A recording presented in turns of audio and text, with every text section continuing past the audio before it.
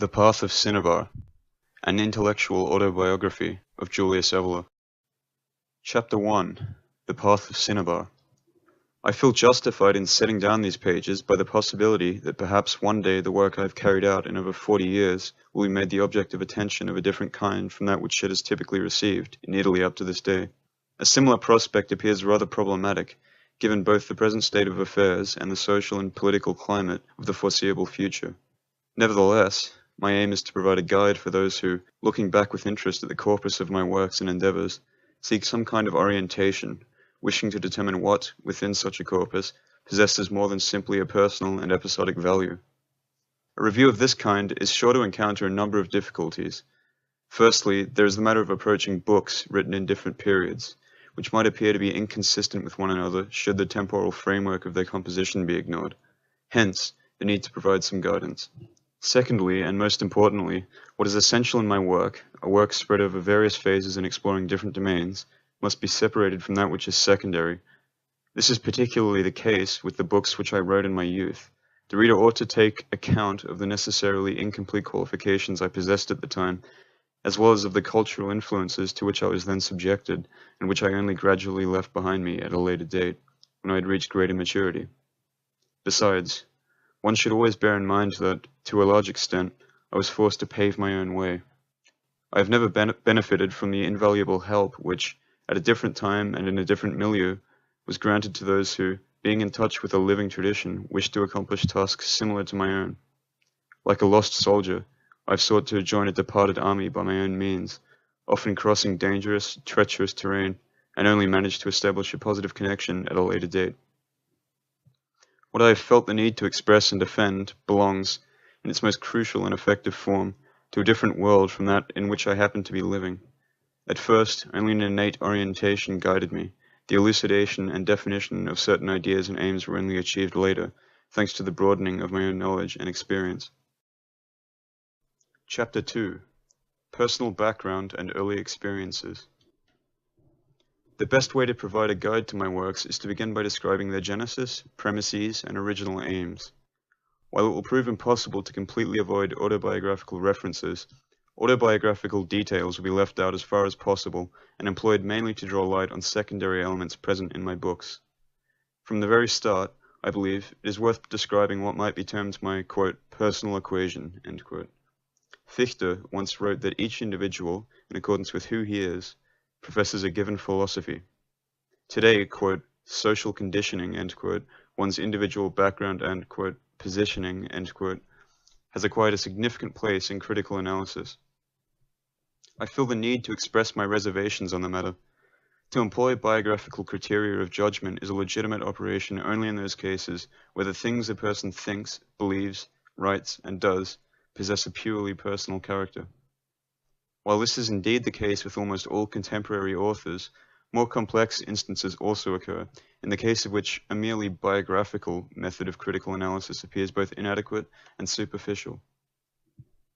It might also be the case that a given personal equation or disposition is seen to act as the occasional, contingent condition for and means to the expression of ideas which transcend the individual himself often being unaware of the fact. To use an analogy, it would evidently be easier for the purpose of bombing a city to employ an individual possessed with destructive inclinations rather than a person of a humanitarian, philanthropic bent. In this case, the disposition of the former individual will agree with the established aim, while in no way affecting its nature as ordained from above. The same role, in certain cases, is also played by personal equations in the intellectual and spiritual field. As for my character, it is chiefly defined by two dispositions.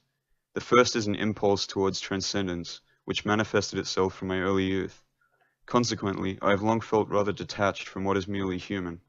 Some have suggested that a similar disposition might derive from a memory predating my birth, and this is also my own feeling.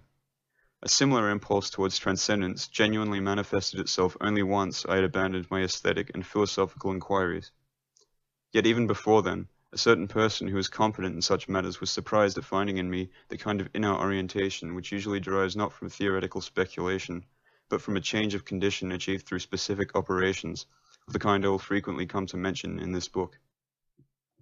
One might speak, then, of a pre-existent tendency or a hidden heritage which was subsequently awakened in me by various factors. Hence, the substantial autonomy of my personal development. It might be the case that, at a given moment in my life, I underwent the influence of an imperceptible but concrete action that two given individuals exercised in order to awaken me.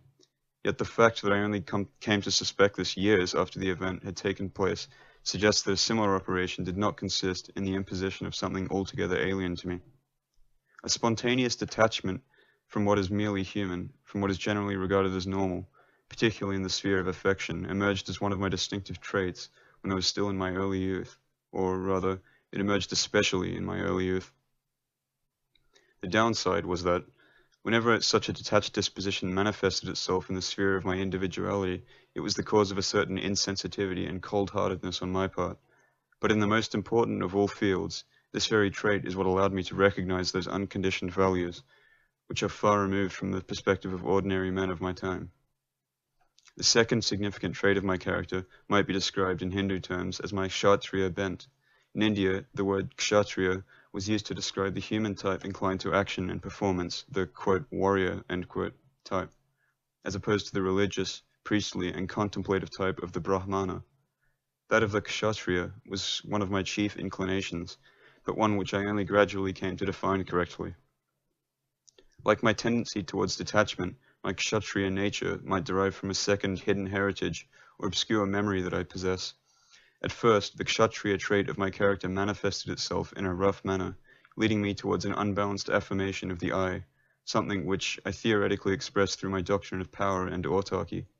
Yet this trait was also the one existential trait which allowed me to appreciate those anachronistic values of a different world, the world of a hierarchical, aristocratic, and feudal civilization. My Kshatriya nature provided the foundation for both my imminent critique of transcendental idealism and for my later transcendence of such a philosophy by means of a theory of the absolute individual. As my predominant mental disposition, this Kshatriya trait is also responsible for my tendency to take a clear-cut, uncompromising stand, a kind of intellectual intrepidity which manifests itself polemically too, in coherence and logical rigor. No doubt, these two dispositions of mine were somewhat antithetical. My impulse towards transcendence triggered a feeling of non-involvement in me and, at the time of my youth, almost a longing for liberation and evasion tainted with decaying mysticism, whereas my Kshatriya disposition spurred me to action, driving me towards a free, self-centered self-affirmation. I would argue that the attempt to combine and mutually mitigate these two tendencies represents my most basic existential task. I only managed to fulfill such a task and to avoid possible collapse once I had understood the superior essence of both impulses. In the world of ideas, the synthesis between these two tendencies ultimately provided the basis for my definition of traditionalism in my later works, a definition which stands in contrast to the more intellectual and orientalizing definition favored by René Guénon and his followers. I cannot attribute the above-mentioned inclinations present in me to either environmental influences or hereditary factors in the conventional biological sense of the word. I owe very little to the milieu in which I was born, to the education which I received, and to my own blood.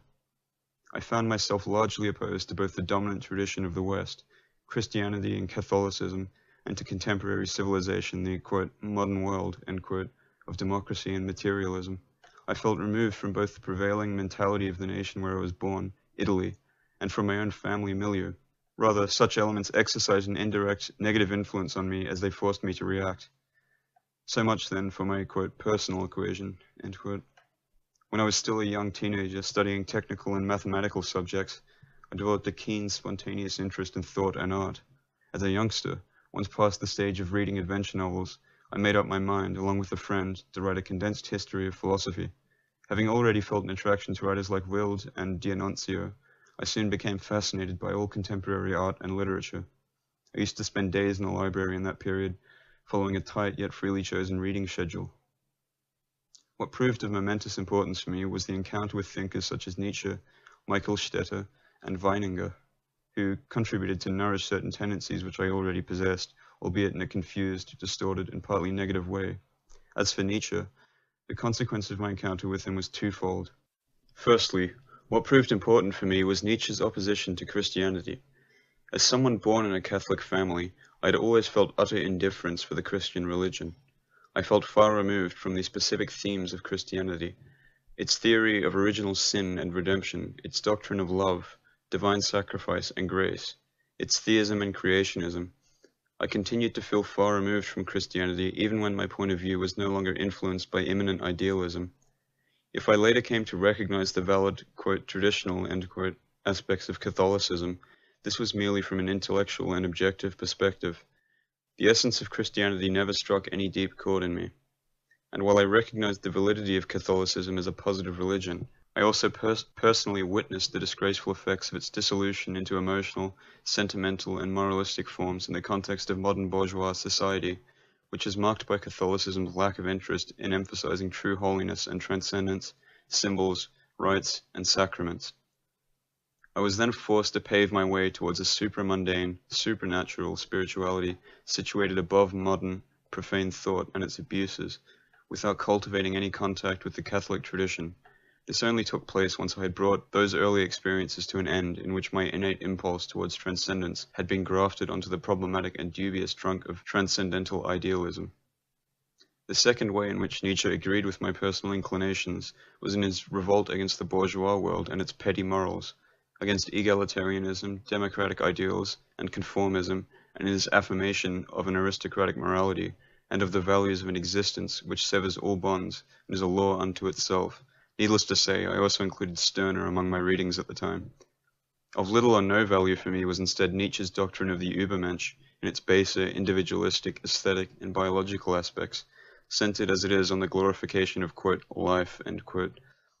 And this, it should be noted, is what many understood to be Nietzsche's message at the time. What proved more positive for me was, instead, the influence of Michael Stetter, the tragic figure of a young philosopher who was almost unknown. What Michael Stetter's thought emphasized was a purified, extreme theory of being, internal self-sufficiency and autarky. But more on this later. I should just note here that a friend of mine at the time was a younger cousin of Michael Stetter. He used to follow Michael Stetter's ideas, and was later destined to meet a similar fate as him by taking his own life. From this time onwards, an anti-bourgeois approach shaped every aspect of my private life, including its most concrete ones. To the very end, I have kept myself free from the constraints of the society in which I live, distancing myself from all professional, sentimental, and family routines. When I was young, for instance, I made a point not to receive any degree, although I'd almost completed my university courses. I couldn't stand the idea of officially being addressed as, quote, doctor, end quote, or professor, although I was later to be addressed with all sorts of titles which I do not, in fact, possess. Any kshatriya here would agree with that member of an ancient Piedmont family who paradoxically claimed, I divide the world into two categories, the nobility and those who have a degree. Besides the authors whom I have mentioned so far, I should mention the influence exercised upon me from the eve of the First World War and throughout the first half of the conflict by the movement which gravitated around Giovanni Papini and the magazines Leonardo, La Scherba, and The Voice. This was the only true Sturm und Drang Italy has ever known, one born from the pressure of those groups and individuals who could no longer stand the stifling air of that petty, bourgeois country in the early 20th century. Contrary to what is usually claimed, I believe that this is the only period when Papini was ever truly a relevant and culturally innovative figure. It is thanks to Papini and his group that Italy became acquainted with the most diverse and interesting tendencies of overseas thought and avant-garde art, and underwent a renewal which broadened its horizons. Nor was the influence of Papini limited to the above-mentioned magazines, for he was also responsible for several other initiatives, including the publication of the Cultura dell'Anima series, which, at the time, brought particularly noteworthy works, both ancient and modern, to the attention of young people like myself, thus providing the young with some genuine guidance. The same years also witnessed the heroic phase of futurism, a movement which Papini's Florentine group joined for some time. What excited us the most back then was the paradoxical, polemical, individualist, iconoclastic, and revolutionary Papini. The brilliantly shocking facade of Papini's writings notwithstanding, we all believed that the man was driven by a serious intent. In attacking official academic culture, intellectual servility, great names, and the moral values of bourgeois society, we all enthusiastically sided with Papini, although that neo-realist avant-la-lettre style of his unnerved us, as did some of his boorish Florentine manners on the intellectual polemical plane. We also had faith in the honesty and authenticity of what Papini had written in his autobiographical book un nomo finito, the nihilism of his work, which spared only the naked individual, he who is scornful of all support and refuses all forms of escapism, of course deeply impressed young people. It was only later that I came to realize that Papini's was only a rootless intellectualism conjoined with a fair dose of exhibitionism. While we should have expected Papini to abandon his positions, his conversion to Catholicism proved just as superficial as his previous attitude and divorced from any genuine spiritual crisis. All this is clearly evident from Storia di Cristo, the work to which Papini owes his fame and success, a book where no transfiguration or existential change is to be found.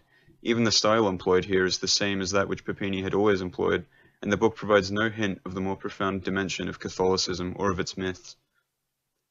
That book of Papini's is a banal, apologetic book based on the most external, catechistic, and sentimental aspects of Christianity, and yet it was the very Papini who had previously introduced young people to the figures of mystics like Meister Eckhart, and to esoteric works which could lead to very different horizons through the genuine, traditionalist transcendence of intellectualistic, anarchic individualism.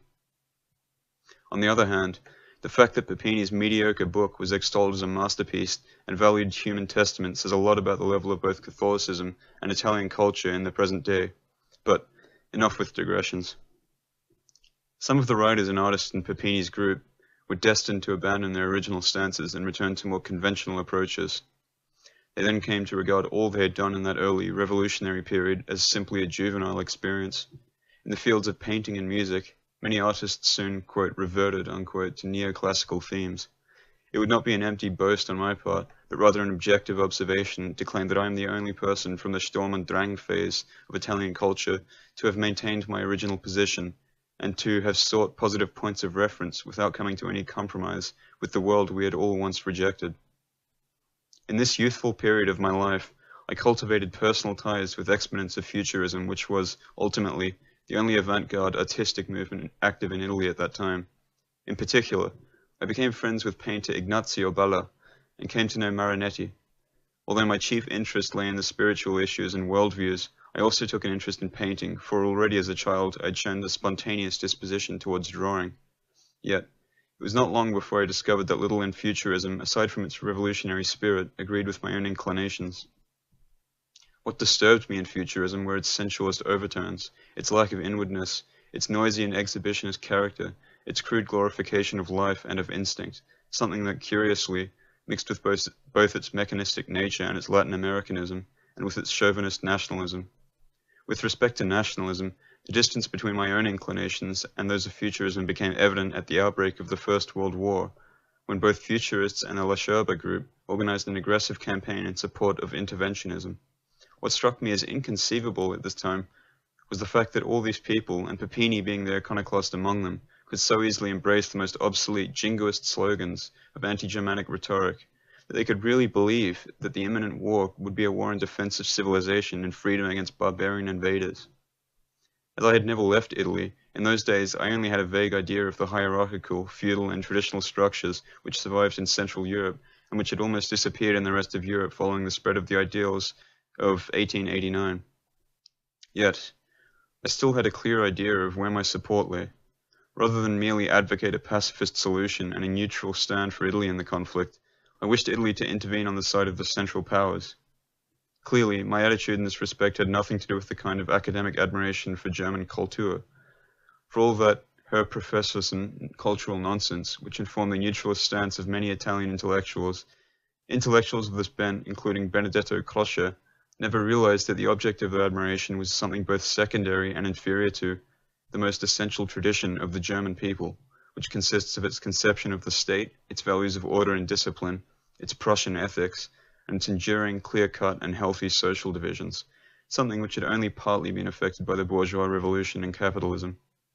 I remember writing an article at the time in which I argued that, even given the hypothesis that Italy would want to fight against Germany rather than alongside it, this should be done by embracing German values, rather than the nationalist ideology of irredentism or the democratic, sentimental, and hypocritical rhetoric of Allied propaganda.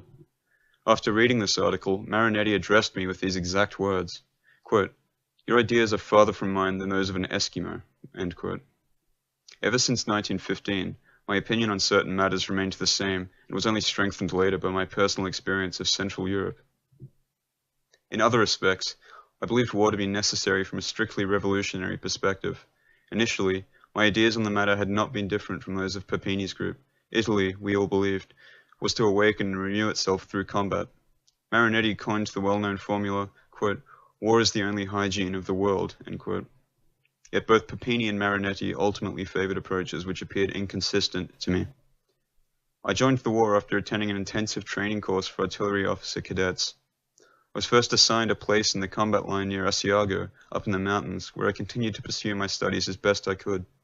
I did not learn as much as I could have learned from my experience of war and of life in the army, not least because I never engaged in any significant military operations. In the years which followed the war, when I had returned to Rome, my hometown, I lived through a difficult personal crisis. In approaching adulthood, I found the ordinary routine to which I now returned to be insufferable, and suddenly became aware of the flimsiness and vainness of the ordinary aims of human life. In a confused yet intense way, my innate tendency towards transcendence was to manifest itself here. I should mention the relevance for me at the time of certain inner phenomena which I experienced without any specific technique or any degree of awareness, thanks to the use of certain substances which are not common drugs, and which usually demand a conspicuous degree of control over one's body and its natural reactions. By following such a path, I first encountered forms of consciousness removed from ordinary sense perception. I approached the world of visual hallucinations and perhaps even of madness. Yet my healthy constitution, the genuine character of the impulse which had first driven me towards such adventures, and my intrepid spirit led me beyond. In the light of what I came to experience at a later date, I can affirm that these early experiences of mine did yield some positive results. In particular, these experiences provided me with certain points of reference which I might otherwise have obtained only with difficulty, particularly with regard to doctrinal points, and to the understanding of the more hidden sides of neo-spiritualism and so-called contemporary occultism, but more on this later. One of the consequences of these experiences of mine was the worsening of my personal crisis. Certain traditions, in this case, would use the expression of, quote, "being bitten by the snake," unquote. What I felt was a longing for intensity and absolute values, in the light of which no ordinary object appeared quite adequate.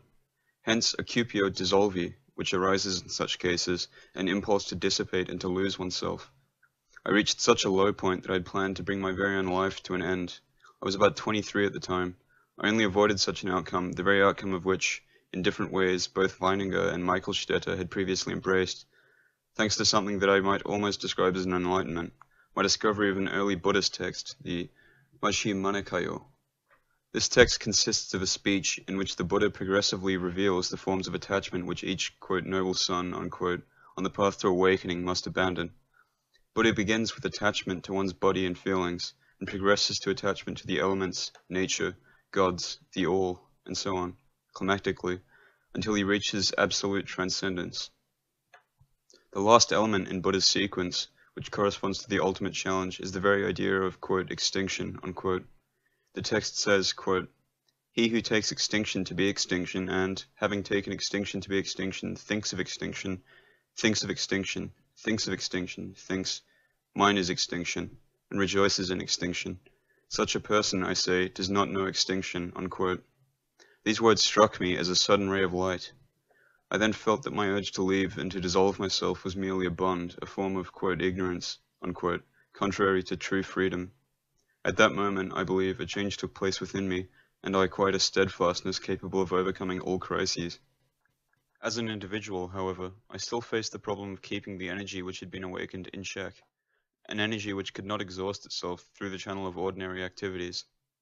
One of the ways in which this energy manifested itself was in my impulse to experience everything to the fullest, to push every experience to the very limit and move beyond. A formula employed by Simmel suggests the only possible solution in such a case is this, that of experiencing life to the maximum, a process which leads to a change in polarity and, hence, to a kind of supra-existence. Yet it was not easy, practically, to apply such a formula, and over the years I have continued to experience this very same problem. What I was told is to endure the often sapping tension and the consequences of my existential condition. I use the word, quote, "existential," unquote, here, in the same terms as it is defined by that intellectual current, which I only much later came to know, embodied by Kierkegaard, Jaspers, and Heidegger, and which is founded on the idea of existentialism as the paradoxical actual coexistence of the conditioned and unconditioned. On the basis of the above-mentioned experience, having ruled out the possibility of any violent solution to my problem, I adopted the following approach. On the one hand, I attempted to find a justification for my own existence in tasks and activities which, at least in my eyes, were not of a purely individualistic character. On the other, I questioned so-called destiny whenever possible and, by testing it with regard to my own existence, attempted to subdue its influence in my own life. I believe these personal details are enough. I might just add an observation, perhaps, concerning these aforementioned experiences I had by means of external support. Similar tools yield different effects according to different individual inclinations, and to the impulse which lies behind their use. So, for instance, while alcohol served to produce ecstatic, sacred experiences in a context such as the Thracian cult of Dionysus, the same substance can also contribute towards spiritual dullness and indifference in regressive human types, such as those, for instance, which are prevalent in contemporary North American society. In this regard, among men of our age, besides the various cases mentioned by William James, it is worth mentioning the case of Aldous Huxley. Huxley's uncommon experiences with mescaline, which he himself regarded as mystical, are clearly related to his own personal qualifications.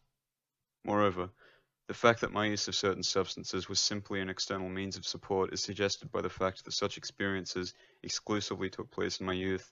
I never became a slave to such means and later felt no need or desire for their use. What results I may have obtained by these means endured in my life because of their relation to something pre-existent and innate within me. Chapter 3. Abstract Art and Dadaism. I'll now turn briefly to consider my engagement with abstractionism and Dadaism, although little today remains of such artistic endeavors at a public level. I already mentioned why I did not get along with futurists. In the aftermath of the First World War, I was instead drawn to Dadaism, a movement founded by Romanian artist Tristan Tzara in Zurich. What attracted me to Dadaism was its radicalism. Dadaism was not merely conceived as a new avant-garde artistic tendency. Rather, it stood for an outlook on life which expressed a tendency towards total liberation, conjoined with the upsetting of all logic, ethic, and aesthetic categories in the most paradoxical and baffling ways. Having known the, quote, the thrill of awakening, unquote, Dadaists proclaimed a, quote, harsh necessity free from all disciplines or morals, unquote, the, quote, identity between order and disorder, between I and non-I, between affirmation and negation as the radiance of an absolute art, unquote, and an, quote, active kind of simplicity, the incapability of distinguishing any degrees of clarity, unquote. What is divine within us? Tristan Tzara proclaimed, quote, is the awakening of an anti-human action, unquote. Quote, let each person shout, there is a vast, destructive, negative task to fulfill, to swipe away and blot out. In a world left in the hands of bandits who are ripping apart and destroying all centuries, an individual's purity is affirmed by a condition of folly, of aggressive and utter folly. With neither aim, nor plan, nor organization, let there be unconquerable folly and decomposition, unquote. And again, quote, Dada is the virgin microbe, unquote. We seek straight, pure, unique energy. We seek nothing at all. But the most distinctive trait of Dadaism was its downplaying of all similar negations, which it sought to deprive of any pathos by turning itself into forms of stark paradox and pure contradiction. Quote, Dada is not serious, unquote. Tzara himself used to say, quote, it is not moved by the failings of intelligence. With all its energy, Dada strives for the general spread of idiocy, unquote. True Dadaism is against Dadaism. Dadaism changes and makes positive and contradictory claims at the same time without attributing any importance to this at all. One can find similar expressions in T. Tzara's 7 Manifestus Dada, which were gathered in one volume published in Paris in 1924. Externally, such approaches appeared analogous to the method of absurdity adopted by certain esoteric schools of the Far East, such as Chan and Zen, in order to blow away all superstructures of the mind, although the background to these esoteric techniques is very different from that of Dadaism. Another parallel might be found in Rimbaud's technique of poetic clairvoyance, which was founded on the, quote, planned disarray of all senses, unquote. As a necessary requirement, Dadaism could not lead to any form of art as it is commonly understood. Dadaism rather signaled the self-dissolution of art into a higher level of freedom. This self-dissolution, at any rate, is what I took to be the essential scope of the movement.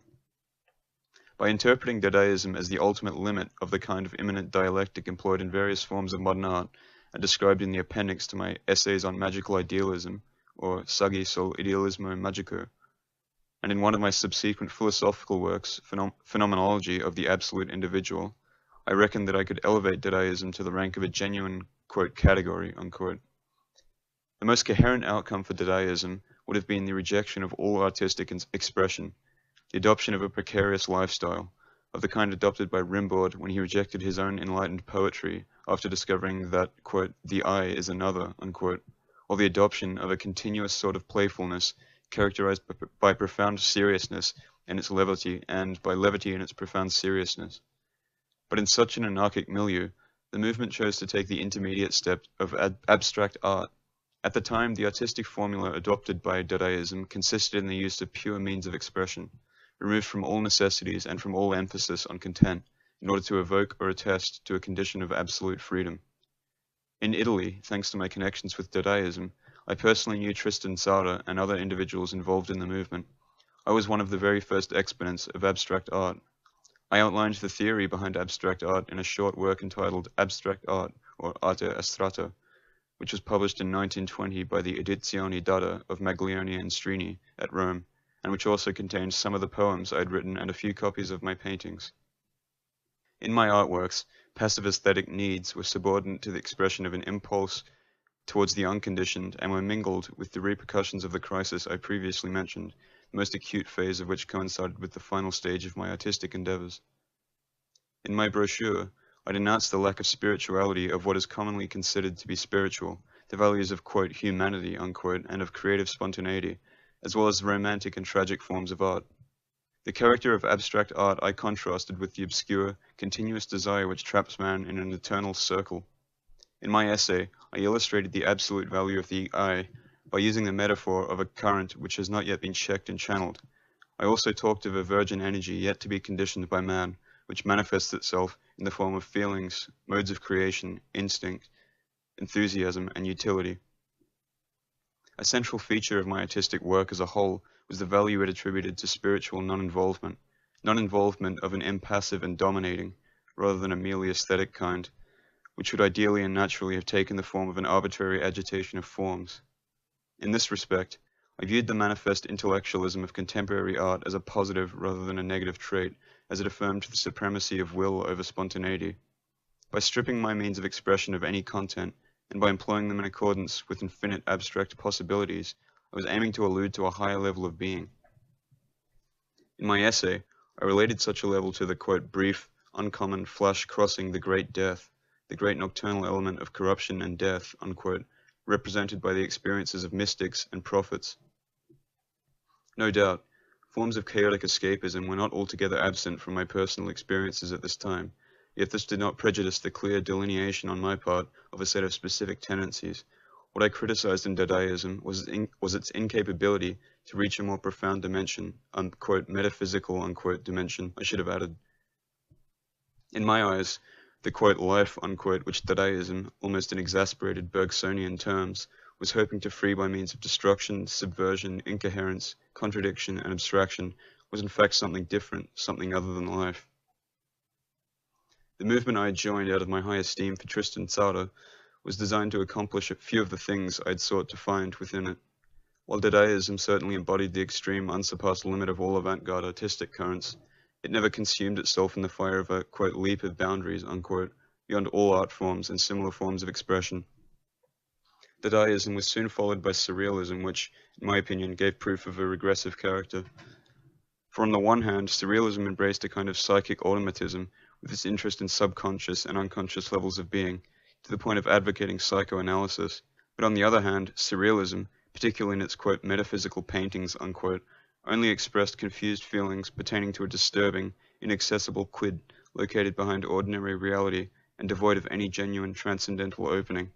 As for abstract art, it was destined to turn into an academic convention. After a break in the aftermath of the Second World War, abstract art was revived and came to flourish as an accessible and often commercialized product. Following this revival, the value of abstractionism as the mark of a given existential condition, rather than a mere artistic tendency, was completely lost, as was its original impulse towards transcendence, which had always been its chief virtue in my eyes. What is more, petty artists who had already been active within Dadaist ranks, such as Aragon, Sopot, Eluard, and Breton, were soon destined to make a name for themselves in the everyday channels of ordinary culture. With regard to my contributions to the field of art during the period in question, I should mention a personal exhibition of 54 paintings of mine, which was held in 1920 at the Bragaglia Gallery of Rome. This was followed by a one-man show of around 60 works of mine at Howarth Walden's Der Sturm Gallery of Berlin, and by another exhibition which I shared with Ciotti and Cantarelli, again at the Bragaglia Gallery in 1921. My paintings were also displayed in group exhibits in various other locations, including Lausanne and Milan. Some of my works captured the attention of Sergei Diaghilev, the famous director of Russian ballets. My sketches for Debussy's Pelléas et Melisande were mentioned in various studies of avant-garde Italian stage design. Many of my paintings were entitled, quote, "In a Landscape," unquote, and were marked with an hour of the day. Others consisted of purely linear or chromatic compositions. A small number of my works betrayed the influence of the futurist emphasis on content, although, when staging my exhibit at Bragaglia's, I spoke of these paintings as, quote, "sensorial idealism," unquote. In 1921, I stopped painting altogether. I'd exhausted the possibilities in this field and chose to move on. A large number of my paintings are now lost. Only 50 years later, between 1960 and 1963, some people in Italy and France emphasized the precursory historical character of my artistic contribution. I was even to stage a rather successful retrospective exhibit, and one of my paintings is now displayed at the Modern Art Gallery of Rome. As for poetry, besides what I had included in the appendix of abstract art, I published a couple of works in some French magazines. What I think is worth mentioning is my French poem, La Parola Obscura di Passaga Interieur, which featured in the collection Dada series of 1921, and was printed in only 99 copies. The poem was met with appreciation by the chief exponents of Dadaism, but also signaled the end of my involvement in the avant-garde art scene. 4 decades later, I agreed for the poem to be republished in the Schweiviller edition, not least in order to make it clear that I in no way wished to disavow my past involvements in the field, something I do not regard as simply, quote, "wild oats," unquote. Nevertheless, I was keen to emphasize both the particular circumstances and the historical period in which the poem was conceived. Without such elucidation on my part, the reappearance of a similar work would only have perplexed those who had come to know me through my more recent and traditionally inclined work. To briefly remark on the poem itself, I might say that, while it employed the style of abstract poetry and the so-called, quote, "alchemy of words," unquote, where words are especially made use of by combining their evocative fringes in a manner unrelated to their actual meaning, the work did not entirely lack content.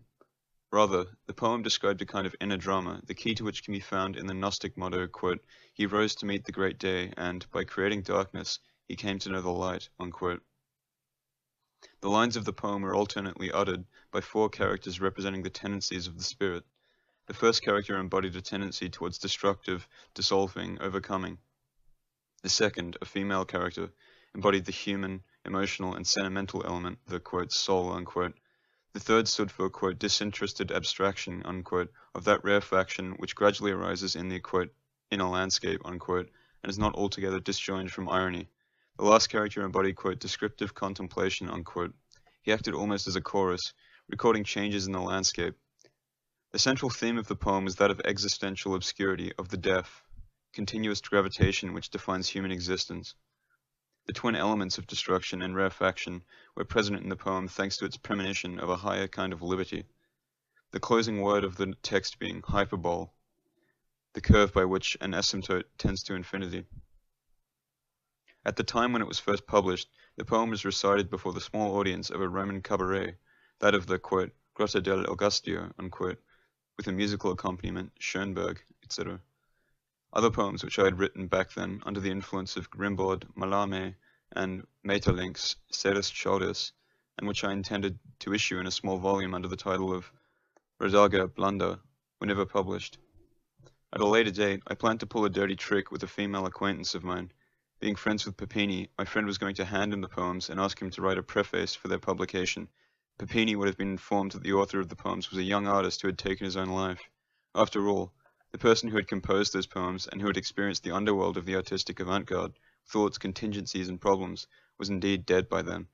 From the late months of 1921, I no longer wrote poetry or produced any paintings. Chapter 4. the speculative period of magical idealism, and the theory of the absolute individual.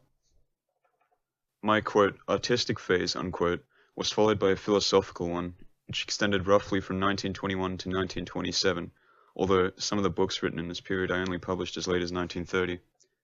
Just as my interest in art had arisen from a non-artistic background, so did my interest in philosophy develop from non-philosophical concerns.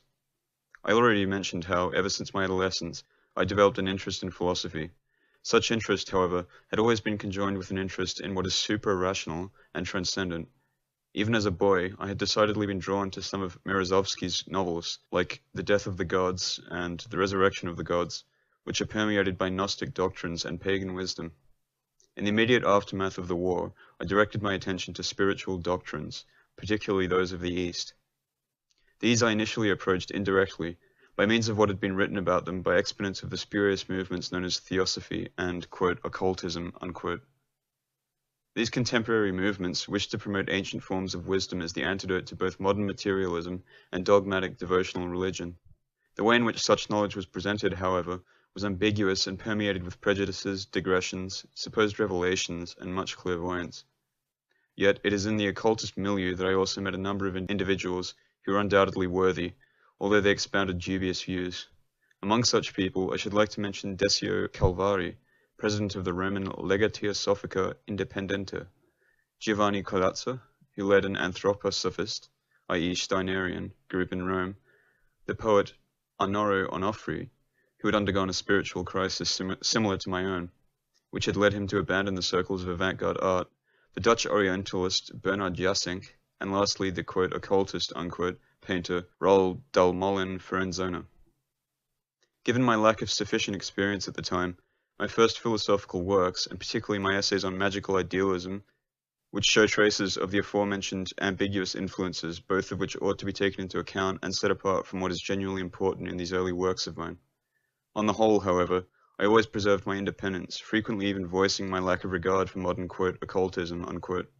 Modern occultist currents certainly played a useful, if limited, role in my case, though all they generally play in the contemporary world, that of providing an initial starting point.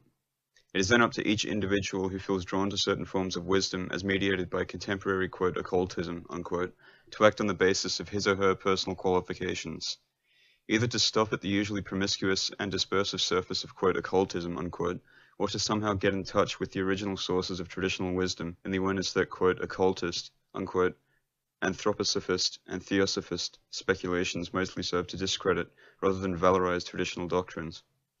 As for me, I chose the second option. It is thanks to Decio Calvari, for instance, that I became acquainted with Tantrism. Not long after, I directly got in touch with Sir John Woodroffe, aka Arthur Avalon, the chief and most authoritative scholar in the field of Tantrism at the time. Woodroffe's works, and the original Hindu texts which he published, provided me with the basic material I discussed in the book Man as Potency. Objectively then, one might say that the first works I wrote in my philosophical phase, including essays and conference papers, represent a contamination of philosophy with the above-mentioned doctrines. Yet the opposite was also the case. It is philosophy in my work which often contaminated traditional doctrines, for as I later came to recognize, my works attempted to impose an alien and forcefully rationalist approach onto traditional matters. Such an attempt on my part proved useful in the sense that it both provided a solution to some of the speculative problems which contemporary thought faced, and broadened my own existential horizons. It is in this context that I first conceived the philosophical system which I described as, quote, magical idealism, unquote, and, quote, the theory of the absolute individual, unquote. The former expression had notably been employed by Novalis. But while Novalis certainly remained one of my favorite authors, and while some of his intuitions had proven crucial to me, my own system was heading in a very different direction. The antecedents, or rather the priority, of non-speculative concerns in my philosophical work might be discerned from the fact that the first book I published after my artistic phase was an introduction to Lao Tzu's Tao Te Ching. It is by, often questionably, discussing the thought of this ancient Taoist master that I initially developed some of the central ideas in my system. My book on Lao Tzu, in a sense, represents a link between the non-philosophical and the speculative phases of my career, particularly in the light of the anti-rational and paradoxical sides of Lao Tzu, which undoubtedly bear some affinity with Dadaism. The book was published in 1923 by Caraba under the title The Book of Life and Virtue. As a whole, my edition of Lao Tzu's writings, which owed much to that of Evola, was generally a poor one. What is noteworthy in the book is the significance I bestowed on Lao Tzu's text. On the other hand, it would be best to overlook my frivolous attempt to quote critically, unquote, to increase the value of such a text for, quote, modern thought, unquote, often by means of the cliches of Western idealist philosophy. What I appreciated the most in the Chinese master was the, quote, calm and clearness of a thought untainted by sentiment, unquote. In Lao Tzu, I saw a man who had managed to map a metaphysics of transcendence which could act as the model for the superior and self-fulfilled individual by avoiding mysticism and faith in favor of a magical, luminous impassibility. I identified the essence of Lao Tzu's metaphysics in his notion of the way, the Tao, the process carried out by a, quote, being, unquote, attaining, quote, non-being, unquote. The world, creation, according to Lao Tzu, represents an eternal flow and an eternal creation, which is itself the product of a timeless act. By means of such an act, the primary principle departs and empties itself, thus attaining a kind of supra-substantiality, symbolized by, quote, emptiness, unquote, which constitutes the substratum or ground of all existence, just as the emptiness of the hub is the center of gravity for the wheel. No doubt, I was then tempted to assimilate such an ancient traditional doctrine to modern absolute idealism. Yet partly thanks to Lao Tzu, I increasingly, albeit only vaguely at first, felt the need to distance my own system from that of idealist philosophy. Lao Tzu's notion of, quote, non-action, unquote, was certainly contrary to any philosophically immanent identification of subject and act, or of act and fact, an identification which I came decidedly to oppose, both in itself and in its historicist application. The ultimately aristocratic principle of non-involvement and impassibility is what stood at the center of Lao Tzu's doctrine. By imitating a divine model, the, quote, perfect one, unquote, the, quote, true man, unquote, or, quote, transcendental man, unquote, of Taoism, never identifies himself with external reality. By never acting directly, by not externalizing his own ego through self-affirmation, and by, instead, actively renouncing to, quote, be, unquote, and to, quote, act, unquote, in a direct and conditioned way, the perfect one achieves what is truly essential. Thus, he enters the way and makes himself intangible, inexhaustible, invulnerable, and insusceptible to any external attempt to subdue him or render him impotent. By virtue of such a process, the perfect one also becomes capable of acting in a subtle, invisible, and magical way. This is the meaning of the expression mai vu vai, or, quote, to act without acting, unquote, which is also defined as the virtue te of the way, Tao.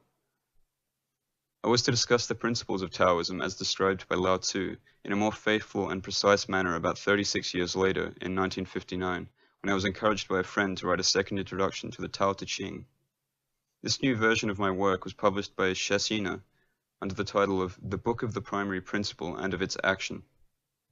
Besides including a lengthier essay on Taoism, this second edition also provides a different and more academically accurate version of the text. More importantly still, the approach to the text suggested in this edition is free from any observations of a philosophical and idealist nature, avoiding all references to modern Western thought. Lao Tzu's writing is, rather, placed in the context where it belongs, that of Far Eastern spirituality, and is clarified and interpreted in, quote, traditionalist, unquote, terms, in conformity with the approach I came to favor in the third, post-philosophical phase of my career. When writing my introduction to the Tao Te Ching in 1923, I still lacked a genuine, complete understanding of the spiritual background of the work. No doubt, I'd at least managed to avoid the blatant platitudes of those who spoke of the, quote, passive, unquote, and quietist character of Taoism, and essentially I had captured the higher, metaphysic dimension of the text. Yet my work was not quite devoid of confusion. In more than one place, I described what I perceived as a lack of transcendence in the Tao Te Ching, evidently having in mind here the kind of hypostatic transcendence found in certain kinds of Western philosophy and theology. It is only in my later commentary on the text that I clearly emphasized how Taoism is defined by a kind of, quote, immanent transcendence, unquote, by the direct presence of non-being in its positive sense of supra-ontological essentiality, within being, of the infinitely remote, the, quote, sky, unquote, in what is close, and of what is beyond nature, within nature. Only then did I clearly point out that Taoism is equally remote from both pantheistic immanence and transcendence, as it is founded on the direct sort of experience which underlies the specific existential structure of primeval humanity. In this early work of mine, I had already traced the opposition between the ordinary, quote, I, unquote, and the absolute individual. Despite my reference to the work of Machoy, who had already approached these Far Eastern doctrines from an esoteric perspective, my introduction to the Tao Te Ching failed to adequately emphasize the essentially, quote, initiatic, unquote, nature of Taoism and its ideal of a, quote, real, unquote, or, quote, transcendental, unquote, man. This is what I wrote back then, quote, having dispersed the dull clouds of anguish, doubt, and passion which afflict our external human character, he, i.e. Lao Tzu, outlines the anatomy and inner logic of the divine in sober terms, revealing it to be the very rationality at the basis of reality. Thus, Lao Tzu renders the anatomy and logic of the divine spiritually true by identifying it with the very nature of man as absolute individual and the perfect one. Far from improving on Lao Tzu's claims, subsequently religions and philosophies have only rarely given proof of the stark clarity which marks the mind of the great Chinese. For all that remains in human history besides such clarity are the dispersive and uncertain glimmers of mysticism, unquote. The one-sidedness of this last sentence is self-evident. My reference to the, quote, glimmers of mysticism, unquote, is clearly ambiguous, as it takes no account of the other, different but equally metaphysical traditions on which I later happened to focus. Likewise, my idea of promoting transcendental wisdom as a healing drug for crisis-ridden modern consciousness was naive. Quote, most religions, unquote, I wrote in my introduction, quote, and moral values have merely insulted man with their perception of him as something he is not, that is to say, a creature. All this is no longer adequate for modern consciences, which have begun to grow aware of the meaning of absolute reality and of individual solitude. But the price paid for such a discovery has been the loss of all which previously stood for the life and faith of man, his own illusion. Thus, man today appears shipwrecked, clinging as he is to an I, which he must yet learn to understand without tainting, but which represents his sole certainty. Man stands deprived of religion, faith, and enthusiasm, stuck between a science which consumes itself and an exasperated philosophy of formal, shallow conceit, thirsting for freedom yet inevitably opposed to a nature, society, and culture with which he can no longer identify, unquote. It is in the light of such an existential context that I was hoping to point to the relevance of Lao Tzu's doctrines. I spoke in similar terms both at conferences at the time and in the opening of my essays on magical idealism. My book continued, quote, modern man must get to know that I, which he only mutters about in the deformed version of Stoner's ego, the social ideologies of Marx and Lenin, the absolute I of idealism, or the lyric subject of avant-garde aesthetic, unquote. To this list I forgot to add Nietzsche's Übermensch. The positive model which I put forth was the path shown by Lao Tzu, which I interpreted as the path of the absolute individual. While my emphasis on the crisis of the modern man was not out of place, and I was later to develop the subject in other books, I was clearly mistaken in my attempt to describe a, quote, initiatic, unquote, ideal in historical terms, almost reducing it to a general formula. For the Taoist ideal is essentially non-temporal and unrelated to any specific society or culture. As for the applicability of Taoism, the doctrine is more remote from humanity today than it ever was in the past. At the time, I did not discern all these facts with sufficient clarity. I had yet to free myself from influences deriving from modern culture and ways of thinking. My encounter with Lao Tzu, however, served to awaken certain elective affinities in me. It provided a glimpse of that Olympian superiority which is opposed to Western activism and exuberance. But I should now like to turn to discuss those philosophical works which I composed in the period which followed. The need which I began to feel back then to express the worldview and values I was embracing in a more systematic way, and by means of a more technical academic jargon, partly arose from a controversy. My philosophical interests at the time lay in the post-Kantian current of transcendental idealism. Unlike most followers of the school, however, I was conscious of the non-philosophical and pre-rational influence which led many to embrace transcendental idealism. At the basis of such a philosophical choice, I believed, stood the will to conquer. Another author writing in this period, Grünbaum, had already made similar observations as mine in his essay entitled Love and Dominance as Basic Themes in Philosophical Views Throughout the World. Later, what became popular was the existentialist or even psychoanalytic interpretation of philosophical systems, the former approach having already been adopted by Nietzsche. Nevertheless, professional idealists were not aware of the pre-rational foundation of their philosophy and believed they were adopting a pure, quote, objective, unquote, method of analysis. I personally interpreted my preference for idealism as the manifestation of one of the chief components in that, quote, personal equation, unquote, of mine, which I previously mentioned. At the same time, however, I also maintained that transcendental idealism represented the final stage reached by human reason with regard to the issues of certainty and knowledge, that is to say, with regard to the problem of epistemology. Almost as if this were my mission, I felt the urge to ponder on the conclusions which had been reached on the subject and to move beyond, in order to reach the very end in rigorous conformity with the original impulse which had given birth to such philosophy. I was soon to discover that such an endeavour inevitably led to the imminent self-transcendence of philosophy as a whole, and that the philosophical works I had written were essentially a preparation for my future exploration of a field which was no longer that of discursive thought and speculation, but the field of inner, self-fulfilling action. The very field aimed at transcending human limits which I had encountered in some of the works I had read at the time. The words of J. Lagnoy that I chose to quote at the opening of my essays are revealing, quote, "Philosophy is the kind of reflection which ultimately recognizes its own insufficiency and the need for an absolute action arising from within," unquote. To such an extent did I feel the need to take this extra step, were it even in an impersonal way, that when I was faced with some difficulties in my attempt to publish my main philosophical work, the theory and phenomenology of the absolute individual, on account of both the length and content of this text, I suggested to a friend of mine that he might publish it at his own expense and under his own name. This book had proven a real challenge for me because of the vast technical expertise it required. I was keen to publish it because I wished to fix what I believed to be the limits of modern thought. I was not really concerned by what name would appear on the front cover of the book, although my publishing proposal failed to yield any result, because the person I had spoken to intended to carry out a number of changes and alterations to the text that I simply could not accept. As for the controversy I alluded to, this was due to the fact that Italy at the time was dominated by the neo-Hegelianism of Crusher and later of Gentile.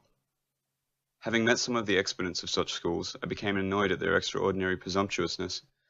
Although mere intellectuals, these philosophers posed like the high priests of critical thought and apostles of the word of the absolute spirit. With arrogance, they pressed charges of dilettantism against thinkers dear to me at the time who had refused to systematize their profound visions and intuitions in conformity to the rules set, to quote Schopenhauer, by the, quote, philosophy of the professors of philosophy professors, unquote. Theirs, in all respects, was nothing but a world of puffed-up rhetoric. Besides, what I found disgusting in all this was the coexistence of the petit bourgeois, paid, married, and conformist university professor alongside the theory of an absolute free, quote, I, unquote, which is the creator of both the world and of history. Needless to say, such people perceived the doctrines of wisdom which I had then begun to explore as mere, quote, superstitions, unquote, as outdated residues of the progressive unfolding of, quote, critical consciousness, unquote. And in a sense, of course, this was only to be expected, for secular, quote, enlightenment, unquote, was, after all, the true intellectual background of these people. I made up my mind, then, to settle the score. To do so, I began to systematically study the original classical texts of idealism, from Kant to Hegel to the late Schelling, and this is also how I came to learn German, as many of these works had not yet been translated at the time.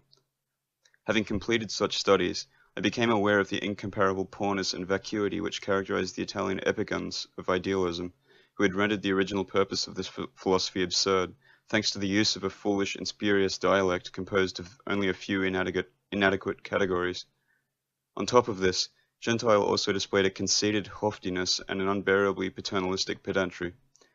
Whether sound or not, how different the works of these people were from the classical works of idealism, the philosophy of nature and mythology of Schelling, the phenomenology of the spirit and encyclopedia of Hegel, Fichte's theories on science, especially from the point of view of ingenuousness, inventiveness, creative impetuosity, and of the effort to embrace the multiple variety of reality and experience with clarity. In one of his letters, Croce at least deigned to describe one of my later philosophical books as, quote, well-arranged and coherently thought out, unquote. While I personally found a greater courtliness and clarity of thought in Croce, whom I personally met, than in Gentile, I still could not avoid noticing the deficiency inherent in this purely discursive thought, which was ultimately destined to leave the field of grand, speculative problems for the dissipative activities of essay writing, literary criticism, and secular liberal historiography. Nevertheless, thanks to the philosophical studies I had undertaken, I was now capable of competing with such people in their own field.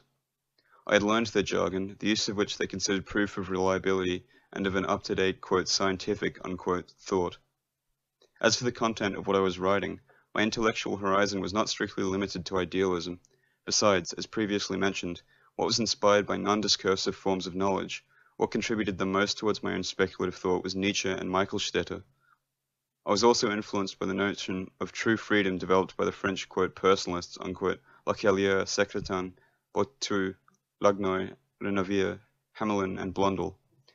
These thinkers were either ignored or taken only into marginal account by Italian idealists, whose culture was generally confined and limited in its provincialism to the antecedents of Hegelianism, which were themselves often unknown in their original form. My essays on magical idealism was published by Atenor in 1925.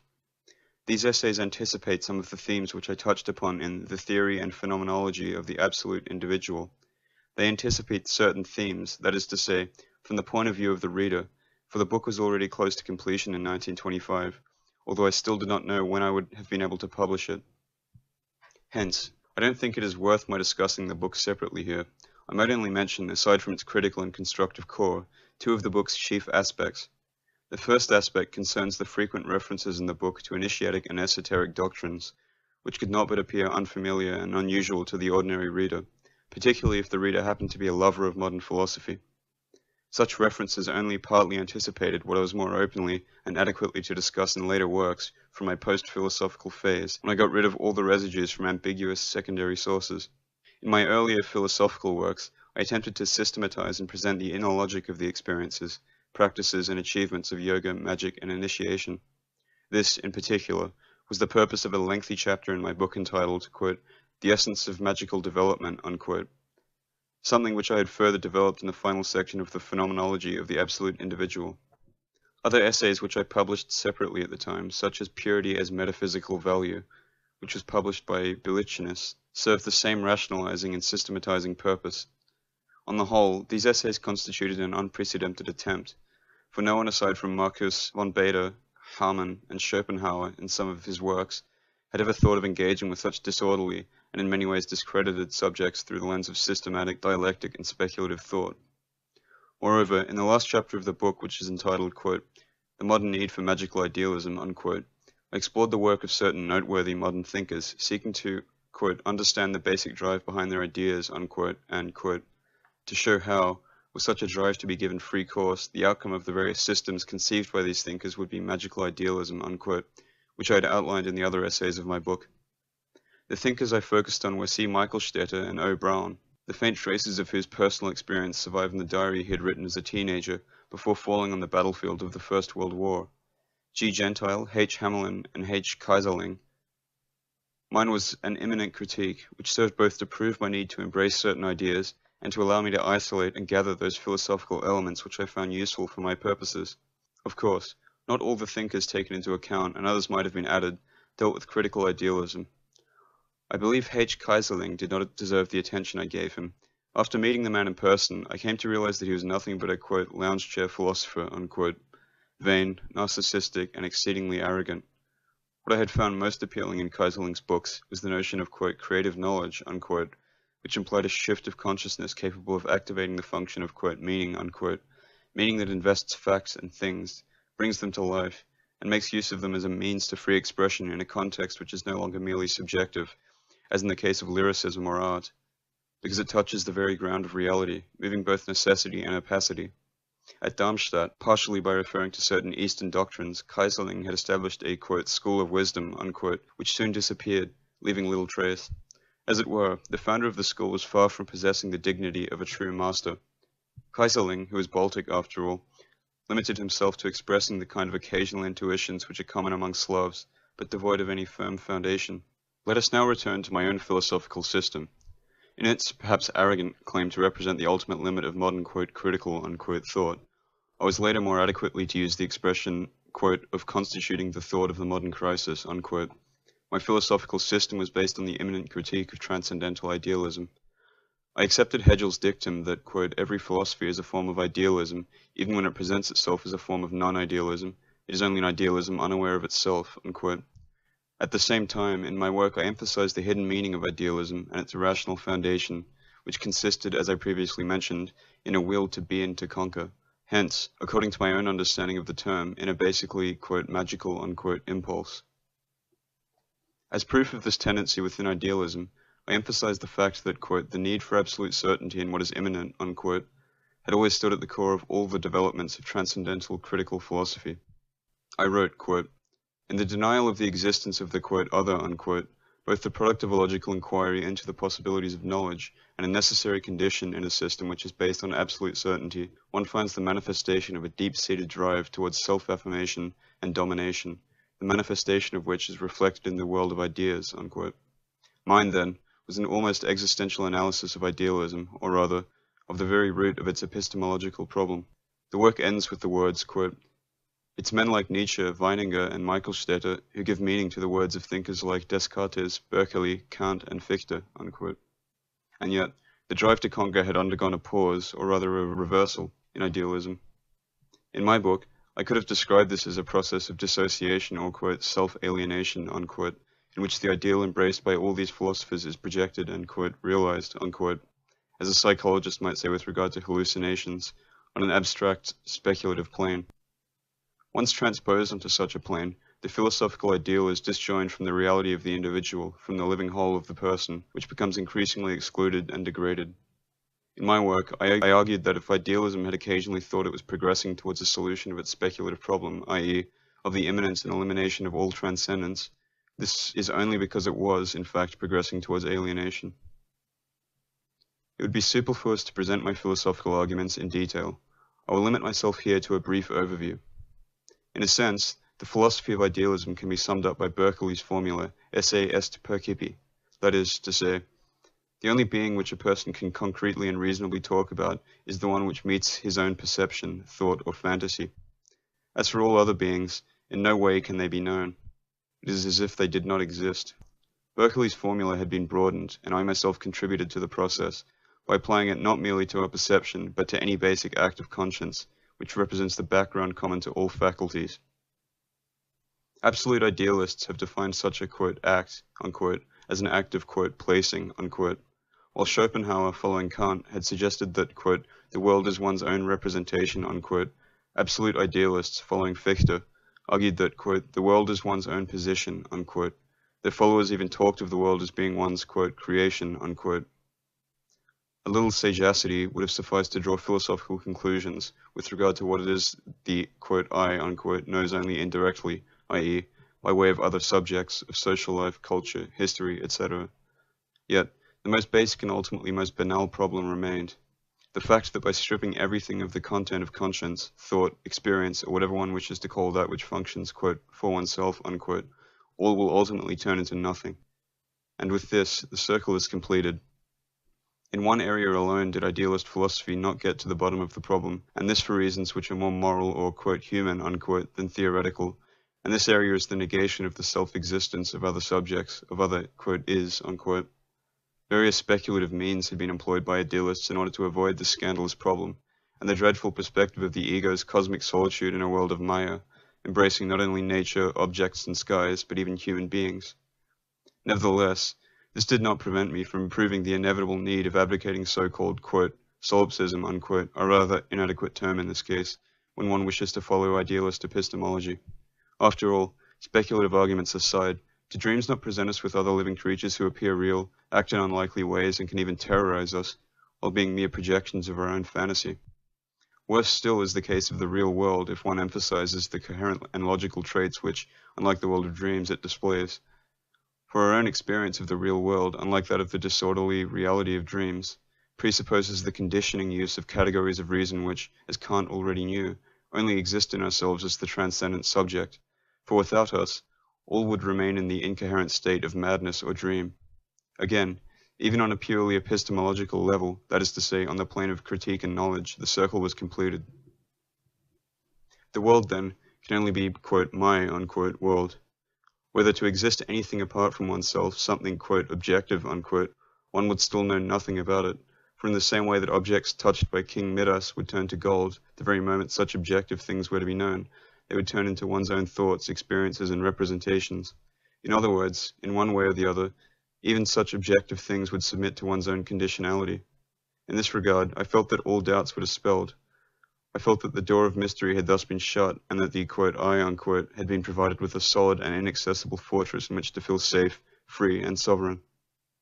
And yet, it would not have been difficult to discover the inconsistencies of this system by means of a rigorous and honest analysis.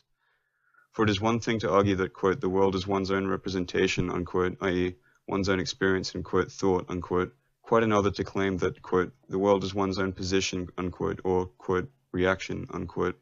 And again, the, quote, I, unquote, of idealism is one thing, another is the, quote, I, unquote, which each one of us concretely experiences, not theoretically or philosophically, but practically.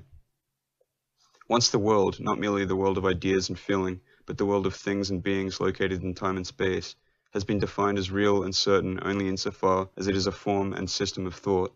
The question remains as to what situation the quote I unquote ultimately finds itself in a world which has both been quote rendered imminent unquote and quote placed unquote into existence.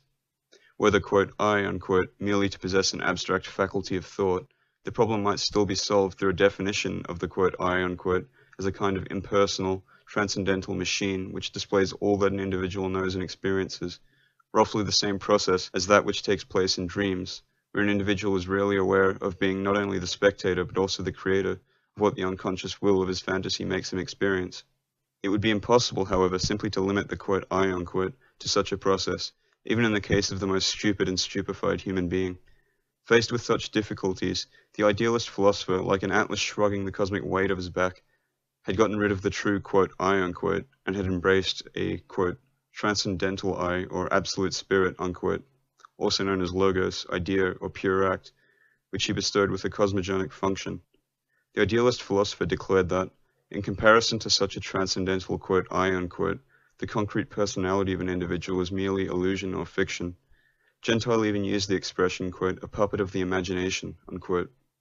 According to this idealist view, one partakes of truth, certainty, reality, ethics, spirituality, and history only insofar as one identifies oneself with such a transcendental entity. This philosophical approach was the object of my critique. The quote I unquote, I argued, cannot be defined as mere quote thought unquote, quote representation unquote, or quote epistemological subject unquote. Rather, the quote I unquote is truth, action, and will. All it took to shake the foundations of abstract idealism was to place these values at the center, for the need to relate to the quote transcendental I unquote of the idealists, which was merely another name for God, the creator in the sky, although idealists themselves rejected such an idea as a superstitious and uncritical hypothesis, to our own real being, caused a paradoxical and regressive philosophical collapse.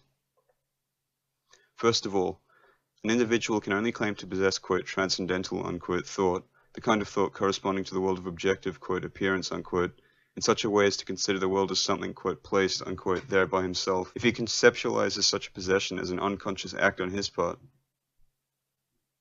Already, Ivan Hartmann had emphasized this problem in his well-founded realist critique, which idealists predictably ignored.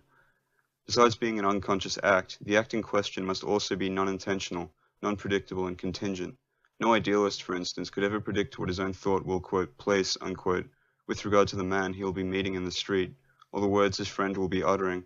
Moreover, such an act must also be a passive act, and this is where I attacked both the famous Hegelian claim concerning the identity of what is real and what is rational, quote, all that is real is rational, and all that is rational is real, unquote, and the similar post-Hegelian claim concerning the identity of what is true with what is desired, and of fact with act, which implied the so-called theory of, quote, concrete will, unquote.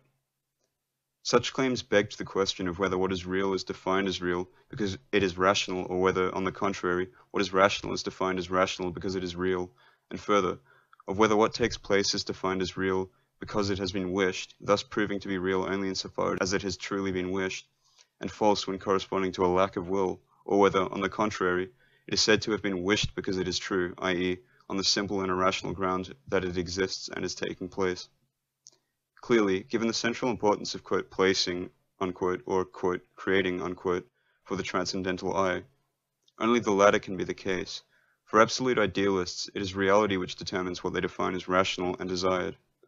Ultimately, this approach implies a basic passivity on the part of the true I, which is told what he is, quote, freely, unquote, to desire in things, history, contingencies, etc. In order to drive such an approach to its inevitably absurd conclusion, I made use of a drastic argument. I argued that an idealist who is being tortured should judge the situation he finds himself in as, quote, natural, unquote, and, quote, desired by himself, unquote, i.e., by his, quote, true, unquote, I. Since such a situation is, quote, real, unquote, and conversely, he should judge his own revolt against such a situation and his own suffering as mere whims and irrational caprices on the part of the empirical subject, a mere, quote, puppet of the imagination, unquote. Similar scenarios might be imagined in the case of most experiences, whether theoretical or practical. In a chapter of one of the books I published much later, Men Among the Ruins, I denounced the immorality of this sort of idealist approach in its historical and political applications. What stood at the basis of my philosophical analysis was the distinction between truly free acts and, quote, passive, unquote, acts, for which I also used the expression, quote, spontaneity, unquote. Truly free acts are characterized by an interval between what is possible and what is real, where the former also exceeds the latter, in the sense that the power to act always precedes and rules the act itself, for it determines its very existence and essence. This interval between what is possible and what is real is instead lacking in passive or spontaneous acts, which are defined by a direct and necessary shift towards action or perception, representation, etc. As in an automatic process, what is possible here disappears without leaving any trace in the real world. In what happens, what is seen, heard, etc. Hence, in the case of, quote, spontaneity, unquote, one can only talk of something which is, quote, mine, unquote, without being, quote, me, unquote, since, as in the case of emotions or passions, one cannot claim personally to have implemented any direct change. One's relation to spontaneity is not an unconditioned causality and possession. This, then, is the central issue I raised. It is one thing not to be determined by something else, i.e. externally, quite another to be truly, positively free. A chapter of the theory of the absolute individual is devoted to a critique of all false notions of freedom such as, I believe, were never implemented in any such radical terms. My ultimate philosophical conclusions, then, were as follows. The idealist reduction of nature, and most of the world of real experience, to a mere position of the, quote, I, unquote, is accomplished, quote, through the reduction of the, quote, I, unquote, to nature, for nothing is known, or rather, nothing is assumed to be known, of that very, quote, I, unquote, which is freedom, and further, through an identification of the notion of the, quote, I, unquote, by the use of an evident parallelism with that of the principle of spontaneity, which is ultimately the principle of nature, unquote. Given that the cosmogonic, transcendental activity of the, quote, I, unquote, when compared to that of the concrete I, must either be defined as an unconscious act or be seen to possess the qualities of a passive, unintentional, unpredictable, aimless, and merely spontaneous activity, it is clear that, were idealists seriously and not merely imaginatively to follow the principle of the concrete person's conformity to the transcendental, quote, I, unquote, known as the, quote, pure act, unquote, or by what other name idealists chose to describe their new god, they would have utterly regressed to a subpersonal level, even more so than the various philosophers who sung of, quote, life, unquote, and irrationality, and who are haughtily shunned by idealists.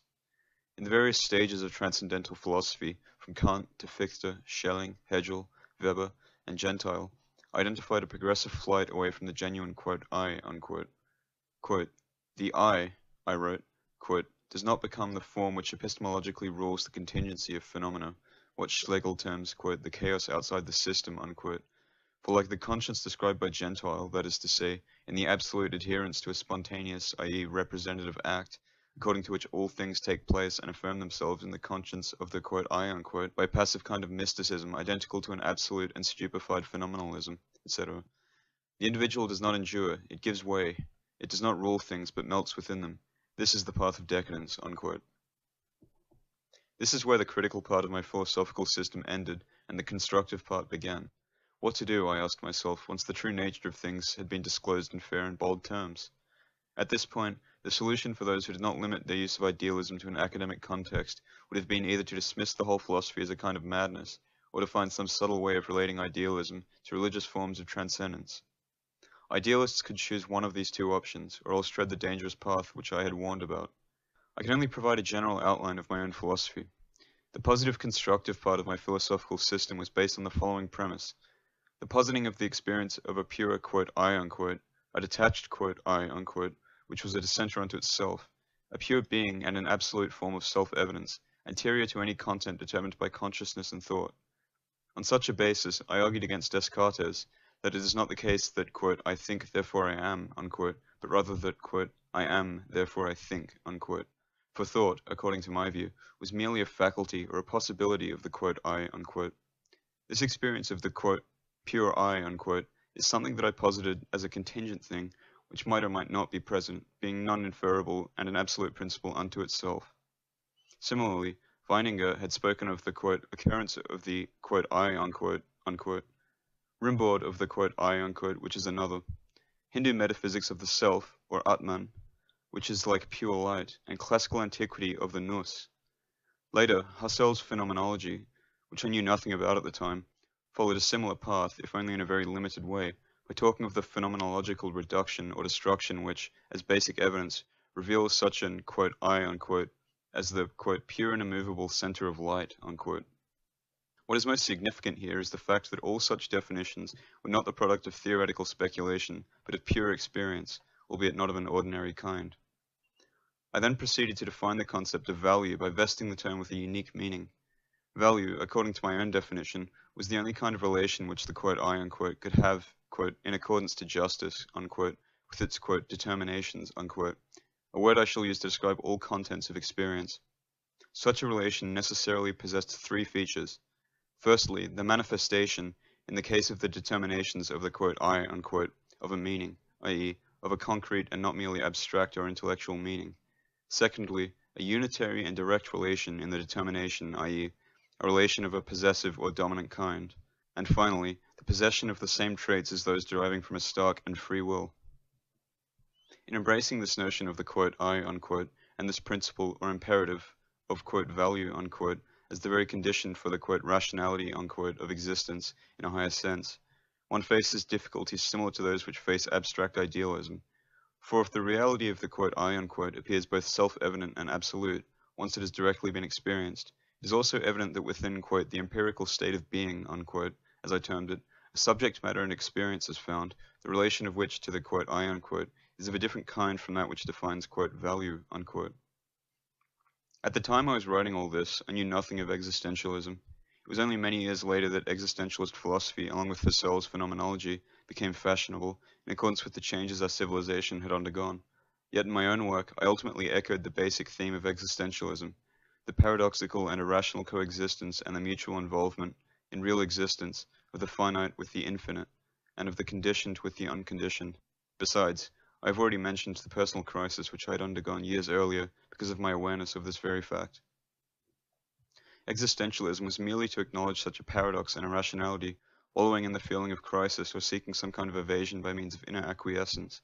I made similar observations in one of my latest books, Ride the Tiger, which includes a critical overview of existentialism.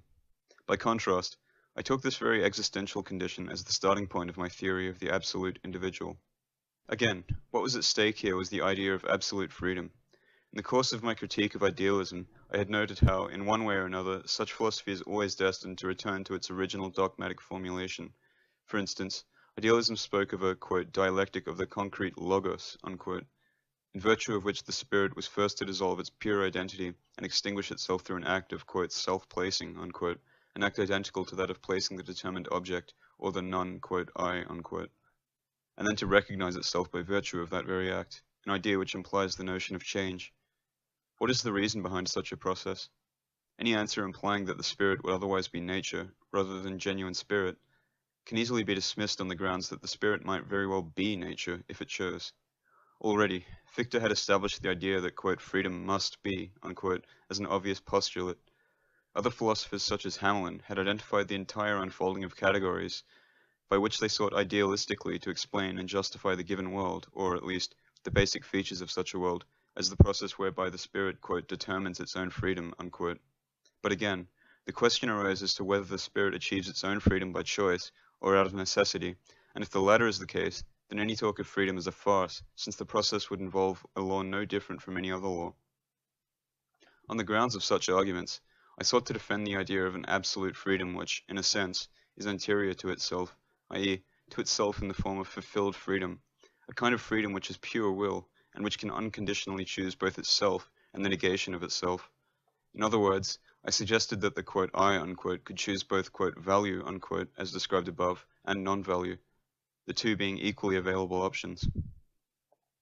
In this respect, my analysis ascribed a preordained meaning to the paradoxical and irrational condition of the empirical state of existence.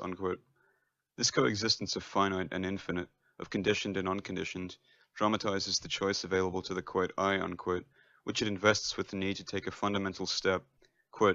Just as fire can affirm the will of fuel to live and blaze, so the "I," which wishes to be sovereign unto itself, has the power to absorb its own non-being as the matter from which, alone, the splendor of an absolute life and of absolute actions might spring forth. In philosophical terms, such an approach left two paths open. The path of the other, and the path of the absolute individual. From Michael Stetter, I had borrowed some important ideas. Michael Stetter had spoken of a, quote, path of persuasion, unquote, which he conceived as the path of the self-subsisting being, which is a foundation and value unto itself, and which does not avoid, but, on the contrary, embraces and resolves its existential deficiency. Michael Stetter contrasted such a path with that of, quote, rhetoric, unquote, the path of those who flee from self-possession and rest on the other, seeking the other as a way to, quote, persuade their own selves, unquote, in the course of their flight, who pursue a dark need and incessant lust towards the extension of that initial abandonment, avoiding any attempt to halt the whole process by possessive means. Michael Stetter was probably unaware of the fact that such notions essentially correspond to those formulated by Buddhism and of the ancient mysteries. In Buddhism, the, quote, path of the other, unquote, which I also termed, quote, the path of the object, unquote, corresponds to samsara, the inferior world of becoming, which arises from thirst and greed. In the ancient mysteries, this path corresponds to the, quote, cycle of generation, unquote, or necessity. The opposite path is described as the path of the awakened or liberated in Buddhism, and as the path of the consecrated in the ancient mysteries. One of the boldest and most original features of my philosophical analysis was the fact that I attributed equal validity to the two paths. Both paths, I argued, had to be equally possible and equally valid because of the very nature of absolute freedom. For what is truly absolute includes the possibility of both absoluteness and non-absoluteness. Given its very nature, the, quote, path of the other, unquote, cannot structurally and schematically be defined, as it uniformly replicates a basic condition. The only path which could be defined in its constituent paths was, quote, the path of the absolute individual, unquote, and to provide a description of this path was the aim I pursued in the second part of my book, Theory, and in my work, Phenomenology, as a whole. I do not wish to discuss the new theory of certainty to which my philosophical system potentially led.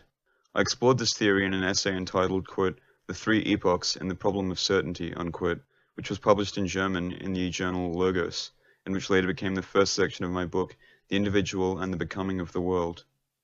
Rather, I will here provide a general overview of my constructive philosophical approach.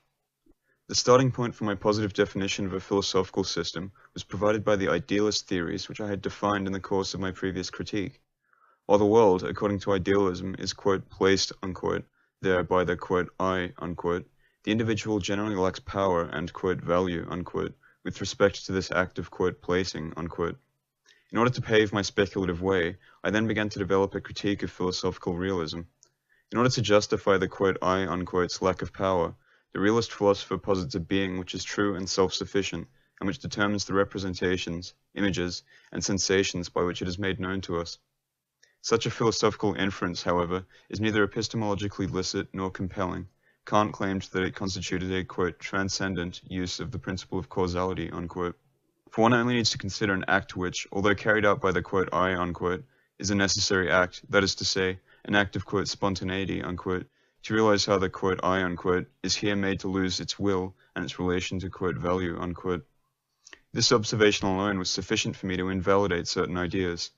The path of the absolute individual is based on the following imperative: not to flee from existential deficiency, quote, not to grant deficiency an existence of its own as a way to avoid its weight, unquote, that is to say, not to define deficiency as a distinct reality such as nature, quote, the thing in itself, unquote, or God, but rather to acknowledge the existence of deficiency and render oneself superior to it by facing it and enduring all its weight.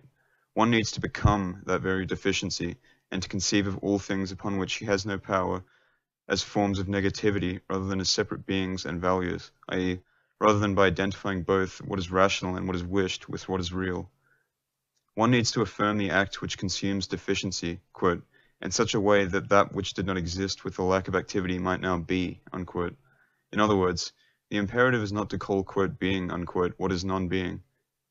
This whole process might almost be defined as the cosmically or ontologically epistemological counterpart of the process which leads he who reacts against any passion or instinct to transform such passion or instinct into a real act by freeing himself from necessity.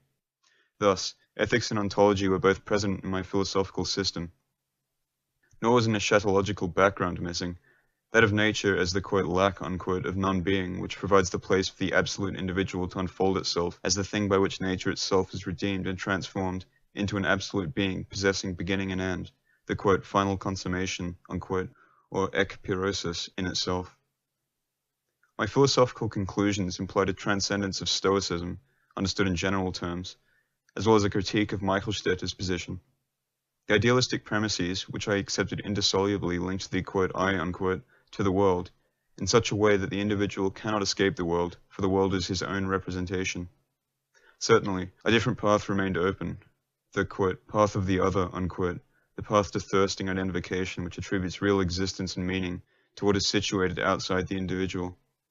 In the case of the path of the absolute individual, however, man does not isolate himself in abstract sufficiency by opposing the value of his own quote I unquote to the lack of value of the world, which, although being there, is denied autonomous existence.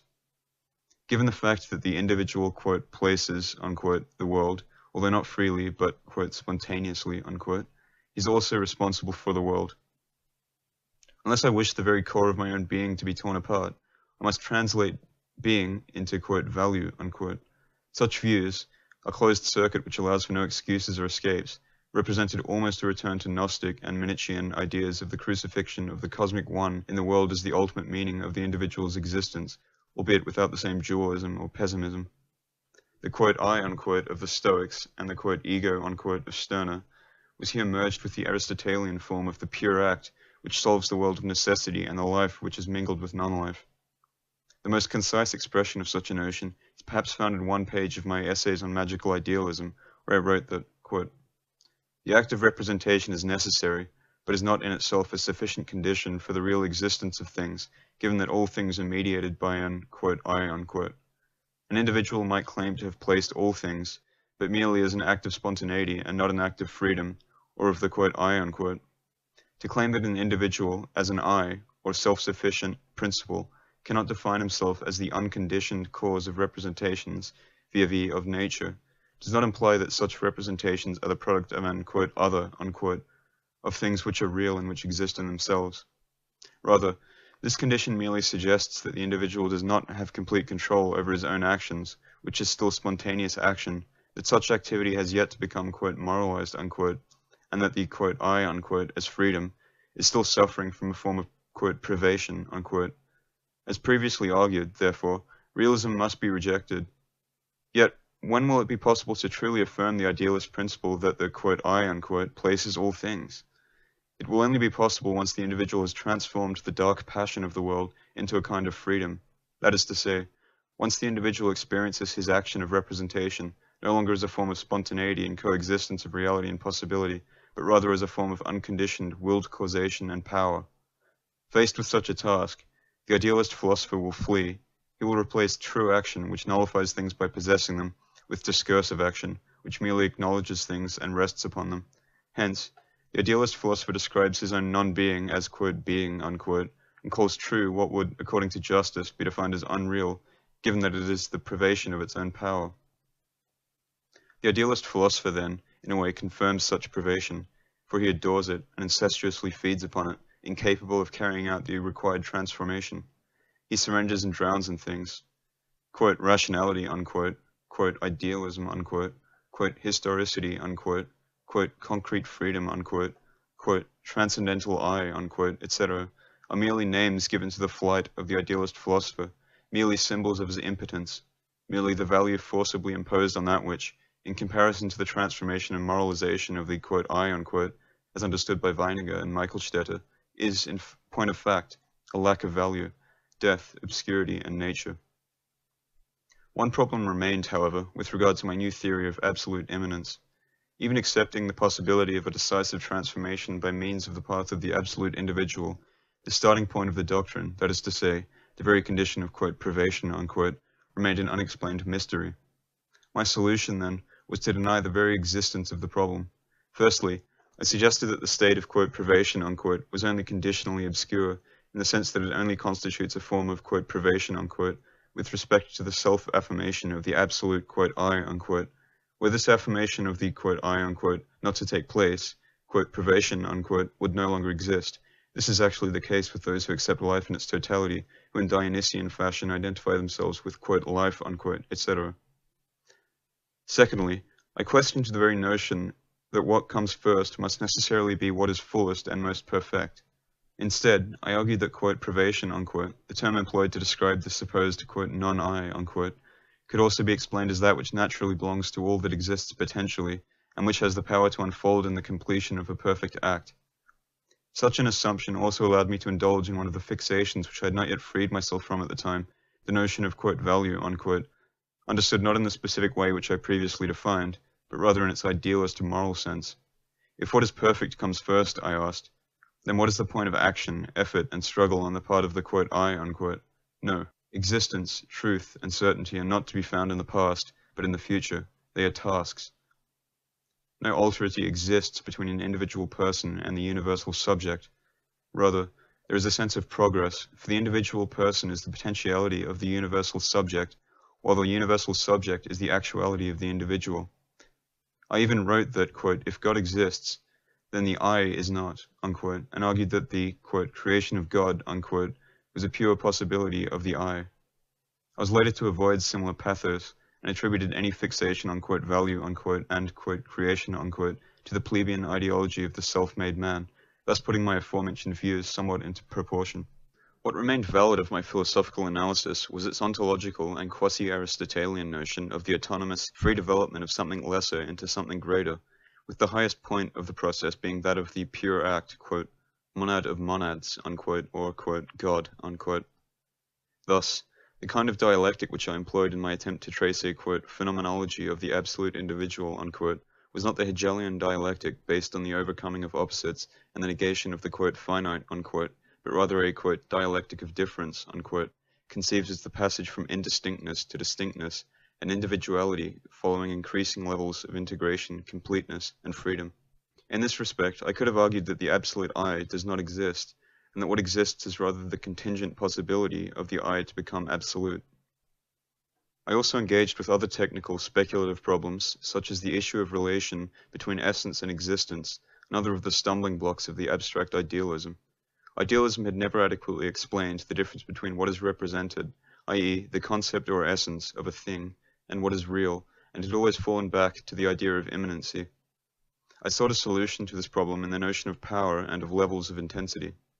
I suggested that ideas are weak forms of reality, while realities are ideas that are more powerful. In other words, I suggested that the difference between ideas and realities is a matter of intensity. Tainer had defined perception as a "real hallucination," whereas Berkeley had distinguished "real," representation from representation which is of a merely mental kind, by referring to the former as "a more powerful spirit," or other ideas which imply a difference in intensity. Another formula I used was to define ideas as potential realities, and realities as actual ideas. This was a bold and dangerous theory, for it was one that led to action. Paradoxically, one could here envision a gradual process whereby the power of an "I" expands from being the power of thought to that of magical imagination and self-persuasion, to that of persuading others and, ultimately, of persuading and altering reality itself. If similar notions might initially have appeared strange or crazy, a shift in perspective would have been enough to bestow them with much greater credibility.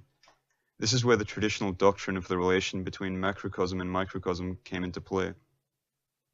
And this is also where I ought to have mentioned the so-called notion of intellectual intuition, which was known to scholasticism and had again been invoked by Kant in opposition to common forms of knowledge, those of passive sense perception.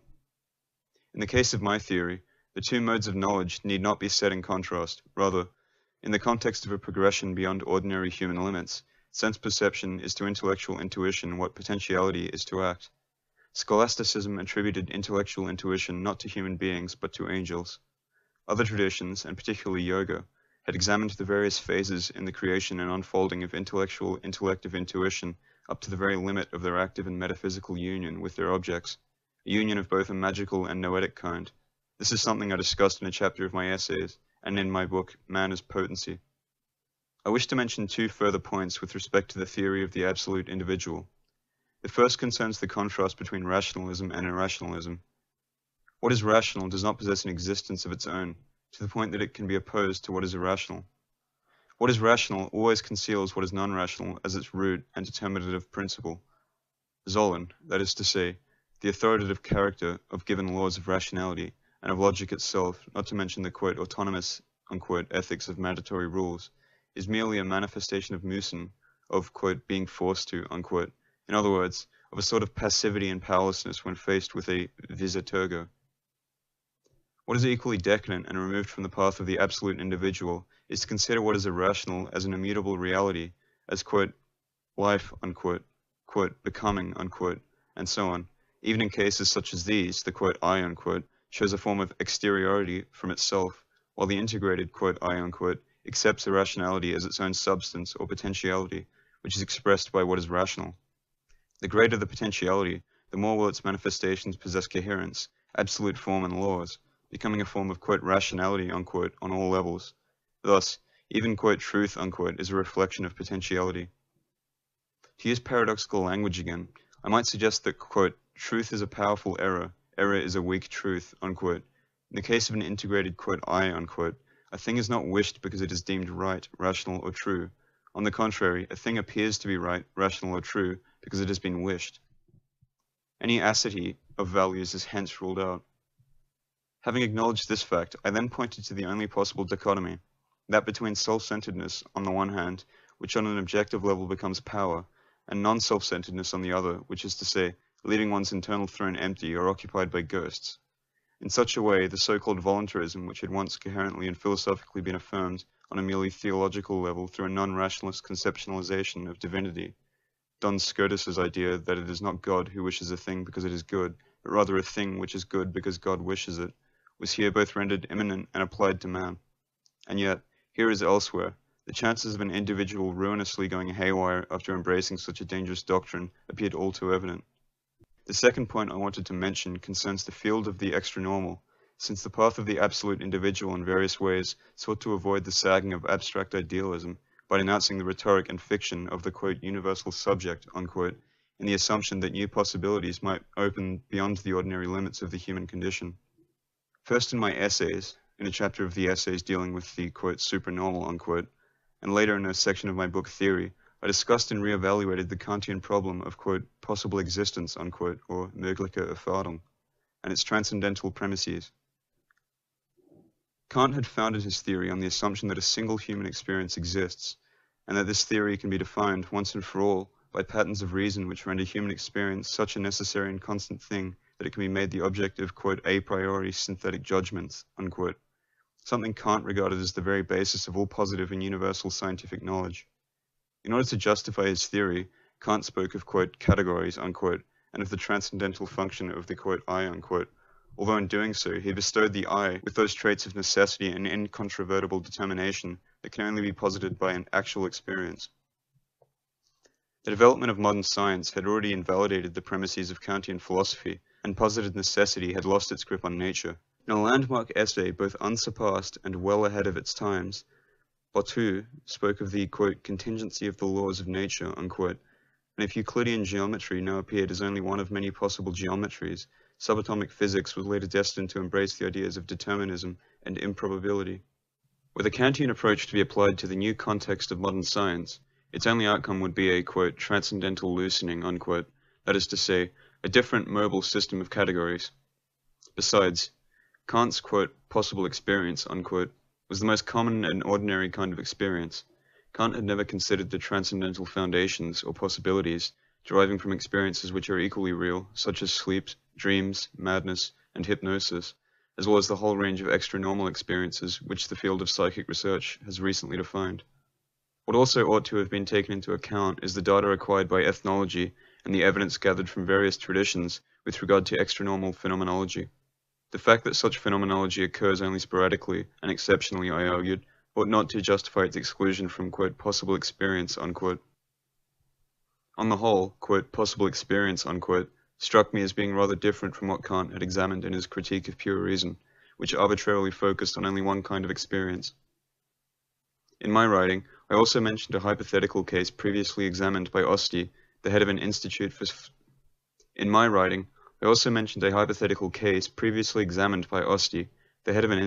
psychical research, that of an individual possessing all the experiential possibilities and the powers which have positively been ascertained in separate cases and different circumstances. This was sufficient for me to disclose transcendental horizons, and to remove the limit that might have halted or practically confuted my theory of the absolute individual. I had to make a point here with regard to the issue of those latent potentialities posited on the basis of all, quote, possible experience, unquote, For part of these experiences is characterized not by, quote, freedom, unquote, and, quote, value, unquote, but by, quote, spontaneity, unquote, and passive action. And this does not apply to the transcendental correlative of the contingent area of worldly things and physical experience alone, as many of the psychical phenomena which are either omitted, such as dreams, which are experienced passively, not actively, or only recorded by psychics, are marked by an unintentional character, and are frequently accompanied by a trance-like state of diminished consciousness.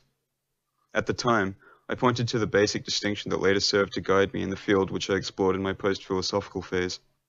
The distinction in question is that between an extranormal regressive state, which can be reached by entering the subpersonal, vital, and subconscious, which I termed, quote, descending auto-transcendence, unquote, and an extranormal positive state, which is actually supranormal and marked by an inner flight beyond ordinary human personality, by a strengthening of clarity of consciousness, of will, and inner freedom. This stage I termed, quote, ascendant auto-transcendence, unquote. What remained for me to do, once I had thus pointed to the vaster world of, quote, possible experience, unquote, was to engage with the issue of self-realization, which was conditioned by the, quote, I, unquote, and its inclinations.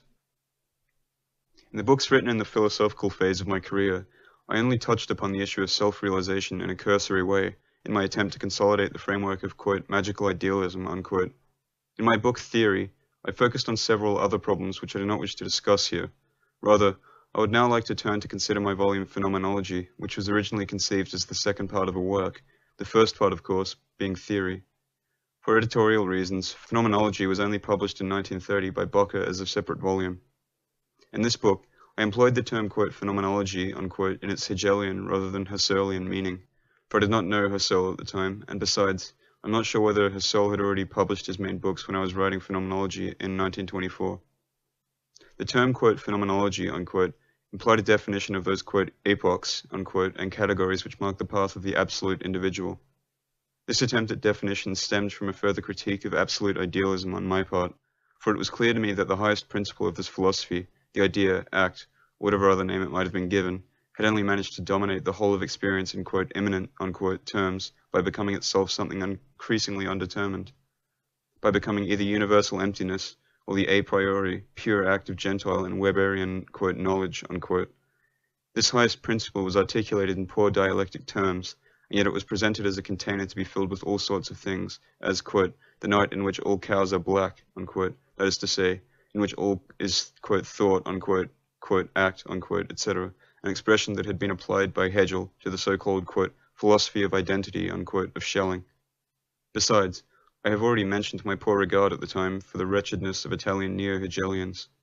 In all honesty, by recognizing the very need for a doctrine of categories and, at least partially, of, quote, natural philosophy, unquote, which had driven original idealism, I set out to establish a system where the immanent principle would draw light on the basic elements of our concrete experience, or rather, of, quote, possible experience, unquote, in the broader sense of the term, as an articulate whole composed of meanings and separate values. The world of primeval spontaneity, the world of human personality and thought, and the world that transcended it all had to be assumed, I suggested, and, quote, inferred, unquote, with respect to an absolute individual who wishes his own self-fulfillment or self-expression.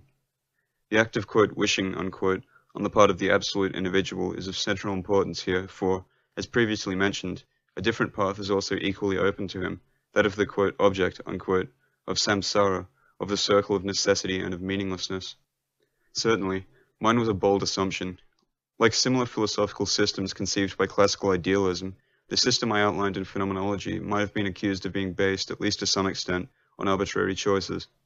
Yet, could an objection of this kind truly be raised against a theory founded on the very principle of absolute freedom, and hence, in a way, on choice itself? A theory, that is to say, which announced the primacy of will over, quote, truth, unquote. Mine was a personal attempt to embrace all possibilities and realities in a single satisfying worldview. By then I had made up my own mind on the matter of logical persuasion and dialectic frameworks. In the course of my laborious task, I found a confirmation of my theory in the fact that an adequate mental effort is often enough to provide basic meanings with the, quote, rational, unquote, foundation necessary for their systematic unity. I can confidently claim never to have been, quote, fooled, unquote, by, quote, thought, unquote, as happens to those who trust thought, but are unaware of the irrational, existential ground of rationality, who are, quote, being thought, unquote, rather than thinking. At the same time, in my introduction to Phenomenology, I addressed those people who had followed my recent work in order to point to the congruency between my own system and traditional non-philosophical doctrines, which are frequently expressed by means of symbols and myths. I also employed the term, quote, phenomenology, unquote, because my job was not that of determining meological forms or, quote, categories, unquotes, or pure transcendental conditions of experience, but rather experiences. The distinguishing feature of my system was its attempt to broaden philosophical horizons.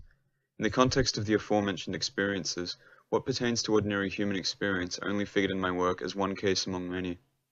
It is worth quoting a page from the preface of the book, quote, I am here taking humanity as a whole as only one of the many existential conditions possible for the individual, and in no way better than the others. Man neither begins nor ends with man, although, aside from the pipe dreams of religious faith and from intellectual constructs, which, in any case, still belong to an exclusively human sphere, modern thought is confined to this plane. Once again, I have here afforded the human condition two possibilities, two great epochs. The epoch of, quote, spontaneity, unquote, and that of, quote, domination, unquote, both of which feature in my phenomenology as objects of possible experience and possible ways of being within humanity, and at the same time beyond it, unquote. I added, quote, the opinion of idealists, according to whom the unfolding of the spirit has reached its limit with philosophy, art, religion, and the ethics of the absolute state, the, quote, objective spirit, unquote, and is thus destined to come to a halt, I mainly had Hegel and his followers in mind here, strikes me as being limited and reflective of a lack of metaphysical sensibility, a common trait of modern man. Besides, the, quote, modern world, unquote, far from being a privileged condition, is itself but one manifestation, one among many cultures, and the very chance of falling prey to such astonishing childish illusions testifies to the absolute freedom of the spirit, unquote. I would now like to spend a few words on the deductive and constructive framework of phenomenology. At the background stands the individual, who has placed himself as freedom and sovereignty, yet, quote, in order to possess itself, the, quote, I, unquote, must first be, which is to say, the, quote, I, unquote, must simply place itself with immediacy and spontaneity, unquote, in those forms which I defined as forms of, quote, passive activity, unquote.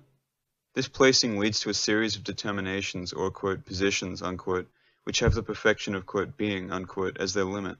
On the one hand, a similar description served to define the essential elements of perceptive experience, yet it also allowed to take account of what endures as the nocturnal residues of primordial states of consciousness in the thought and experience of so-called, quote, primitive, unquote, peoples, or in similar regressive forms. Labels alone are of limited help, particularly given the particular way in which I've employed various words in my works. Nevertheless, in my work, I sought to define the epoch of spontaneity as follows. In the first section, quality, feeling, act, difference, causality, substantiality, alterity, which includes perception, affection, recognizance, expression, and revelation. Section 2, the potentialities of existence and of organization, biology, personal potentialities. The notion of, quote, person, unquote, appeared at this stage, at the end of the first epoch, not in its ethical sense, but in the form of human individuality and limit, so to speak, as a point of rapture and transition from the natural world. The force producing the transition from one form to the other arises from the fact that the whole of, quote, being, unquote, and self-placing, according to spontaneity, only takes place in view of the above-mentioned higher level. In such a way, the, quote, I, unquote, transcends the limits of, quote, being, unquote, and affirms itself through a, quote, non-being, unquote, which corresponds to being in itself. This being in itself is then manifested by the, quote, I, unquote, through its self-extinction, through the, quote, I, unquote's self-definition as the world of things, or, more generally, as non-I, as all that to which the individual was previously connected according to, quote, spontaneity, unquote, through perception, life, movement, etc.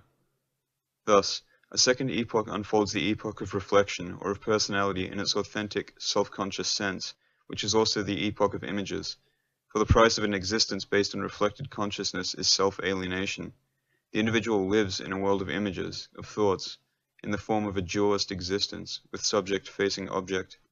The whole of the second epoch, in its various articulations, corresponds to the activities by means of which the subject attempts to translate the world of externalized being, which has become the world of the, quote, object, unquote, into the forms of reflected consciousness. In my analysis, I outlined two sections. The first includes finite experience, active personality, self-preservation, along with corporation and sexuality, and morality. The second section includes scientific, philosophical, and mystical consciousness, as well as pure art and, ultimately, the individual as the very limit that defines a new point of rapture, and the transition away from the epoch itself. Just as the self-consciousness of the personal principle affirms itself by breaking away from being and standing in contrast to it, so the principle of the individual, which is the first manifestation of the absolute individual, in its original form implies a kind of self-extinction, an opposition to the whole world of reflection and of images, which it perceives as both empty and unreal. The principle of the individual, in other words, implies a return to being, but a being possessed of real freedom and potency, a transpersonal rather than pre-personal being. This new epoch renews the movement of resumption, raising, and transmutation. Once the world of images and of dualist reflected consciousness has been brushed away, almost like a framework no longer needed, the individual, after plunging into the depths of the spirit, resumes his own contact with the primary world in order to transform it into, quote, value, unquote, understood in the specific sense of the term that I have previously defined, and which implies an idea of absolute meaning, autarky, freedom, and sovereignty.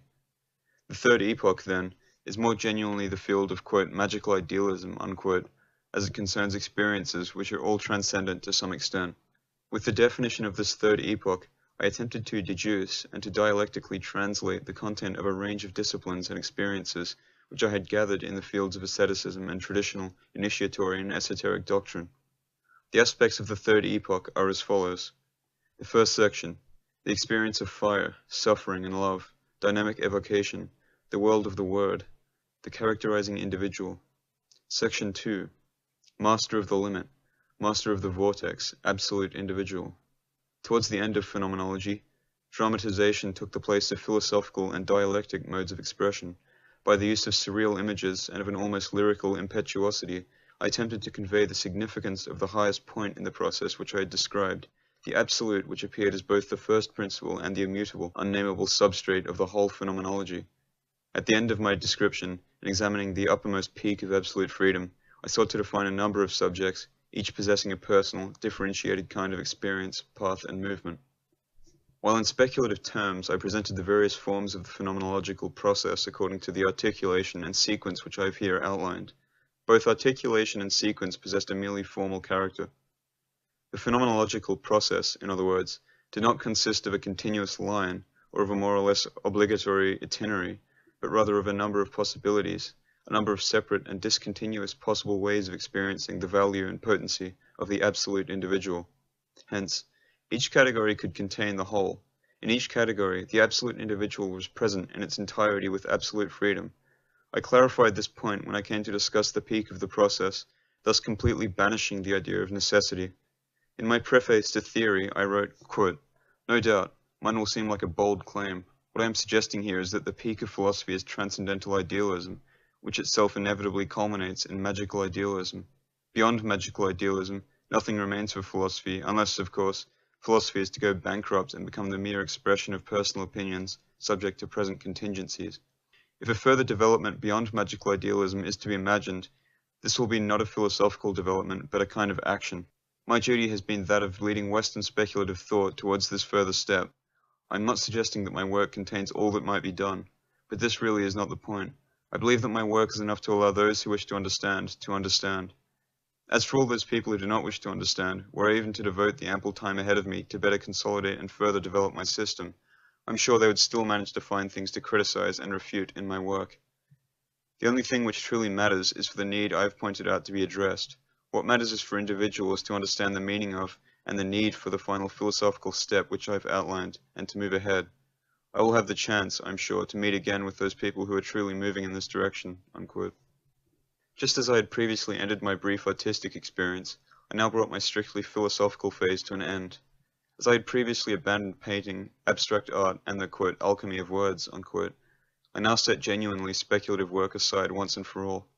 By then, I had fulfilled the impersonal task that I had felt the need to carry out in the field of philosophy. How was my doctrine of the absolute individual received at the time? It was largely ignored, as was to be expected in the case of any analysis decisively removed from the beaten track. My work was mostly noted by writers who are not specialists in the field. I still have some of these reports at hand, which only survived because I had stored them together with an editorial notice. Nicola Moscardelli, a poet I hold in great esteem, wrote, quote, "Evola is one of those individuals who display all the traits of an epoch. He is such a strong personality that few people dare approach him, and not because they perceive him as somehow remote, but rather because Evola is too close to them, and this closeness is what they fear." Unquote. These instead are the words of psychologist Roberto Assagioli. Quote, "No doubt, an innovative and bold piece of writing, one thoroughly planned, which can neither be ignored nor easily refuted. While such a work might baffle and disconcert those unfamiliar with spiritual nourishment of this kind, it also points those who are eager to a path leading to the boldest and noblest, the most dangerous and most fascinating adventure which the human spirit can undertake." Unquote. Catholic author Aquilanti. Quote, "The philosophical system of Evola, a brilliant, refined, and lucid writer, presents the individual as a flaming reality. Everything within him is action, power, and dominance. Barriers crumble. God is not found in infinity. Infinity is reached in ourselves, and it is we who, in the darkness, become the creators of God." Unquote. Professor A. Belluigi. Quote, "In the bleak landscape of philosophical literature, the thought of J. Evola shines with a bold, innovative spirit which is full of future promise, free and at the same time strong. Evola addresses needs which are deeply felt by all genuinely modern spirits, and gives proof of being a confident guide on the mountain peak." Unquote. To finish, here are the words of idealist philosopher El Grossi. Quote, "There is something in Evola's endeavor which irresistibly attracts us. The acuteness of Evola's thought is striking, his familiarity with Eastern and magical doctrines exceptional, and his style most lucid, like a sharp sword. It severs the dense vegetation of rhetoric at its very roots." Unquote. Both pedagogue Gino Ferretti and critic Adriano Filger showed particular interest in my work. Tilger himself had been a follower of transcendental idealism and later accepted my critique of Gentile's philosophy, which was the predominant philosophy at the time. Tilger included some essays of mine in a volume of collected works by Italian philosophers of the post-war period. Later, when I chose to abandon speculative thought in favor of fields where Tilger's intellectualist outlook prevented him from following me, he accused me of having, quote, "lost my way," unquote. On the other hand, the mainstream press and official culture was always to turn a deaf ear to my work, but this was to be expected.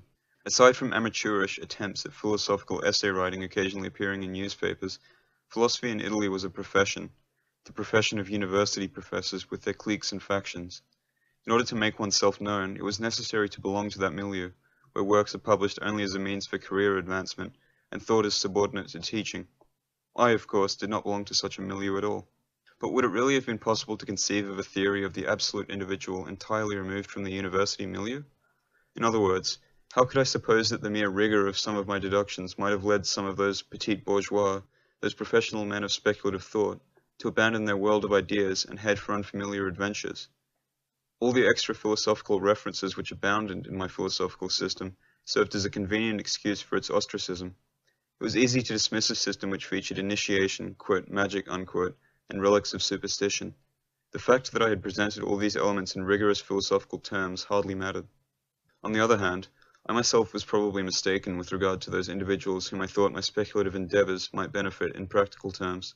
Mine was a philosophical introduction to a non-philosophical world. As such, it might prove of genuine use only in those rare cases where philosophy had ultimately led to a profound existential crisis. Yet I should also have considered a fact of which I only later became aware, that philosophical precedents to my work, i.e., the field of discursive abstract thought, represented the worst means to positively overcome an existential crisis such as this in the way I suggested, which is to say, by embracing disciplines of self-realization. Besides, my philosophical exposition would have proven equally superfluous to those who had already taken such a step. It is for this reason that I actually advised those individuals who continued to follow my work in the period which followed, not to read those 3 philosophical books of mine at all. In the field that I subsequently approached, there was no need to, quote, prove, unquote, or, quote, deduce, unquote, anything, nor even to, quote, discuss, unquote, anything. Rather, it was a matter of either recognizing or not recognizing certain principles and truths on the basis of one's inclinations, one's inborn sensitivity and inner awakening. Nevertheless, with my philosophical writing, I had done what I believed needed to be done. Many years later, 25 years later, I was to read these books again. By approaching them almost as if they were someone else's works, I believe I have evaluated them quite objectively. I could not help noticing the vigor of their thought, the wealth of the problems they posed, and the boldness of the solutions they offered, all of which were rare features in the works of my contemporaries. I also noticed that these books of mine anticipated a number of issues which later became rather fashionable, particularly in the context of existentialism. After all, the path of the absolute individual was, in a way, the path of, quote, positive existentialism, unquote, the existentialism of a man who has not been overcome by his metaphysical, quote, condition, unquote, and by the exasperation such a condition entails in an age such as ours. In the field of profane culture, then, I would say that these works of mine ought not to be entirely forgotten. In 1949, finding myself with a little extra time on my hands, I began working on a new edition of Theory of the Absolute Individual, which I sought to correct by replacing certain formulas with others, which I deemed more precise and mature. As the first edition of the volume had long been out of print, I believe that a reprint of the book, which at the moment of my writing has yet to be produced, might be of documentary and testimonial worth. Yet in practical terms, such worth will be of use to very few people, unless, of course, some representative of that official, quote, culture, unquote, from which I have always distanced myself intentionally chooses to draw attention to the book.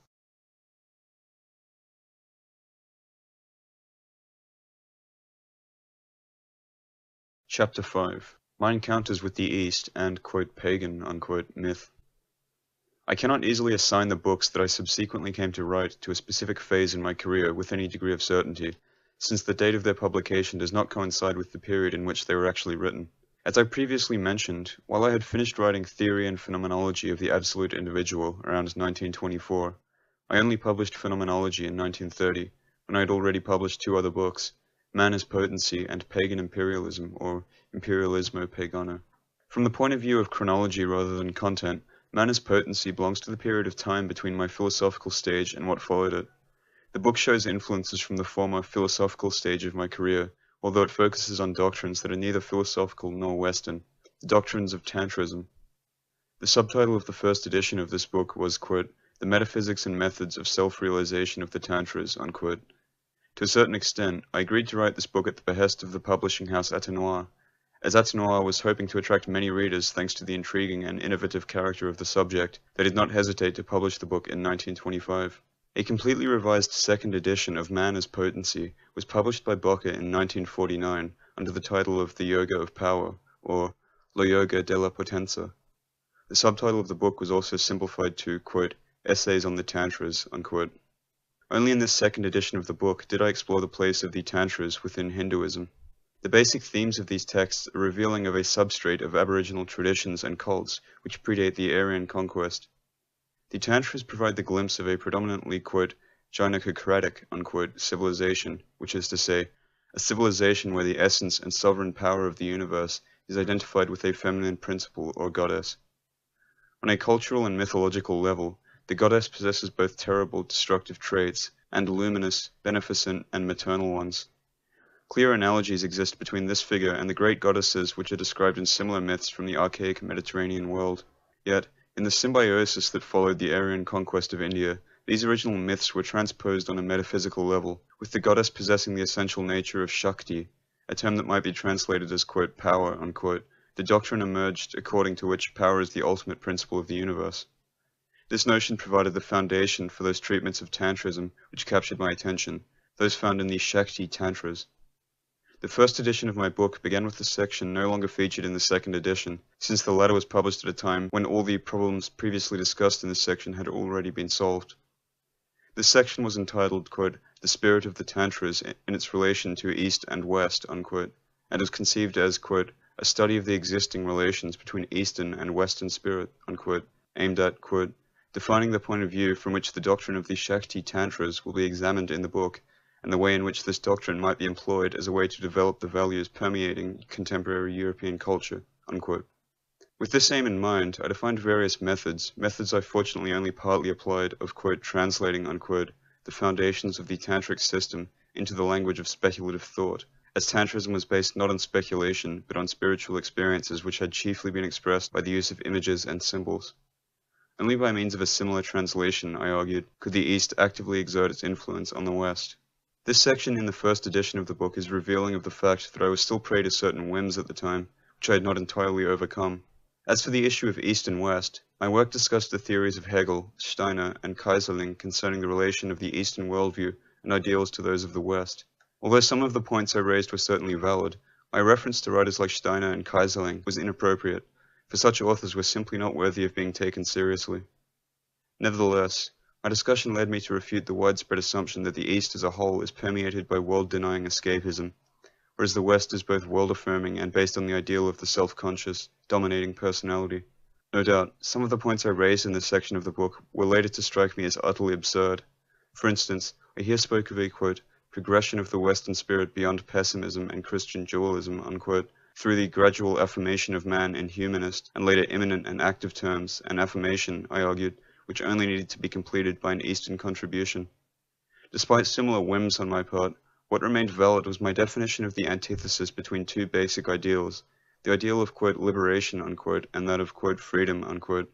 While India has chiefly expressed the former ideal and the West the latter, the Tantric system, with its conceptualization of the world as power, warns against any misleading attempt to draw general conclusions on the matter. Moreover, the transcendental affirmation of the, quote, I, unquote, is more widespread in the East, to the extent that it is possible to speak of, quote, unrealism, unquote, as one of the distinctive traits of modern Western man and of his civilization, which appear both active and self-affirmative from an external perspective. Another fact I ought to have mentioned in this section of the book is that the East also includes Iran, China, and Japan, civilizations which generally show none of the, quote, escapist, unquote, traits that can be ascribed to some aspects of Indian civilization. What I did note was the fact that the Tantras appear far removed from those Vedantist doctrines that interpret the world as an illusion. The Tantras conceived of Shakti as a kind of, quote, active Brahman, unquote, rather than as the pure infinity of conscience. Maya is here replaced with Maya Shakti, i.e. that, quote, power, unquote, which manifests and affirms itself in the form of cosmogonic magic. Besides, according to what might be termed Tantric historiography, the Tantric system conveys those truths and those spiritual paths most adequate in the so-called Kali Yuga, or, quote, Dark Age, unquote. Because of the profound changes which characterize the Kali Yuga, general existential conditions in this age differ from the original conditions on the basis of which the doctrines of the Vedas had first been formulated. It is elementary forces which now prevail. Man finds himself connected to such forces and unable to retreat. Hence, man must face these forces, control them, and transform them, if he wishes to find liberation and freedom. The path to this goal can no longer be the purely intellectual path, nor the ascetic contemplative path, nor the ritual one. Pure knowledge in our day must lead to action. For this reason, Tantrism describes itself as sadhana shastra, a system based on techniques, and on a concrete effort towards self-realization.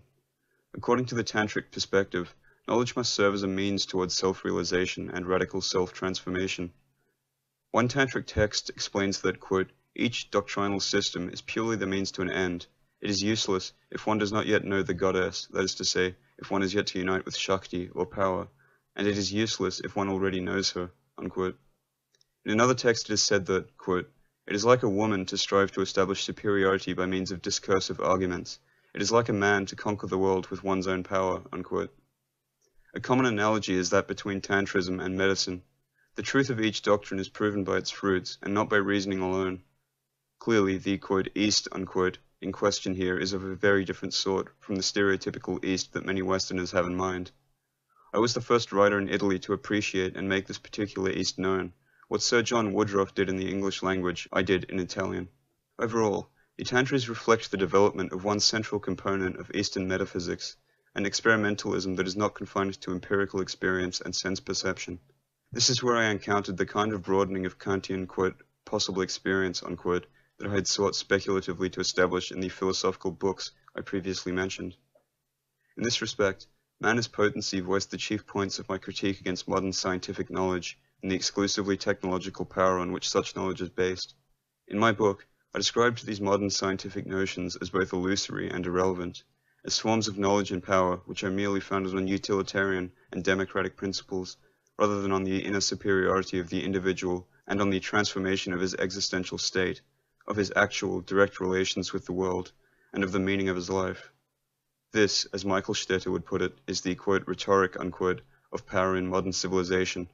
Man always stays the same, or rather, man becomes increasingly, quote, alienated, unquote, even if knowledge of the physical and phenomenological world were to give man the power to destroy a whole planet at the mere pressing of a button, he would still remain only a shadow, a creature remote from its own essence.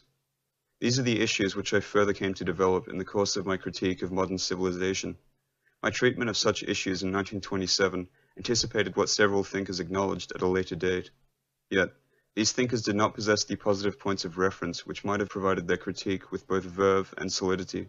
For, in order to possess similar points of reference, it would have been necessary for these writers to embrace the values of a world which existed well beyond their own limited horizons.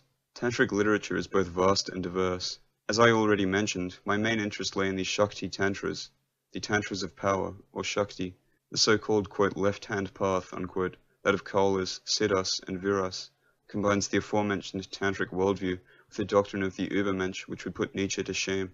The East as a whole has generally avoided the fetish of morality. At a higher level, every moral, for Eastern thought, simply represents the means to an end. A classic illustration of this point is the Buddhist portrayal of law as a raft that is built to cross a stream and later discarded. The Vira, which is to say, the quote, heroic unquote, man of Tantrism, seeks to sever all bonds, to overcome all duality between good and evil, honor and shame, virtue and guilt.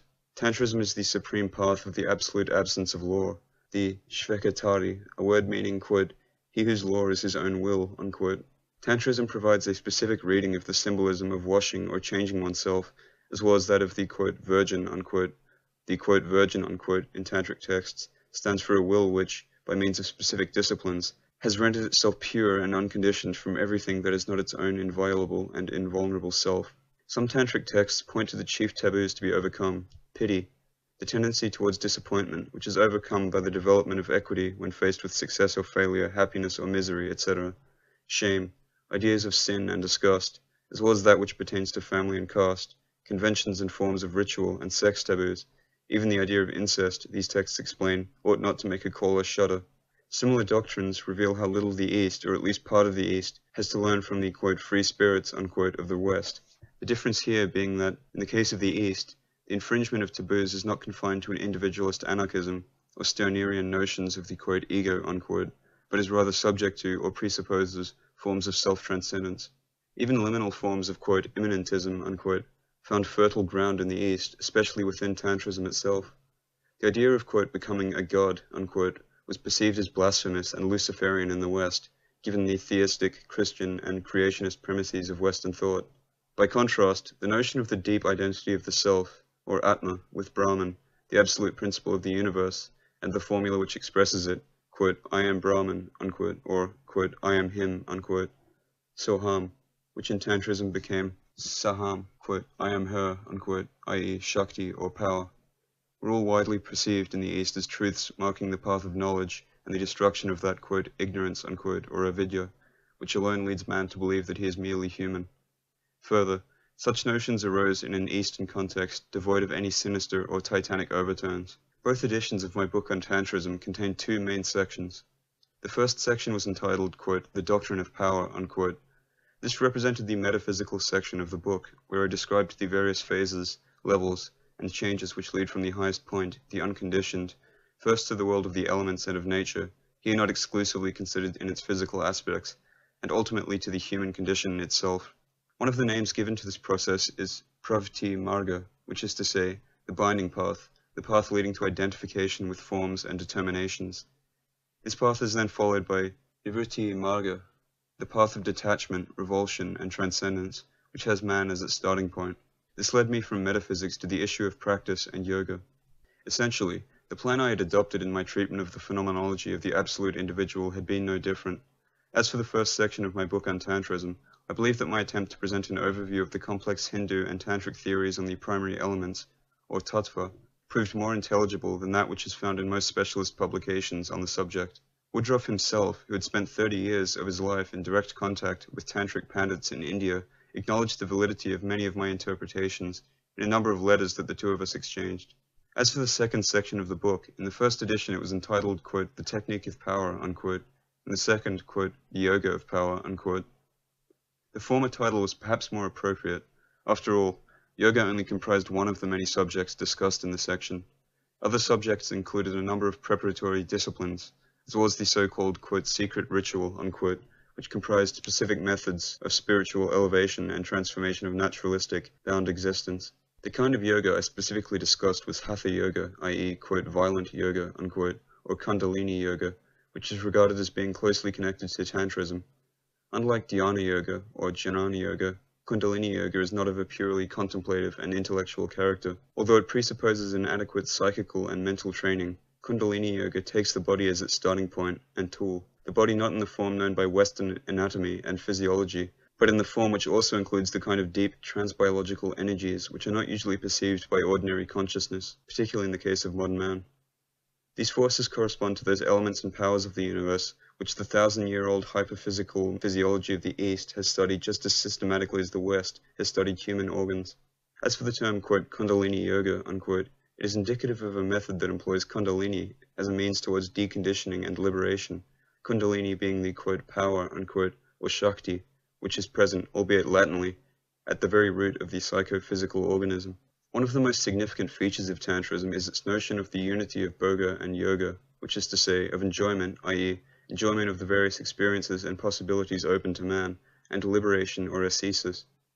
Tantric texts explain that other schools conceive of Bhoga and Yoga as two mutually exclusive paths, so that he who enjoys material things is not regarded as a liberated soul or ascetic, while he who is a liberated soul or ascetic is thought not to enjoy material things. But the texts add that in Tantrism this is not the case, for, quote, according to the path of the Kaulas, enjoyment becomes perfect yoga, and the world itself becomes the place for liberation, unquote, for, quote, without power, liberation is a farce, unquote. Tantrism advocates a paradoxical embracing of the world of life and experience, including its most intense and dangerous sides, but in a detached way. Ultimately, Tantrism is based on the, quote, transformation of poison into remedy, unquote, i.e., on the use of all powers and experiences ordinarily leading to greater attachment, ruin, and perdition as a means to liberation and enlightenment. It is in this context that Tantrism expresses the ideal of liberation, not as a form of, quote, escapism, unquote, but as concrete and imminent freedom, the very ideal which the West has pursued and promoted in all possible ways, yet only in an intellectual, degraded, materialist, and trite way. In the second edition of the book, I added much new material. For instance, I explored Vajrayana, Buddhist Tantrism, a subject which I had overlooked out of ignorance when writing the first edition of the book. In the second edition, I also corrected or elucidated a number of points I had raised. I removed various, quote, critical, unquote, appendages, and further developed certain sections.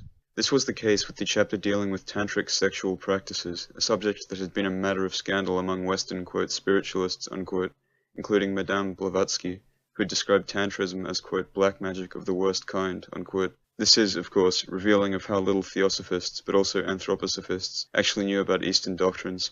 This chapter of the book also contains some of the fundamental ideas that I developed in one of my latest books, The Metaphysics of Sex, or Metaphysica del Sesso. One of the characteristics which distinguishes the first edition of my book on Tantrism from the second is a shift of emphasis away from the notion of, quote, power, unquote. After all, the use of the term Shakti to describe the highest principle is somewhat misleading. No doubt, Tantric texts frequently refer to Mabha Shakti, the great or supreme power, which is the ground of all things. Yet, this highest principle is best described as that which, like Plotinus is one, embraces all possibilities. In accordance with all esoteric doctrine, Hindu metaphysics and mythology generally describe Shakti, or power, as the eternal feminine principle, which has its counterpart in the eternal masculine principle, symbolized in Tantrism by the figure of Shiva. Just as Shakti is dynamic, productive, and changing, so Shiva is immobile, luminous, and detached. Just as, in Hindu cosmology, the union of Shiva and Shakti engenders the universe, so the mystery of the inner transformation of the human being and the highest principle of freedom are described as the union, within man, of the two principles, rather than as a self-abandonment to the pure, unrestrained power of Shakti. The practical consequence of this conceptualization of Shakti in Tantrism is the tantric promotion of an, quote, Olympian transformation, unquote, of the individual, who is to banish all forms of, quote, titanic, unquote, pandemic, and chaotically ecstatic deviation. In such a way, Tantrism prevented the adoption of potentially catastrophic approaches, for only in the case of those individuals possessing a Shiva nature does the left-hand path, or path of the Kaulas, not lead to perdition and regression. Tantric doctrine thus appeared to embody values I had already encountered in the works of Lao Tzu, and, even earlier, in my own approach to Dadaism. In my writing, I attempted to warn the reader of the kind of dangers and misunderstandings I have just mentioned, dangers due to the non-Western nature of Tantric doctrine, by means of both specific, preliminary remarks of an existential character, and of positive references to other traditions. Tantrism generally assumes the presence of a spiritual master or guru, although it also teaches that the Tantric disciple who has reached the end of his journey, quote, must have the guru under his feet, unquote, which is to say that the disciple must free himself completely. The greatest danger, I argued, was posed by the very encounter of Westerners with Tantric doctrine, a doctrine which is, apparently, highly congenial to the Western character. In this respect, I must confess that in writing the original conclusion to Man as Potency, I did not take the necessary precautions, for in this first conclusion, I praised the vision of Tantric initiates in almost Nietzschean terms, particularly by contrasting it with that of Christianity. I wrote, quote, "By contrast to the vision embraced by multitudes of individuals who, unconscious victims of despair, seek each other's company and love, huddled together like children in a storm, seeking a taste of those values they lack in their common bond, in common surrender to the omnipotent Lord. The vision rises of those free individuals, those saved from the waters, that race under no king, those who breathe, luminous, self-sufficient beings who trample on all laws and, quote, exist in themselves, unquote. Those who ask not, but yield forth from the overabundance of their own power and light. Those who do not humble themselves to prove equal to others or to love, but who remain unattached. Those who lead a resolute life and tend towards an increasingly elevated form of existence by following a hierarchical order, which comes not from on high, but from the intensity of their own being. This race of men with terrible gaze, this race of lords, stand in need of no consolation, of no gods or providence. This race moves freely in a world, quote, no longer tainted by the spirit, unquote, a world which is free from human feelings, hopes, doctrines, faiths, values, perceptions, words, and passions, a world which has been led back to the crude nature of its own pure power. When faced with such a power, who would fail to recognize how weak and cadaverous the knowledge and, quote, virtue, unquote, of the, quote, servants of God, unquote, is, of those creatures who, weighed down by, quote, sin, unquote, and a, quote, guilty conscience, unquote, pursue the sole aim of leveling, gathering, and binding all things together, unquote. I then continued along similar lines. Such words on my part actually sounded rather, quote, Western, unquote, and were reflective of certain problematic features of my ideal of the absolute individual. In the second edition of the book, by way of warning, I felt the need to point out that the Tantric system is based on a crucial premise, the presence of a, quote, transformative, unquote, and mystical element, and of a kind of metanoia, or change of polarity. What I have just described reveals the chief, albeit extraneous and contingent, limit of this work of mine. Where Western man, who is the person less qualified from an existential, if not intellectual point of view, to pursue certain disciplines, to embrace Tantrism directly in other than a purely theoretical fashion, he would almost inevitably fall victim to a destructive short circuit of madness or self-annihilation. It is in such terms that I personally interpreted the lives of Nietzsche, Michaelstetter, and Weininger, among others, although these individuals had been far from accepting the most radical consequences implied by certain truths. More generally, my three philosophical books might have conveyed the erroneous idea of a continuous development in time, a kind of, quote, progression, unquote, to which much significance was accorded because of systematic reasons, of a development almost possessing eschatological overtones. On the contrary, what my book sought to emphasize was the idea of a sudden jump to a different existential level, a return to the doctrine of multiple levels of being, and a change in polarity. Even in the period which followed my work on Tantrism, when I devoted myself to traditional studies, I only gradually came to define such central points with due clarity. The peak of this problematically radical, almost Nietzschean tendency in my work can be found in an essay I initially published in French under the title of, quote, Beyond Nietzsche, unquote, or Parle de la Nietzsche, in the second volume, in 1926 to 1927, of 900, a collection of writings issued as the supplement of L'Avocat and edited by C. Malaparte and M. Bontempelli, who at the time was flirting with, quote, magical realism, unquote. Later, the essay became the second part of my volume, The Individual and the Becoming of the World, or The Individuo et il Devenir del Mondo, while extracts of it appeared in an anthology of contemporary Italian philosophers edited by A. Tilger. I had composed this essay in a state of lucid intellectual vertigo. Despite its rather strange style, a style questionable from a literary point of view because of its use of exaggerated terms and images, the work certainly contained a certain, quote, drive, unquote. For when I once read the essay at a conference and attempted to stir those feelings which I had personally felt when writing the text, there were people among the audience who even experienced visions and hallucinations. This work of mine began by developing Nietzschean ideas on the possibility of solving absolute nihilism by means of a positive, quote, Dionysian, unquote, approach. In the essay, I largely agreed with Nietzsche's interpretation of Apollo and Dionysus, an interpretation that I was later to reject in all cases in which it claimed not merely to convey the meaning conventionally attributed to the two gods, but to reflect the genuine and most profound meaning of Apollo and Dionysus, as understood in the ancient world. In the essay, this analysis was then followed by an interpretation of the idea of fall in the form of myth. I here described the birth of man as an act of separation from being, immortality, and life, or, quote, God, unquote. man affirming his own self in the higher value which makes him the, quote, Lord of yes and no, unquote, and the, quote, Lord of two natures, unquote, i.e., he who is, quote, superior to the very gods in his possession of both a human and an immortal nature, of both finite and infinite, unquote. The same formula was also employed in the Corpus Hermeticum. Such an act, I suggested, which, quote, embodies the collapse of an entire world, unquote, is not enough for the individual who is struck and overcome by fear. Only then does the act of man truly become his, quote, fall, unquote. From this terror and fall, I derived the main forms in which the world presents itself to human eyes. It is the terror and fall of man which gives rise to space, visual exteriority, the objective limit of things, and the, quote, reality, unquote, of space, or, quote, an incorporation of that fear which halts the incomplete individual on the abyss of Dionysian power, unquote. The, quote, reality, unquote, of space then engenders time and becoming, the system of, quote, causality, unquote, and, quote, finality, unquote, and so on. All such things are the products of the original fear of man, of the horror man originally feels for the void, and of the soothing Apollonian illusion. By contrast, I outlined the path of the individual who destroys his fears, who regains his original willpower, who gets rid of all the products and symbols of his own incompleteness. The individual, I suggested, can find a positive and challenging value in guilt and infraction as the means to such an end. In my essay, I also referred to ancient sacrificial killings, and to the transposition of the tragic sacrificial act on an inner level, as an action progressively formed on one's own self, at the very root of one's own being. I here referred to those techniques that are employed first to remove the, quote, Apollonian, unquote, appearance of perceived objects, and then, following the disintegration of the limit posed by original terror, to resume a, quote, Dionysian, unquote, contact with elementary forces, in accordance with the absolute freedom behind the whole process.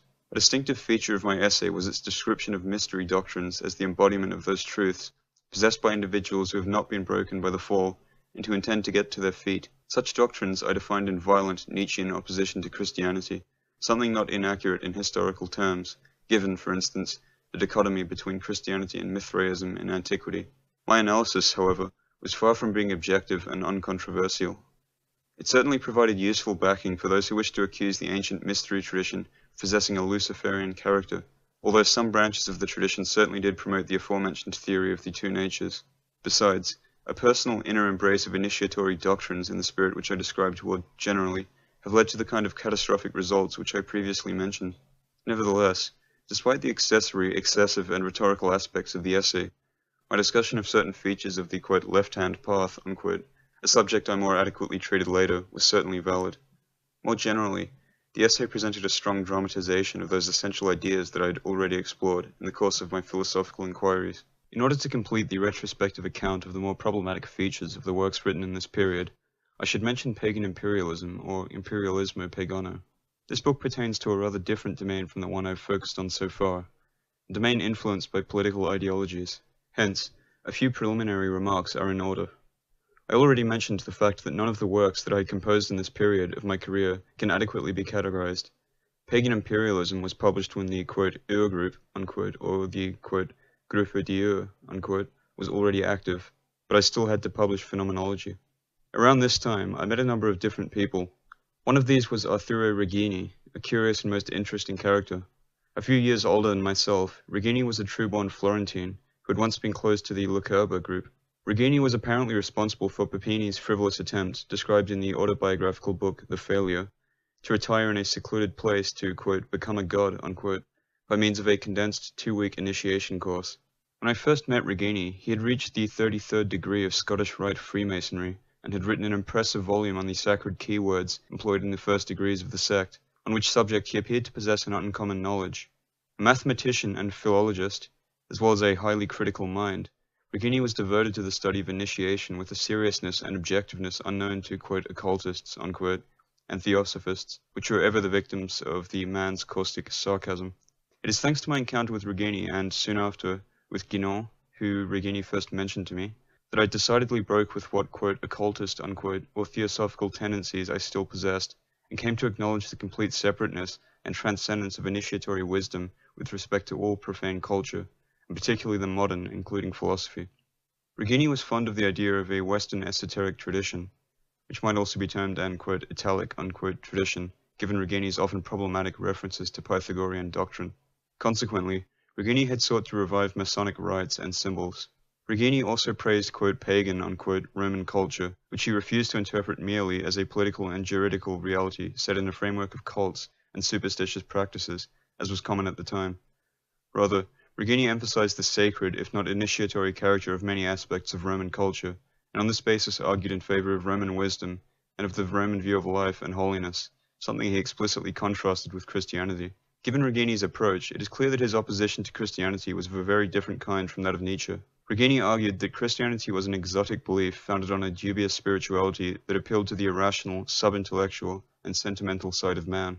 Christianity, in the eyes of Regini, was a religion of the, quote, spiritual proletariat, unquote, both inseparable from Judaism and utterly foreign to the style, ideals, ethics, and austere sacredness of Roman culture.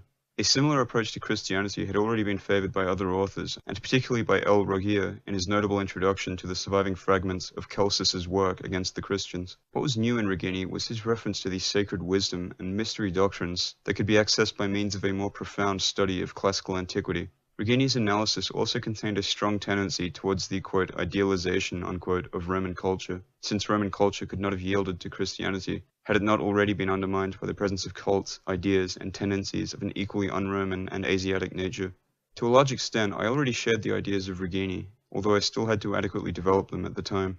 It is through my encounter with Regini that, for the first time, I came to distance my theory of the absolute individual from the rarefied milieu of pure, quote, value, unquote, and to apply it to the history, traditions, and philosophy of civilization. In, quote, pagan, unquote, culture, I found an ideal most congenial to the doctrine of the absolute individual, which, in pagan imperialism, I rather fancifully sought to apply to the contemporary cultural and political milieu. So far, I had stayed cleared of politics. I had little in common with all Italian political parties, and up to this day, I have yet to adhere to any party or even vote in an election. My first political piece of writing was born out of an encounter with Duke Giovanni Colonna di Cesaro, with whom I was on friendly terms. Colonna di Cesaro had asked me to write a piece for his magazine which, if I recall correctly, was entitled The Democratic Idea, or L'Idea Democratic. I then told the Duke that I would only write a refutation of democracy, a suggestion to which he agreed, arguing that, after all, similar concessions are the privilege of, quote, democratic liberty, unquote.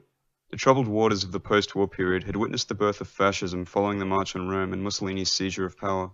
Naturally, I could only sympathize with those who fought leftist forces and the democratic regime.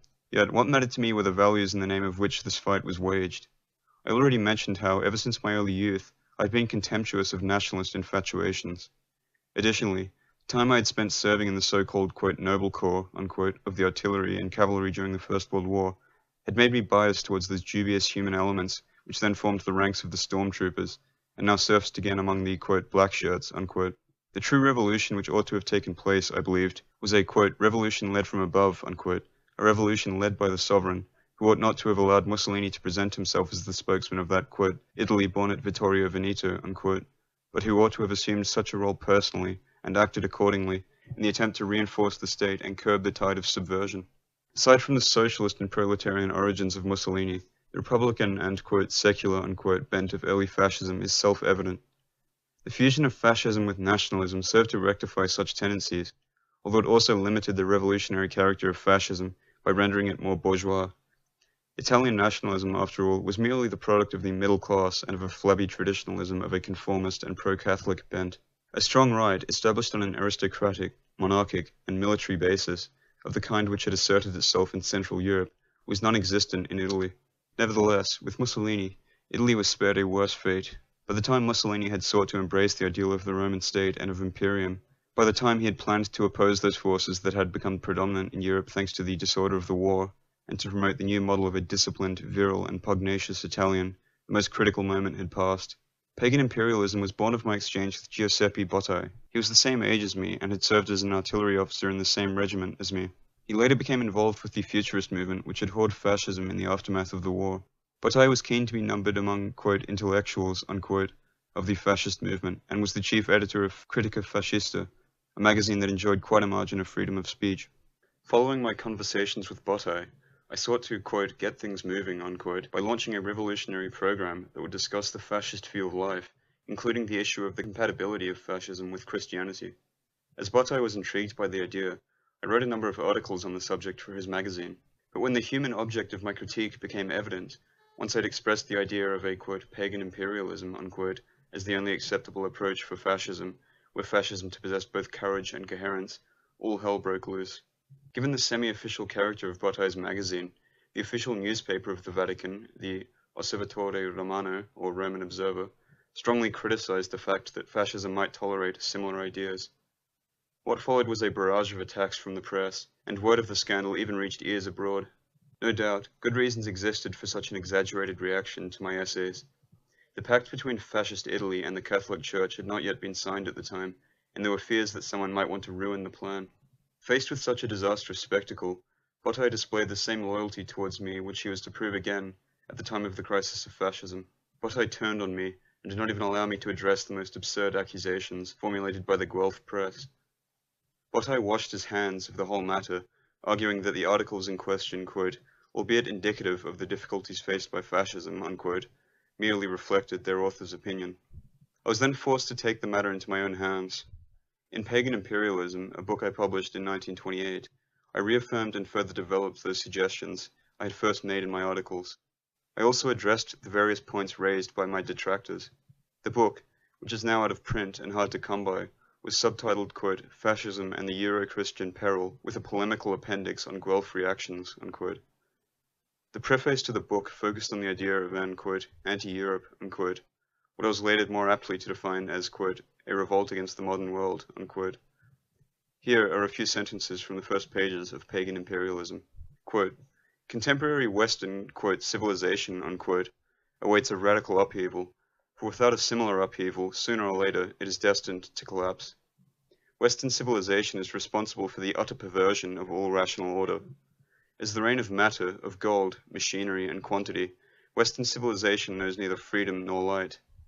The West has forgotten the meaning of terms such as order and obedience, contemplation and action, ideals, spiritual power, and the divinity of man. The West no longer knows nature. Nature has been reduced to a dull and fatal exteriority, the mystery of which profane science seeks to ignore by formulating petty laws and hypotheses. The West no longer knows wisdom, the magnificent condition of those who have turned ideals into blood, life, and power. The West has forgotten the meaning of the word, quote, state, unquote, the meaning of the state as an ideal, of imperium as the synthesis of spirituality and regality. The West no longer knows war as something sought in itself, as a superior value and a path to spiritual self-realization. The formidable, quote, activists, unquote, of Europe have forgotten the meaning of war. They know no warriors, only soldiers. Europe has lost its simplicity, its centrality, and its vitality. Democratic sickness is corroding the very roots of Europe, European jurisprudence, science, and thought. There are no more leaders, individuals who stand out not on account of violence, wealth, or the ability to exploit slaves, but of their irreducible qualities. Europe is a broad, inured body that is dragged this way and that by obscure and unforeseeable forces that crush all those who seek to contrast or even escape such a process. This is the product of Western, quote, civilization, unquote. This is the acclaimed fruit of the superstition of, quote, progress, unquote, something so distant from the Roman ideal of imperium, from Hellenic light, from the ancient East, from the vast ocean. Each moment that passes the grip tightens on those few still capable of voicing their disgust and of choosing revolt, unquote. These words were followed by other considerations, and then by the question, quote, might fascism represent the beginning of an anti-European restoration? Does fascism today possess the strength to fulfill such a task, unquote? In pagan imperialism, I acknowledge the fact that, quote, fascism is of lowly origins, having sprung from ill-defined needs and from the brute forces awakened by the European war, unquote. I stated that fascism, quote, has been feeding on compromises and on the petty ambitions of petty individuals. The state which fascism has established is frequently uncertain, awkward, violent, fetid, and ambiguous, unquote. It is worth noting here how similar words could freely be published in the allegedly, quote, oppressive, unquote, milieu of fascist dictatorship. And yet, in my book, I also acknowledge that no other, quote, foundation and hope, unquote, could be found at present aside from fascism. The question, then, was whether fascism would ever fulfill the necessary tasks. Admittedly, pagan imperialism combined a radical impulse, expressed in violent terms, with youthful excess, a lack of political sensibility, and a utopian unawareness of present conditions. The various chapters of the book suggested ways in which fascism might have accomplished the genuine revolution which was needed, and not merely in the political and social field, but in the overall outlook on life, the world, even the divine.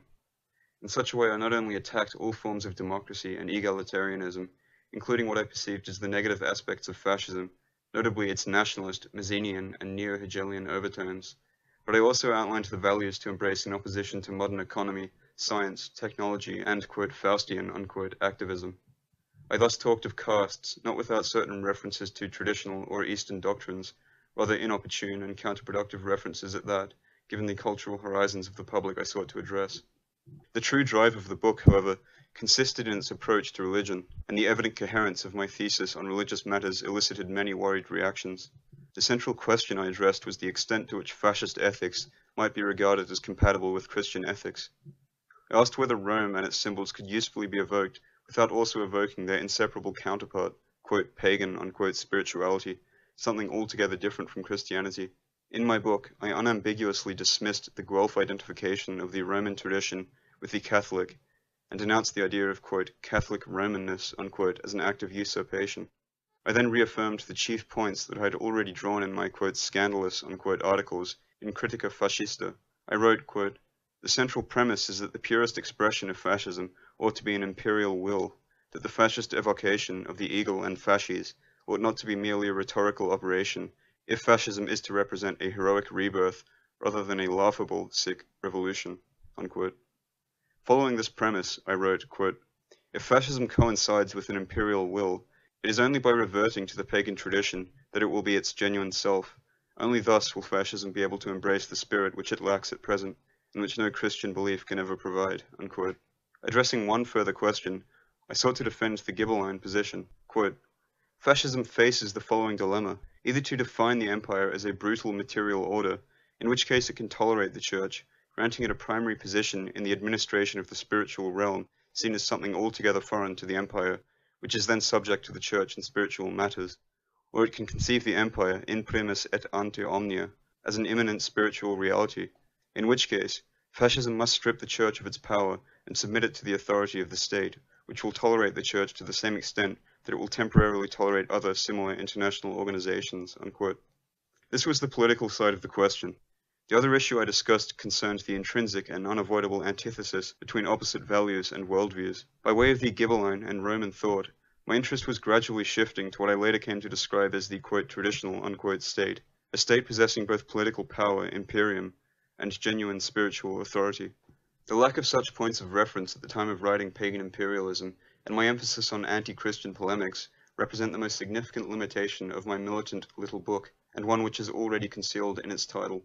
For I ought to have employed neither the word, quote, imperialism, unquote, a modern expression that describes a negative tendency most commonly associated with exaggerated nationalism, nor the word, quote, pagan, unquote, a derogatory term used by Christians.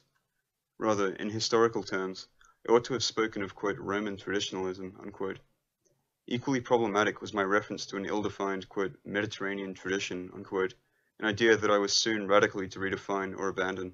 From a political perspective, the appeal I launched with pagan imperialism was completely ignored. Mussolini never read the book, although someone might have fleetingly and tendentiously mentioned it to him. Pagan imperialism was intentionally buried in the silence, the media being subject to strict control. The only reviews of the book or references to it appeared in lesser-known magazines and newspapers. Nevertheless, given that copies of pagan imperialism were indeed sold, it would not have been unreasonable to expect independent segments of fascism to embrace its ideas. And yet, this never happened. Reghini himself was reserved on the matter, and did not view my attempts to develop some of his ideas in a favorable light, despite the fact that he had originally approved my literary endeavor. On the other hand, the book did exert a certain influence abroad, and particularly in Germany.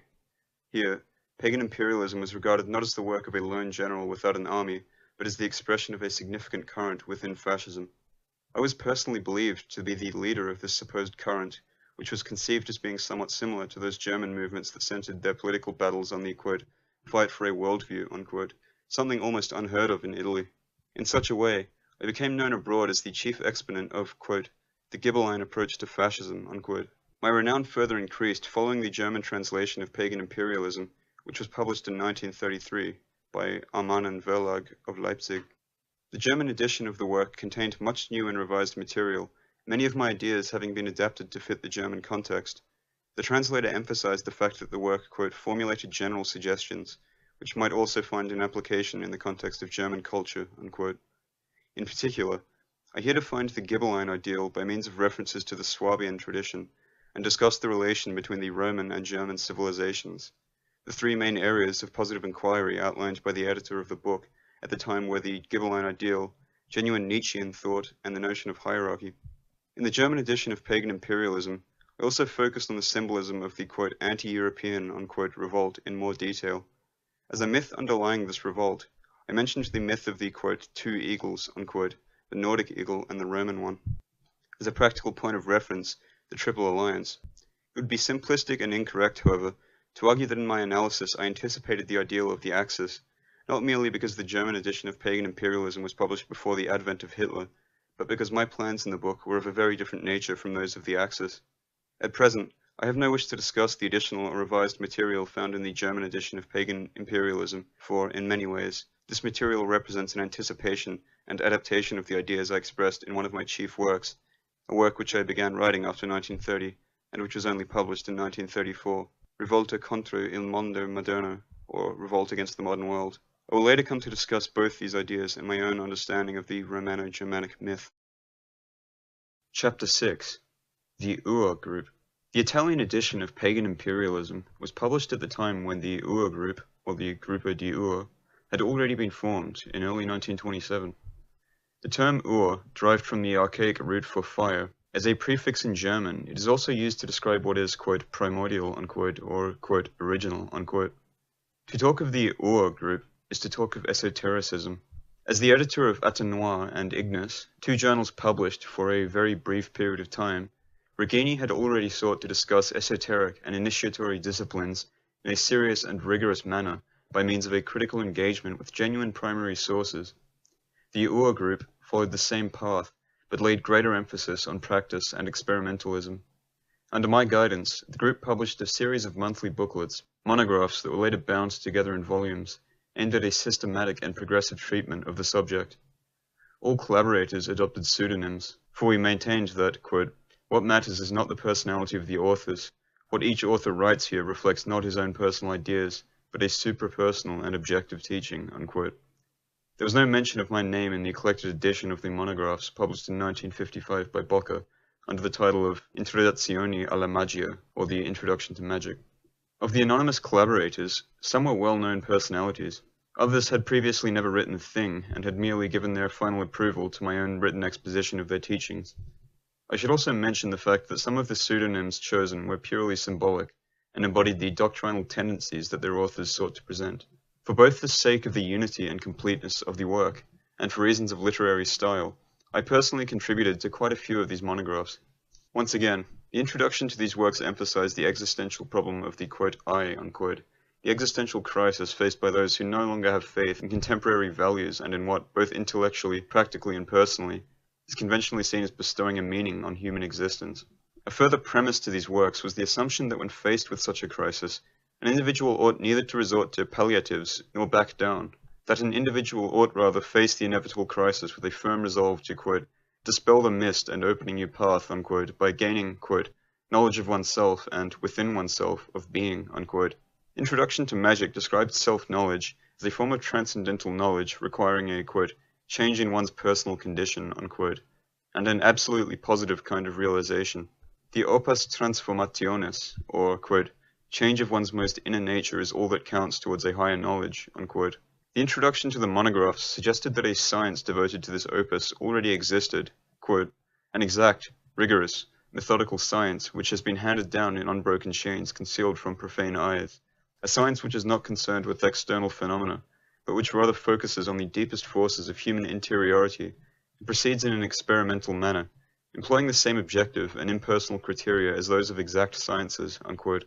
This science, we argued, is connected to, quote, a single tradition which can be found under various guises amongst all peoples, in the form of either that wisdom possessed by regal and priestly elites, or of that knowledge concealed behind sacred symbols, myths, rites, mysteries, and initiations, the origins of which lie in the primordial past, unquote. As I already mentioned, 17 years later the various monographs published by the Ur Group were printed in the form of a single volume entitled Introduction to Magic, subtitled, quote, A Science of the Eye, unquote. The term, quote, magic, unquote, we were keen to emphasize in our introduction, is here to be taken figuratively, for it reflects neither the popular understanding of the word, nor that which was prevalent in antiquity. Magic, in the monographs, was not understood as a series of real or merely superstitious practices aimed at producing extra-normal phenomena. Rather, the term was used to suggest that our group was chiefly focusing on that aspect of initiatory wisdom which is based on an active, sovereign, and dominant approach to spiritual matters. I will later come to consider the historical implications of this approach. The monographs published by the Ur group, therefore, were primarily aimed at providing the reader with a taste of the aforementioned science. This aim was to be achieved by, outlining methods, disciplines, and techniques, and by an in-depth analysis of symbolism, by means of a, description of genuine experiences, and, the republication or translation of rare or little-known texts and extracts, both Eastern and Western, elucidated and commented, The various texts we published included the first Italian translations of the Greek Mithras liturgy from the great magical papyrus of Paris, a few chapters from one of the Tantras, Hermetic texts like the Turba Philosophorum, a few songs of Milarepa, the Pythagorean golden verses, passages of the Buddhist Milindaphana, as well as extracts from Meyrink, Krematz, and Crowley. Finally, the monographs were aimed at providing, synthetic doctrinal outlines, and a critical investigation of the subject matter. The reader was to be presented with the different teachings of various esoteric schools, which he was free to choose from on the basis of his personal inclinations. The Ur group monographs were published in the course of 3 years, from 1927 to 1929. In the subsequent editions of the monographs, the first published by Bocca, the second by Edizioni Mediterranei, the material, now collected in 3 volumes of over 400 pages each, was revised and increased. While the new editions did not include those monographs, which had by then been turned into separate books, they did include new monographs for the sake of completeness. Overall, Introduction to Magic can well be described as a unique work, not least because its treatment of the subject is so remote from the digressing, superficial style most commonly employed by secret societies and sects. I believe that Introduction will continue to serve as an important source in the future for those interested in certain disciplines. Unfortunately, towards the end of its 2nd year, the Ur group underwent a split. The reasons for this are not entirely clear, but have largely to do with the fact that certain people sought to transfer editorial control over the monographs from my hands into those of individuals directly involved in Freemasonry, despite the official suppression of Freemasonry by the fascist authorities. These people admitted their involvement with Freemasonry at a later date, when such a confession was no longer politically dangerous. As this attempt to strip me of editorial control proved unsuccessful, the same individuals sought to prevent the publication of the monographs altogether, again with little success. The only consequence of their endeavour was the departure of one of our most apt, albeit not most frequent, collaborators who, as it turned out, was personally and obscurely connected to one of these dubious characters. Naturally, it would be impossible for me to adequately describe the vast and varied content of the 3 volumes of Introduction to Magic. Besides, this would be a pointless operation, as this book is not my work alone. However, I might mention how one of the monographs, from an initiatory perspective, demolished the psychoanalytical approach which Jung had adopted, to scientifically valorize ancient traditional doctrines and to interpret this symbolism by means of confused talk about, the collective unconscious, archetypes, and, the process of individuation, To provide an idea of the heterogeneous character of Introduction, I might also mention the following contents. An outline of the initiatory theory of knowledge as pure experimentalism, the first part of a well-documented investigation into the initiatory aspects of the Roman tradition, a discussion of Guinon's notion of, initiatory continuity, and of the relation between contemplation and action, an analysis of the limits of Christian mysticism, and a number of remarks concerning ethnology. Most writings contained in Introduction, it should also be noted, deal not with doctrinal matters but with specific methods and practices, and seek to elucidate various forms of symbolism, particularly that of a hermetic kind. The Ur group monographs particularly sought to emphasize the initiatory doctrine of, conditioned immortality, an issue I had already discussed in one of my essays on magical idealism. Introduction to Magic criticized the notion that each individual is naturally endowed with a soul that is by rights, immortal, stating that this represents an illusion typical of exotericism, or, external knowledge, and alien to higher esoteric wisdom.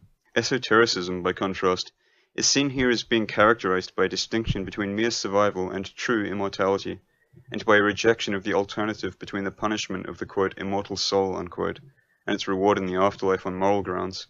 Esotericism rather envisages an alternative between survival in a godly form and complete non-survival, or survival in a temporary larval form, where the former possibility is determined by initiation, or by a similar process aimed at annulling the condition of the ordinarily limited and perishable sense of the wholeness of the "I" by the body and sense perception. The antithesis between exoteric teaching and traditional esoteric doctrine was here described as particularly relevant in the light of the spiritualist beliefs, marked by the kind of faith-based, optimistic, and democratic unrealism which had come to prevail with the advent of Christianity.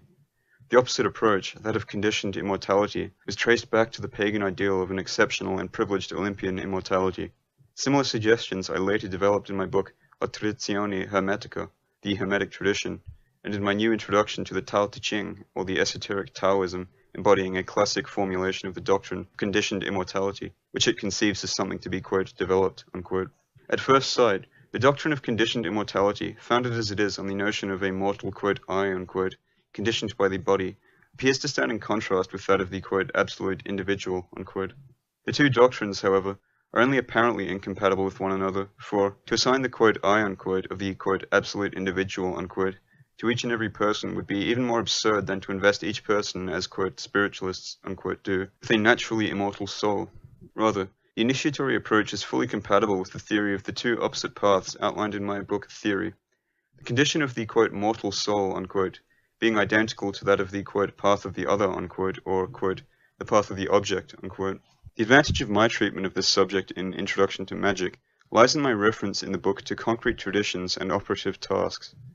The world of the, mortal soul, is identical to what the Indians have termed the world of samsara, and the Chinese the current of transformation. The world where one merely passes from one conditioned and contingent mode of existence to another, with no real sense of continuity. In Hindu terms, this world is also known as the, path of the forefathers, a path opposed to that, of the gods, .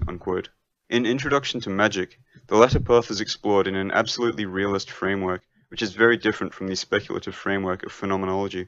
Introduction suggests that, in order to progress towards the, self, it is necessary to know the, "I", in the same crude terms adopted by materialism and positivism. Here, too, lies the true significance of the Buddhist doctrine which denies the existence of an, "I". Once and for all, I here establish the fact that initiatory work, the opus transformationis, by its very nature, is as independent of morality, sentimental drives, and, cultural values, as positive technical science. Naturally, a similar approach shocked theosophists and neo-spiritualists, who accused our group of immorality and, black magic, . From its second volume, Introduction to Magic also engages with the issue of, tradition, and traditional forms. I will discuss the matter later on, when describing my personal contribution and re-evaluation of the views of Bachhofen, Werth, and Guinan. As for the Ur group, it sought to establish a, chain, by means of group practices. The criteria the group adopted, and the corresponding operative instructions, were outlined in two monographs in Introduction. At least two of the members of this operative nucleus possessed genuine powers. As for the aims of the group, its chief goal was to awaken a higher force which might aid the personal work of each individual member. As a psychic body, the group also pursued a more ambitious goal, that of evoking a power from on high. Had the group succeeded in this goal, it might have even been able to secretly influence the forces generally prevailing at the time. The direction this influence might have taken would roughly have corresponded to the one outlined in pagan imperialism and embodied by the, Roman, ideals of Regini. Yet such goals were never accomplished. For the sake of honesty, I should point out that some of the phenomena pertaining to the group which are described in Introduction are best approached with a certain degree of reservation. The operative nucleus was disbanded in the second year of the group's existence, partly on account of the aforementioned schism that had taken place. Having failed to accomplish its goals, the group abandoned the idea of exercising any influence on the external world. Besides, I was personally doubtful as to the possibilities of collective operative work in general. It might be interesting to note, however, that at one stage, Mussolini came to believe that someone was seeking to influence him by magical means. This happened at a later date, in 1930 or 1931 if I am not mistaken. At that time, a number of papers which regularly published articles of mine were suddenly given the order to turn down my work. I've never been able to ascertain the reasons behind this resolution. In the pages of Introduction, we had criticized those people who challenged us to prove the effectiveness of supernatural powers, not by means of extraordinary feats such as hurling the Himalayas into the Pacific Ocean, but through, irrelevant, actions like raising a paper knife a few centimeters above a desk.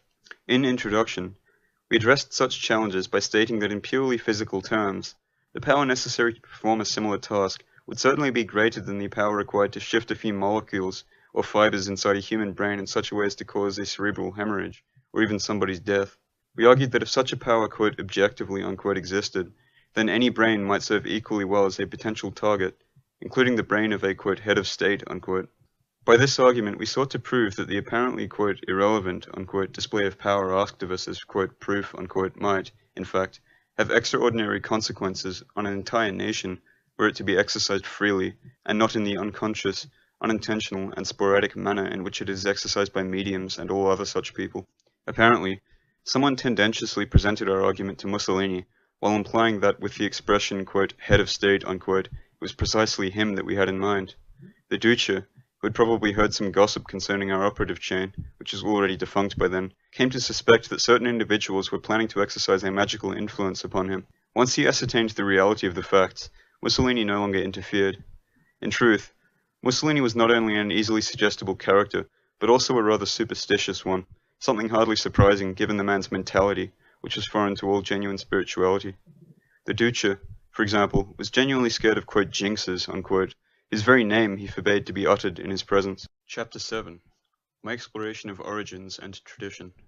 It is now time for me to discuss how, at the time of the Ur group, I gradually came to extend my field of interest and became acquainted with new ways of thinking. I will here emphasize how I was influenced by the ideas of J.J. Bachhofen, R. Guénon, H. Wirth, and Guido di Giorgio in particular. I already mentioned the fact that it was Regini who first mentioned the works of Guénon to me. My initial reaction to this unequaled master of our time was rather negative, both because my, quote, personal equation, unquote, was so different from that of Guénon, his character was essentially, quote, intellectual, unquote. It is not by chance that Guénon has been dubbed the Descartes of esotericism, and because I was still influenced at the time by idealist and Nietzschean views, which I combined with a tantric perspective. I was even to criticize Guénon's book on Vedanta in writing, in the magazine Idealismo Realistico, or Realistic Idealism. Guénon addressed my criticism, but evidently, the two of us were speaking a different language. Only gradually did I come to appreciate the value of Guénon's work, which allowed me to more adequately put my own ideas into focus. First and foremost, Guénon was engaged in a serious and detailed analysis of what he termed, quote, traditional sciences, unquote, as well as in an exposition of myth and symbolism that took account of supra-rational and, quote, intellectual, unquote, elements, in such a way as to distinguish itself from both the so-called comparative study of religion and from the kind of study once pursued by romantics and pursued today by psychoanalysts and irrationalists. Guénon was always keen to emphasize the, quote, non-human, unquote, character of such wisdom. This is what helped me to distance myself from profane culture once and for all, and to recognize the futility of any attempt to establish some sort of foundation and point of reference for, quote, modern thought, unquote.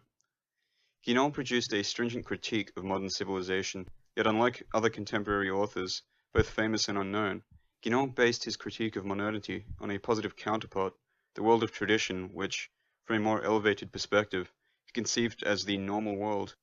Compared to the world of tradition, the modern world appeared as an anomalous and regressive civilization, born of a deep crisis and deviance within humanity. Tradition. This was the basic issue destined to bring my worldview to completion. Guénon used this term in a specific way. Firstly, Guénon only employed the word, quote, tradition, unquote, in the singular, to refer to the primordial tradition from which all specific, historic, and pre-modern traditions had derived as reflections and individual forms, adaptations, and expressions. Secondly, tradition, for Guénon, had nothing to do with conformism or routine, tradition being rather the fundamental structure behind all organic, differentiated, and hierarchical civilizations, civilizations in which all spheres of influence and human activities are ordained from above and directed towards it. The natural center of such a system is a transcendent influence, an order of principles, which in each traditional civilization is embodied by an elite or leader possessing an authority that is unconditioned, legitimate, and impersonal. It is on the basis of this doctrine that my theory of the absolute individual underwent a, quote, mutation, unquote, a shift that might appear paradoxical from an external point of view. How could the absolute individual, the lawless destroyer of all bonds, be reconciled with the idea of tradition? As I already partly suggested, the process that I now envisaged was a descent of the absolute individual from its solitary, abstract, and rarefied heights to the concreteness of historical reality, a descent which implied a transfer of the notion of power. As E. Dodsworth, a commentator of English ancestry, observed, the absolute individual found a perceptible form, almost an embodiment, in those characters situated at the center of "traditional" civilizations, individuals who acted as the axis and absolute legislators of their civilizations. This is the case, for instance, with the sacred or divine, i.e. not merely human, kings, attested to in the mythical cycles of ancient civilizations. For the figure of the sacred king embodies both transcendence and immanence. In Far Eastern terms, he is the real, or transcendent man, the middle power between heaven and earth. What mattered the most to me was to draw light on this transition from what, in exasperatedly individualist terms, is superhuman, to what is non-human, i.e., to the plane of a superior impersonality related to the genuine possession of a transcendent personality and of a role bestowed from above. What I had anticipated in a confused manner in the polemical, violent pages of pagan imperialism, I now elucidated and vested with greater authority. This process disclosed a wide new horizon to my eyes, a horizon which had nothing to do with philosophical speculation. Before turning to discuss my own understanding of tradition, as opposed to that of other writers, I should mention the figure of Guido di Giorgio. His name is only familiar to a few friends, nor, I believe, will many traces survive of Di Giorgio's work in terms of written material. Di Giorgio was a sort of initiate at a wild, chaotic level. He had lived among the Arabs and had personally met Guinan, who held Di Giorgio in great esteem. Di Giorgio was exceptionally learned and knew many languages.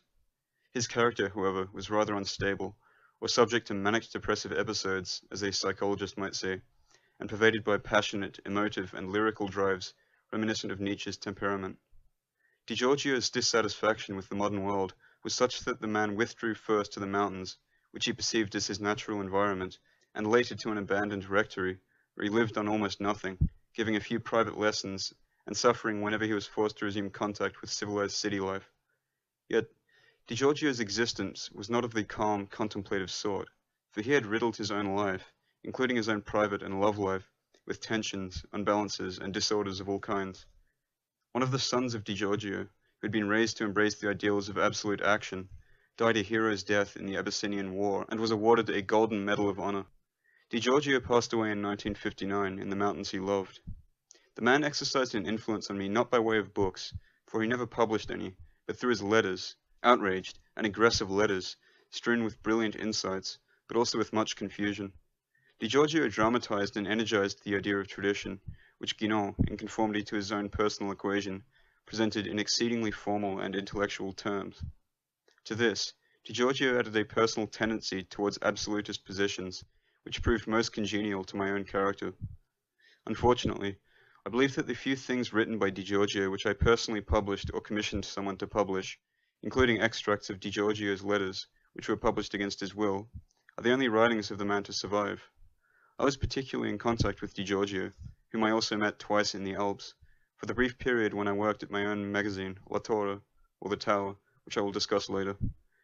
What contributed to distance me from Di Giorgio in more recent times was his embrace of an almost Vedantist form of Christianity. The idea of a Nordic, Hyperborean origin of the primordial tradition was part of the inner doctrines which Guinan promoted. In 1928, in Germany, the Dutch scholar Hermann Wirth published his book Der Aufgang der Menschheit, or The Dawn of Humanity, which further explored the notion of a Nordic origin of tradition. The book was supposedly, scientific, in its approach. Wirth showed no awareness of the esoteric sources known to scholars like Guinan, but discussed the idea of a primeval Nordic Atlantic tradition originating in the remote past exclusively by external means of inquiry, ranging from philology to mythology and ethnology. Wirth sought both to trace the expansion of this original tradition following the great prehistoric migrations, and to define the various phases through which the primordial symbolism had passed as it approached historical times. The scientific foundation of Wirth's muddled endeavor was rather dubious. While Wirth's book contained a great deal of confusion and many digressions, it proved useful to me in my attempt to broaden my own cultural horizons. Wirth's work suggested the need for a study of history that might explore the idea of primordial tradition without any allegedly scientific buttress, something which appeared more detrimental than useful. Not long after, I became acquainted with the thought of J.J. Bachhofen. The works of this 19th century Swiss scholar explored the legal systems, symbols, and cults of ancient traditions, and had been made the object of renewed interest thanks to a partial republication of his studies at the hands of Bernoulli and Boimler. Not unlike Wirth, Bachhofen engaged with the issue of human origins, although he focused exclusively on the Mediterranean world, and did not look as far back as Hyperborean or Nordic Atlantic prehistory. To some extent, Bachhofen also made use of the historical category of quote, tradition, unquote, for he described civilizations and societies which are all founded on the central idea or worldview sustaining all aspects of human life. As a means to define such a center, Bachhofen acknowledged the importance of myths, symbols, and sagas, which he regarded not as fantasies or arbitrary creations, but as expressions of a deeper and more basic reality, as the inner dimension of history and civilization. The other notable contribution of Bachhofen consists in his idea of the differentiated morphology of ancient civilizations. Bachhofen defined two basic forms of civilization, the Urano-virile civilization and the telluric, or lunar, and feminine one. In the former kind of civilization, the highest principle of the universe is embodied by the celestial and luminous element personified by male divinities. In the latter, it is embodied by the principle of life and fecundity personified by the great goddess, by the Magna Mater, or by similar divinities of a feminine, telluric, nocturnal, or lunar character. Each of these two basic notions, according to Bachhofen, informs all aspects of the civilization by which it is embraced. In particular, Bachhofen suggested that the opposition between these two basic principles historically led to an opposition between the quote, heroic unquote, civilization and the quote, Demetric unquote, or Jonicocratic, between Olympian solar cults and chthonic lunar cults, between patriarchy and matriarchy, between the aristocratic ethics founded on difference and pantheistic orgiastic promiscuity. According to Bachhofen, various intermediate or mixed stages can also be found. Besides gathering copious evidence for the contrast between the two opposite worldviews in the fields of ancient religion, mythology, sociology, and law, Bachhofen studied the conflict, both manifest and concealed, between the two types of civilization. A notable example of this work is Bachhofen's description of the rise of ancient Rome in terms of the progressive superimposition of a virile civilization upon a pre-existent substrate oriented in the opposite direction. I personally translated a number of extracts from Bachhofen's writing, in such a way as to provide an overview of his most important ideas. A 250-page book containing such extracts, as well as an introduction and commentary, I composed before the war. However, it was only published by Bocker in 1949 under the title of Mothers and Olympian Virility, Studies in the Secret History of the Ancient Mediterranean World. I will return to this book later on. I was the first in Italy to elicit the same kind of interest in Bachhofen, which had newly awakened among the Germans and Swiss, and yet my book was largely ignored, which is once again indicative of the unresponsiveness of mainstream Italian culture with regard to similar ideas. The different approaches adopted by the authors I have just described allowed me to apply my theory of the quote, two paths unquote, to a new field, the grandiose field of myth and history. I soon sought to combine the ideas of Guénon, Wirth, and Bachhofen while rejecting the latter's evolutionism, for Bachhofen had favored the notion of a progressive evolution of humanity from primordial promiscuity through the Demetric civilization of the mothers and of the divine feminine to the heroic patriarchal civilization of Uranian heroic myths. The culmination of this process, Bachhofen had argued, was modern society, conceived as the quote, rebirth of the West, unquote, in opposition to quote, Asia, unquote. By contrast, I pointed to the necessity of adopting a more dynamic approach by relating each supposed stage in the evolution of humanity to the influence of one among many different peoples reacting against one another. I was also personally aware of the need to oppose the most recent developments, the most recent quote, stage, unquote, of the Urano-patriarchal virile civilization. In truth, this civilization, whether directly or indirectly, can be seen as being always connected to the primordial Hyperborean tradition. Hence, it is possible to speak of its most recent character only in a relative, local sense, in those cases where it has come to affirm itself, following human migrations, in areas which are previously under the influence of an opposite worldview, a worldview characteristic of different peoples with different forms of spirituality. As regards primordial tradition, I was to adopt an opposite perspective from that of Bachhofen, a devolutionary perspective, of the kind favored by Guénon's sources. I observed that history as we know it is marked by a kind of descent and alteration, which has chiefly manifested itself in the dissociation of spiritual authority from the regal, the two forms of authority having originally been indissolubly united. The devolution of humanity is one further issue with regard to which I developed a personal synthesis. I generally described devolution in terms of the contrast between a non-virile, i.e., quote, non-regal, unquote, and, quote, non-central, unquote, spirituality, and what continued to exist as a form of virility lacking any direct contact with the sphere of the sacred and of spirituality. The former element corresponds to, quote, priesthood, unquote, which, at a lower level, takes on devotional aspects and is defined by non-central forms of sacredness, a, quote, lunar, unquote, kind of spirituality. The latter virile element, were it to retain or newly awaken part of its primeval heritage, would be seen to possess the affirmative and, quote, central, unquote, i.e., quote, solar, unquote, Olympian, or even magical, character reflective of its primordial function. One might even describe these two elements in terms of the dichotomy between contemplation and action, and talk of two different kinds of sacredness and even of initiation, one of a warrior and regal kind, the other priestly. It is in this wider context, then, that I chose to make use of Bachhofen's morphology of civilization. While I identified Uranian and heroic civilizations as expressions of the primordial Hyperborean tradition, as the primordial tradition in its, quote, regal, unquote, form, I defined the opposite civilization, the lunar, chthonic civilization of the Great Mother, as a source of change leading to regressive intermediate phases, not least through the influence of external ethnic forces, that folk substrate which the Nordic Atlantic people had first encountered in the course of its migrations. In such a way, I turned Bachhofen's evolutionary plan on its head, while at the same time altering Guinon's scheme, an endeavor which, incidentally, also contributed to reveal the differences between our two, quote, personal equations, unquote. Guinon certainly acknowledged the fact that the manifestation of kingship and priesthood as two separate or even opposite poles was a relatively recent development in the history of humanity. Yet, Guinon argued in favor of the legitimate preeminence, in the present age, of priesthood here associated with, quote, contemplation, unquote, and, quote, knowledge, unquote, over kingship and the warrior caste of the kshatriya, associated with action. By contrast, I argued that both poles being the product of a recent dissociation, one cannot be regarded as possessing greater dignity than the other, for both poles, I suggested, are equally remote from primordial unity. I also suggested that an orientation towards sovereignty might provide a better foundation for any attempt to reintegrate that condition of centrality, i.e., the condition of the absolute individual, which Guinon himself had described as the primordial condition of humanity.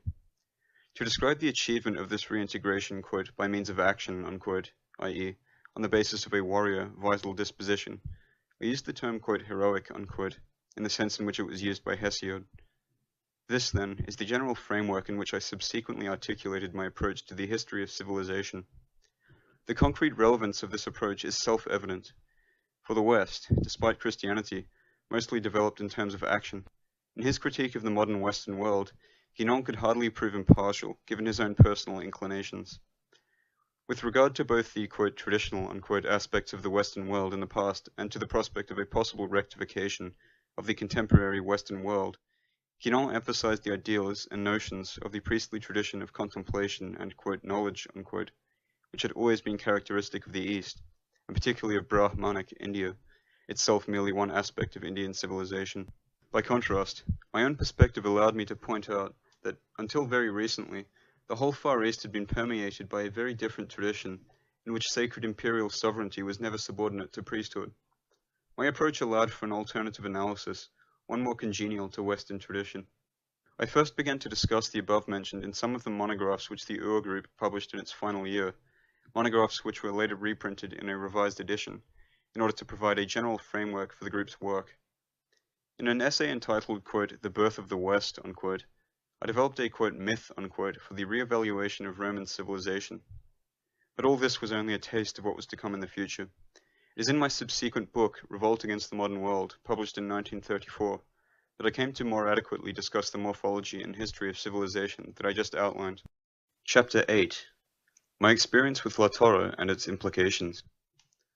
Before progressing any further, I should mention my engagement with La Torre. My publication of this magazine was yet another attempt on my part to enter the political and cultural arena. Having abandoned the extremist and heedless positions of pagan imperialism, I now sought to refer to the idea of, quote, tradition, unquote, and of, quote, traditional civilization, unquote, and to ascertain to what extent it might be possible to influence the Italian milieu in this regard beyond the narrow field of specialist studies. In 1930, when the Ur group had ceased its publications, having discussed what needed to be discussed, I founded the magazine La Torre, which was issued once a fortnight and subtitled, quote, A Paper of Many Approaches to the One Tradition, unquote. Guido di Giorgio was one of the people who inspired me to publish La Torre. I also had a rather multifarious team of collaborators at my disposal, which included, among others, Gino Ferretti, Girolamo Comi, Emilio Servadio, Leonardo Grassi, and Roberto Pavisi. The editorial of the first issue stated that the magazine sought to gather the few people capable of a revolt against contemporary civilization. It read, quote, "Our paradigm on all levels is the sovereign right of ascetic, heroic, and aristocratic privilege, as opposed to all that which is practical, conditioned, and temporal, and which is in any way driven by passion or utility, whether individual or collective. Our paradigm is the firm protest against the insolent omnipresence of economic and social tyranny, against the collapse of all higher points of reference into what is most basely human," unquote. Quote, "Philosophy, art, politics, science, even religion," unquote, were here stripped of any right and possibility to exist merely in themselves, and to be of any relevance outside a higher framework. This higher framework coincided with the very idea of tradition, which elicited the need, quote, "for a light to shine forth in all fields, a light that might once more reflect the meaning of existence, of life and death, and which might raise all values, both natural and supernatural, to a new level of heroic synthesis and freedom," unquote. To the best of our abilities, by avoiding all compromises, we sought to promote the aforementioned values in various fields and in a variety of ways, including by poetic and literary means, which, however varied, would nevertheless reflect a single ideal. La Torre stood as the self-proclaimed symbol, quote, "not of shelter or of some kind of mystical escapism, but of resistance, combat, and a superior sense of reality," unquote. Again, in the very first issue of the magazine, in a short article entitled, quote, "Identity Card," unquote, I discussed our approach to politics and fascism. The purpose of our magazine, I then argued, quote, "is to defend ideals unaffected by any political regime, be it fascist, communist, anarchist, or democratic. These ideals transcend the political sphere, yet, when translated on the political level, they necessarily lead to qualitative differences, which is to say, to hierarchy, authority, and imperium in the broader sense of the word," unquote, as opposed to, quote, "all forms of democratic and egalitarian turmoil," unquote. I then emphasized that, quote, "to the extent to which fascism embraces and defends such ideals, we shall call ourselves fascists, and this is all," unquote. In the article, I also noted how such an approach was exactly the opposite of that which was most common at the time, which consisted in adhering to the fascist regime and party a priori, and in conforming to either condemn or defend given ideas on the sole basis of contingent political necessity. Ultimately, our own approach questioned the primacy of politics over ideals, and the subordination of the latter to the former. On the contrary, we maintained that politics were to be subordinated to ideals, quote, "unless politics is to become a base, empirical, and contingent matter," unquote. In our analysis, we also questioned another aspect of contemporary political reality, the belief that fascist identity merely served as, quote, "a badge of mediocrity, allowing each person openly to profess the most peculiar and varied opinions," unquote. Rather, we argued that genuine ideals, those of tradition, were to be placed at the forefront, and that it was only on the basis of such ideals that a political system transcending what was later to be described as, quote, "totalitarianism," unquote, with respect to unity, authority, and coherence might be advocated. The first issue of La Torre having already stirred a certain degree of controversy, the editorial of issue number 5, entitled, quote, "Things Settled, Unequivocal Ideas," unquote, reaffirmed what had already been argued. The piece read, quote, "We're neither fascists nor anti-fascists. Anti-fascism means nothing," unquote. Yet we also suggested for, quote, "the irreducible enemies of all plebeian politics and, quote, nationalist ideology," unquote, "of all political plots and party spirit, fascism is not enough," unquote. Quote, "We would like a more radical, intrepid fascism, a truly absolute fascism founded on pure energy and subject to no compromise," unquote. On these grounds, we argued that, quote, "the label, quote, anti-fascist," unquote, only suits us to the extent that it suits those wishing to go beyond fascism," unquote. The editorial ended with the words, quote, "We have no fear of admitting, and believe that those in charge should know, that La Torre represents an attempt to allow overseas commentators to judge the extent to which it is possible to exercise a rigorously imperial and traditionalist thought in fascist Italy, without political subjection, and with the genuine aim of defending certain ideals," unquote. Backlash followed, and not because of the doctrinal or cultural content of the magazine, which, given its elevated standard, was largely ignored by fascists, but on account of one rubric entitled, quote, "The Bow and the Club," unquote, or L'arco e la clava, where the bow strikes at a distance and the club does so only within range of one's hands. This rubric consisted of a newspaper review, an attack on the worst features of the contemporary press which spared no criticism whatsoever. Just to provide an example, when a reader remarked that some of our views did not quite agree with those of Mussolini, we replied, quote, "All the worse for Mussolini," unquote. It might certainly be argued, then, that Latorre represented something quite unique and unprecedented in fascist Italy. Fascist circles were initially shocked by our publication. Soon, however, we were made the object of more violent and brutal reactions, particularly because our, quote, "club," unquote, was striking at real gangsters, men devoid of all qualifications, who had been awarded the role of arrogant representatives of fascist, quote, "thought," unquote, and, quote, "culture," unquote, merely on account of their past as blackshirts, or their dull fanaticism, a truly pathetic spectacle. A typical example of such people is the small, once futurist group behind L'Impero, or the Empire, a paper published by M. Carli and E. Settemelli. An even more significant case is that of one Asfero Gravelli, a real blackmailer who was then the director of a magazine entitled Anti-Europa, which addressed an overseas public. Gravelli's worthy ally was Guglielmo Danzi, also the editor of a fascist paper. The reason we criticized such people was that they were twisting ideas not too dissimilar from our own, while believing themselves untouchable because of the lofty position they had irresponsibly been awarded within fascist circles.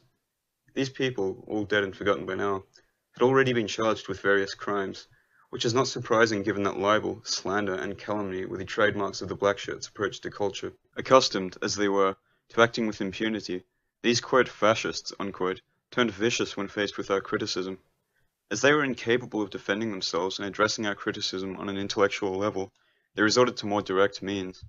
What followed were vile slanders, quote, "chivalrous," unquote, disputes, lawsuits, and acts of physical aggression. For a period of time, I was forced to walk around with a few bodyguards, other fascists, sympathetic to my cause. Failing to meet their goals, these, quote, "gentlemen," unquote, by way of their personal acquaintances, turned to the higher echelons of the fascist party and to its former secretary, Achille Starazzi. Latorre could not be suppressed, for the magazine was far from criticizing fascism from an anti-fascist perspective, and promoted ideas which, in a sense, were more right-wing than what was then common. The only issue of Latorre to have been seized was the third issue, on the grounds of its attack on that veritable aberration known as the fascist, quote, "demographic campaign," unquote. The police then informally asked me to stop publishing the magazine. As I ignored this suggestion, which had no legally binding value, the police forbade all publishers in Rome to print the magazine. I complained of this to Arpanati, who was then the Minister of the Interior, and who had once published some of my writing in the cultural magazine he had founded at Bologna. No doubt, Arpanati himself had received orders from above, for he mentioned how difficult the publication of Latorre had become, and suggested we discuss the matter once things had settled. By then, however, I was sick of the whole thing and went off to the mountains. I had published Latorre for a mere 5 months. 10 issues had been printed, and by the 15th of June 1930 it was all over. Both fascist party leaders and the police were keen to know who was behind Latorre. Such people could not imagine that a similar campaign might have been orchestrated by independent individuals, foreign to the party and pursuing no political aims, but moved by sincere love for the ideals of the true right. And yet, this was really the case. This brief episode in my career was also revealing of the idealistic nature of my work at the time, and of my lack of tact and practicality, something which had already emerged with my publication of Pagan Imperialism. In order to have the freedom to operate as I pleased, it would have been necessary for me to have had some solid political backing. As no one really bothered to examine the matter in more detail, the rumors which followed the suppression of Latorre proved enough to alienate me for some time from most of the press, and to give me an anti-fascist reputation. I then decided to personally develop and present my ideas on tradition in one systematic work, which would touch upon the history of civilization and the critique of the modern world, matters which ought to have been discussed in a more accessible and detailed manner in Latorre. This is how my most important book, Revolt Against the Modern World, came into existence. It might now be worth ignoring the chronological framework for a moment, in order for me to describe one peculiar episode related to my publication of Latorre. Within fascism, certain men of character met an ill fate because of their denunciation of the misdeeds of powerful, influential members of the party. One such man was Giovanni Preziosi, who was stripped of editorial control over the Neapolitan paper Il Mezzogiorno, or The Noon, and was forced to limit his work to his old but combative monthly magazine Vita Italiana, or Italian Life. Preziosi gradually regained the trust of Mussolini, who, in a way, granted immunity to Vita Italiana, for here Preziosi was allowed to voice his personal opinion to everyone. Preziosi was also feared at the time because of a mysterious archive he had been assembling over the years. It was said that the contents of this archive could discredit many people, both past and present. While Preziosi remained deeply, almost feudally faithful to Mussolini, he was a free, brave, loyal, and truly honest man. Not long after, Preziosi joined Roberto Farinacci, an individual who held a unique position within the fascist regime. Former secretary of the party at a critical time, Farinacci enjoyed significant prestige, not least because of his courage and strength of character. With regard to Mussolini, he refused to assume the servile attitude which almost everyone else adopted in the Duce's company. Farinacci, too, had lost Mussolini's favor on account of having compromised the reputation of Mussolini's brother by revealing some shady business conducted by one of his proteges, a party leader from Milan. Nevertheless, Farinacci retained an autonomous and influential role, and his newspaper, Regime Fascista, or the Fascist Regime, was the most, quote, orthodox, unquote, fascist paper after Il Popolo d'Italia, or the People of Italy. Preziosi had heard about La Torre, and knew perfectly well what gangsters and party sharks we of La Torre were facing. He then invited me to publish my work in Vita Italiana, and subsequently put me in touch with Farinacci. Amazingly, I found a, quote, holy patron, unquote, in Farinacci. The man, of course, has not been spared the systematic and indiscriminate denigration which is conducted today with regard to figures of the past. What I can say of Farinacci, in all truth, is that he was a brave and loyal man. Those who supported Farinacci could be certain that he would not betray them, but defend their cause, if just, to the very end. Besides, as Farinacci enjoyed direct access to Mussolini, his friendship was of momentous importance. Farinacci acknowledged the limits of his own culture, and believed that I could be the right person to contribute to the right-wing intellectual revolution which certain individuals within the fascist regime aspired to implement. Farinacci accepted my proposal to publish a special page entitled, quote, Problems of the Spirit in Fascist Ethics, unquote, in his paper Regime Fascista. I was granted complete freedom and full editorial control over this page. The fact that I had never joined the party, nor intended to become a member, did not bother Farinacci, who trusted me completely. It so happened, paradoxically, that in these pages published in Farinacci's newspaper, I resumed my defense of those, quote, traditional, unquote, values which alone, I believed, could embody the higher potentialities of a, quote, fascist, unquote, movement. The very endeavor which had caused me to be branded an, quote, anti-fascist, unquote, in the first place. La Torre, purged of its more inflammatory ad hominem polemics, thus found a new, safe embodiment in the pages of one of the milestones of fascist, quote, orthodoxy, unquote. I published my page in Regime Fascista for many years. If I am not mistaken, I began in 1932 and continued throughout the war. Almost each issue featured the contribution of an overseas writer in order to provide a picture of the cultural and political milieu of the European right. Among these writers, I might mention Gonzaga du Renault, Sir Charles Petrie, Prince K. A. Rohan, O. Spann, E. Dodsworth, F. Evoling, who was the monarchy deputy in the Reichstag, and A. E. Gunther. René Guénon granted me to publish a translation of extracts from books and essays of his, which he first signed using the pseudonym of Ignitus, and later using his real name. In this page, I even featured the work of a prominent Jew, Wolfskiel, who had once belonged to the circle of Stefan George. Other names included former colleagues of mine from La Torre, who numbered among the few representatives of, quote, traditionalist, unquote, and aristocratic thought in Italy. The publication of my own section in Farinacci's paper was, again, something rather unique at the time. Yet few people took advantage of the possibilities it offered, and not because of objective hindrances, for both Farinacci and I, and this certainly goes to Farinacci's merit, cared little whether the writers we published might be members of the party or not. Potential collaborators in this respect had little to fear, and besides, they would also have received some financial compensation for their contribution to the paper. But despite all this, my page received little attention, and I struggled to get my hands on the appropriate kind of material, my selection of writings being a rigorous one, of course, as to assure a coherent approach. The fact that my editorial endeavor was largely overlooked was perhaps due to the inappropriateness of the paper to host such a subject, for Regime Fascista was a political newspaper rather than a cultural magazine.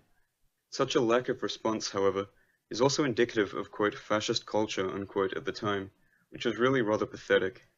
The fascist, quote, revolution, unquote, in Italy had only affected certain political bodies. Even from a political perspective, it had only been a half-hearted attempt at revolution, which never led to the development of a coherent, systematic, and uncompromising doctrine of the state. This is not the right place to discuss what elements of fascism might have assumed a traditional character, and thus have acted not as something new, but as the specific adaptations of ideas reflecting the great, traditional politics of Europe, and what features of fascism, on the contrary, were the worst, most notably, its promotion of, quote, totalitarianism, unquote, in place of, quote, organic statehood, unquote, its ambition to embody a regime of the masses, its Napoleonic dictatorship and emphasis on the personal figure of the leader, its half-hearted corporatism, its attempt to overcome the class divisions established by Marxism in the industrial and economic sphere by means of inefficient bureaucratic superstructures, the grotesque, insolent, and pedagogic attitude of Gentile's, quote, ethical state, unquote. In strictly cultural terms, however, the fascist, quote, revolution, unquote, was simply a joke. All that was required in order to become a representative of fascist, quote, culture, unquote, was to be a member of the party and to pay formal, conformist tribute to the Duce. All else was more or less irrelevant. Mussolini once said that party membership did not bestow intelligence. He also ought to have pointed out that intelligence in itself has nothing to do with the kind of spiritual education which fascism sought to cultivate. Instead of starting from scratch, of ignoring fame and big names, instead of subjecting each intellectual candidate to a radical reassessment, fascism, with provincial and bourgeois ambition, chose to welcome all the, quote, cultural representatives, unquote, of the bourgeoisie, as long as they could give proof of their formal and irrelevant adherence to the regime. This led to pathetic cases such as that of the Accademia d'Italia, the members of which were largely agnostic or anti-fascist in their private beliefs. But the same is also true of many other men who were assigned to prominent roles within the fascist cultural establishment and media. It is not surprising, therefore, to find many of these gentlemen now donning a new uniform in democratic anti-fascist Italy. A particularly pathetic case is that of the so-called Istituto di Studi Romani, or the Institute of Roman Studies.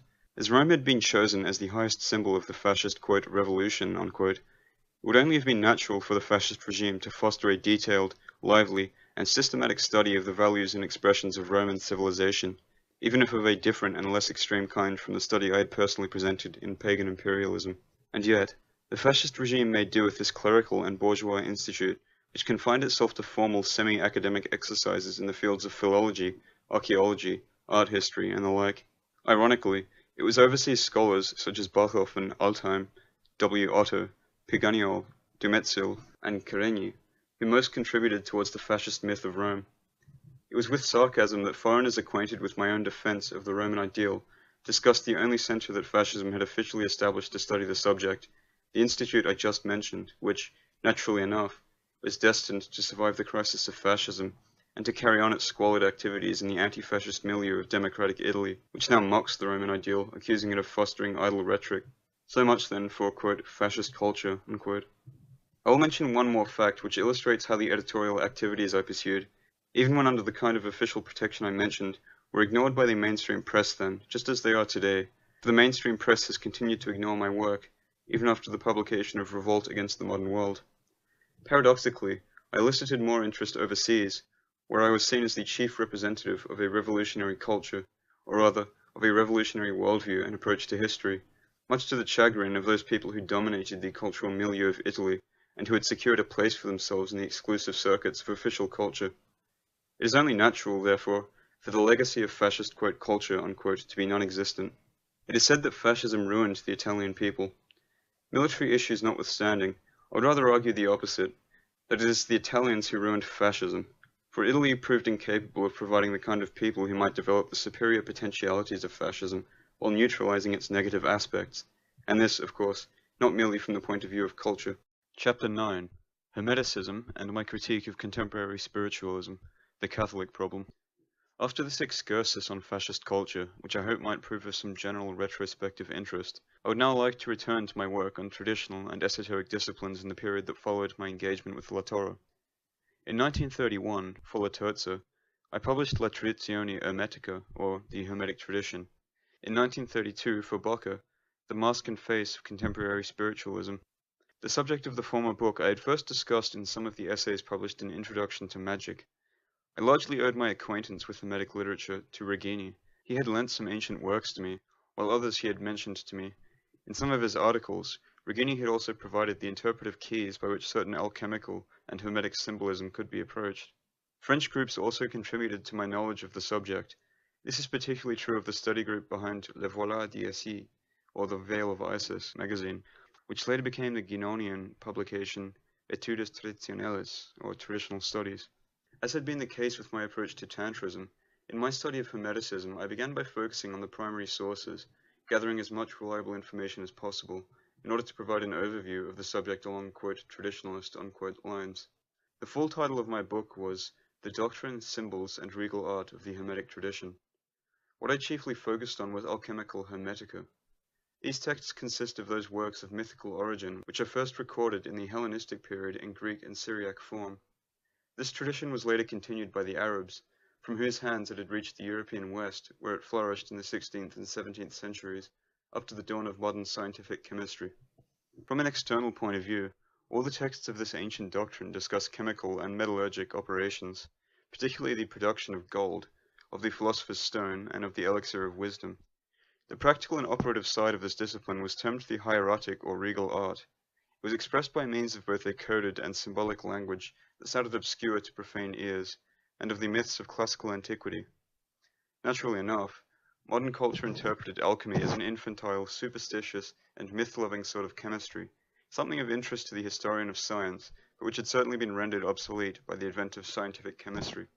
A similar analysis, however, ignores what Hermetic authors have always made clear, that is, that their writings are not to be taken literally, for they are written in a secret language. Hermetic authors claim to be writing only for themselves and for those who already know, as their secret doctrine can exclusively be learnt from a master or by means of a sudden enlightenment.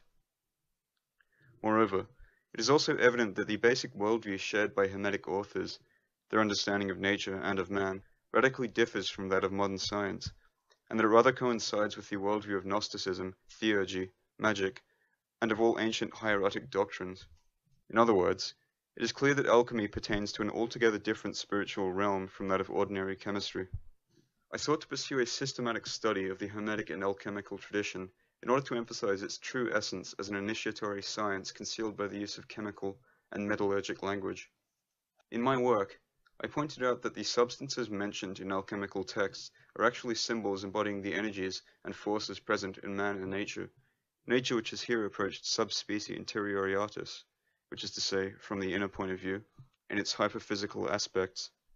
The various alchemical operations are essentially concerned with the initiatory transformation of the human being. Alchemical, gold, is a metaphor for the immortal and invulnerable being, here conceived in terms of the aforementioned theory of conditioned immortality, which is to say, not as a given, but rather as something which is to be obtained by means of a secret procedure. On the whole, alchemy is founded on a specific cosmology and a symbolic operative system. What I have just said applies to the most genuine and essential side of the alchemical tradition, stripped of its dross and of secondary or accessory components. The dross of alchemy consists of the speculations and endeavors of those individuals who have mistakenly taken alchemical symbolism literally and have performed all sorts of material tasks and disorderly experiments, which can indeed be described as infantile and pre-scientific attempts at chemistry. The true, sons of Hermes, however, dubbed such people, coal burners, to signify that they were nothing but profane practitioners who might lead the true science of alchemy to its ruin. As for the secondary or accessory components of alchemy, these consist in the possibility of actually changing matter, for instance, by transforming metals, but by very different means from those of modern science, by means, that is, of altering matter, from within, thanks to supernormal abilities closely related to the internal self-transformation of the initiate, this being the chief purpose of the alchemical art. In the light of these aims of the regal art, any psychological and psychoanalytic interpretation of alchemy, of the kind which has recently been suggested, clearly appears inadequate. Alchemy has nothing to do with the products of the subconscious, with images of libido, or with the involuntary and compulsive manifestation of Jungian archetypes, on the unreal and subjective level of the human psyche. Rather, alchemical processes are concrete operations possessing genuine power and deriving from specific forms of knowledge. An emphasis on these features of alchemy is what informed my own treatment of the subject. The purpose of my book, however, was not only to provide an interpretation of alchemical hermeticism from an initiatory perspective, but also to focus on alchemy as the embodiment of one of the two chief paths of tradition, the regal, active, and virile path, the other being the priestly or ascetic and contemplative path. Alchemical hermeticism certainly placed an emphasis on the practical and operative side of the art, and hence on action and spiritual, experimentation, The very name most frequently given to alchemy is revealing in this sense. Alchemy is the ars regia, the regal art. But more revealing still are the stages of alchemical self-realization. According to all texts, the alchemical great work consists of three main phases, symbolized by three different colors, black, white, and red, which correspond to the phases of nigrido, albedo, and rubido, respectively. Nigrido, also known as the quote, blackening, unquote, roughly corresponds to the death of the physical quote, I, unquote, and to the transcendence of the limits of ordinary individuality. Albedo, or the quote, whitening, unquote, represents the ecstatic opening experienced by the initiate, his experience of light, but merely in a passive manner, which is why this phase is also known as the rule of the woman or of the moon. Albedo is then transcended when one reaches the final and most perfect stage in the alchemical process, rubido, or the quote, reddening, unquote, which consists of the reaffirmation of the virile sovereign nature, so that the woman is overcome by the rule of fire and of the sun. Some Hermetic authors explicitly link the color red to regal or imperial purple. Later, in 1932, I published a critical edition of the work of a 17th century Italian follower of Hermeticism, Cesare della Riviera, for Laterza. The work is entitled Il Mondo Magico degli Heroi, or The Magical World of Heroes, and dedicated to a Prince of Savoy.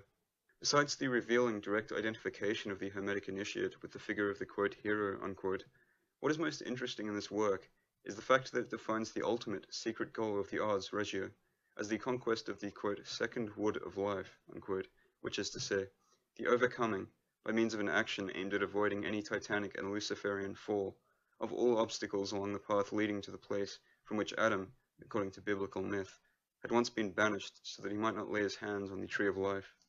The Hermetic texts I focused on, therefore, testify to the underground endurance of a tradition embodying that branch of the primordial tradition I was personally most interested in, even in the context of a civilization where an exoteric form, Christianity, of the opposite character had prevailed. As possible reasons for the aforementioned disguise adopted by alchemical doctrine, then, I not only mentioned the obvious fact that all traditional, quote, inner doctrines, unquote, i.e., all forms of esotericism, are kept secret, but also the fact that the initiatory ideal of Hermeticism is truly in contrast with Christian religious values. Had Hermeticism merely consisted of a particular brand of mysticism, a kind of salvationist doctrine of rebirth and ecstasy, as some have suggested, there would have been no need for it to employ such veiled language. Alchemical Hermeticism, rather, embodied a pre-Christian and non-Christian spiritual tradition. In this regard, the role of pagan mythology within alchemy is certainly revealing, the gods and their endeavors symbolizing the teachings, different levels and operations of the ars regio. Carl Gustav Jung, on his own accord, claimed that my book on alchemical Hermeticism was one of the most important studies of the subject ever to have been written. I honestly believe that my work remains the most exhaustive treatment of alchemy from an inner, traditionalist perspective. A second edition of the book was published by Laterza in 1948, a third by Edizioni Mediterranee in 1971. In 1962, Chicornac published a French translation of the text, which includes a few additional quotations. Admittedly, on account of editorial limitations, my book discussed only a small part of the material I had gathered in the course of my personal investigation of the subject.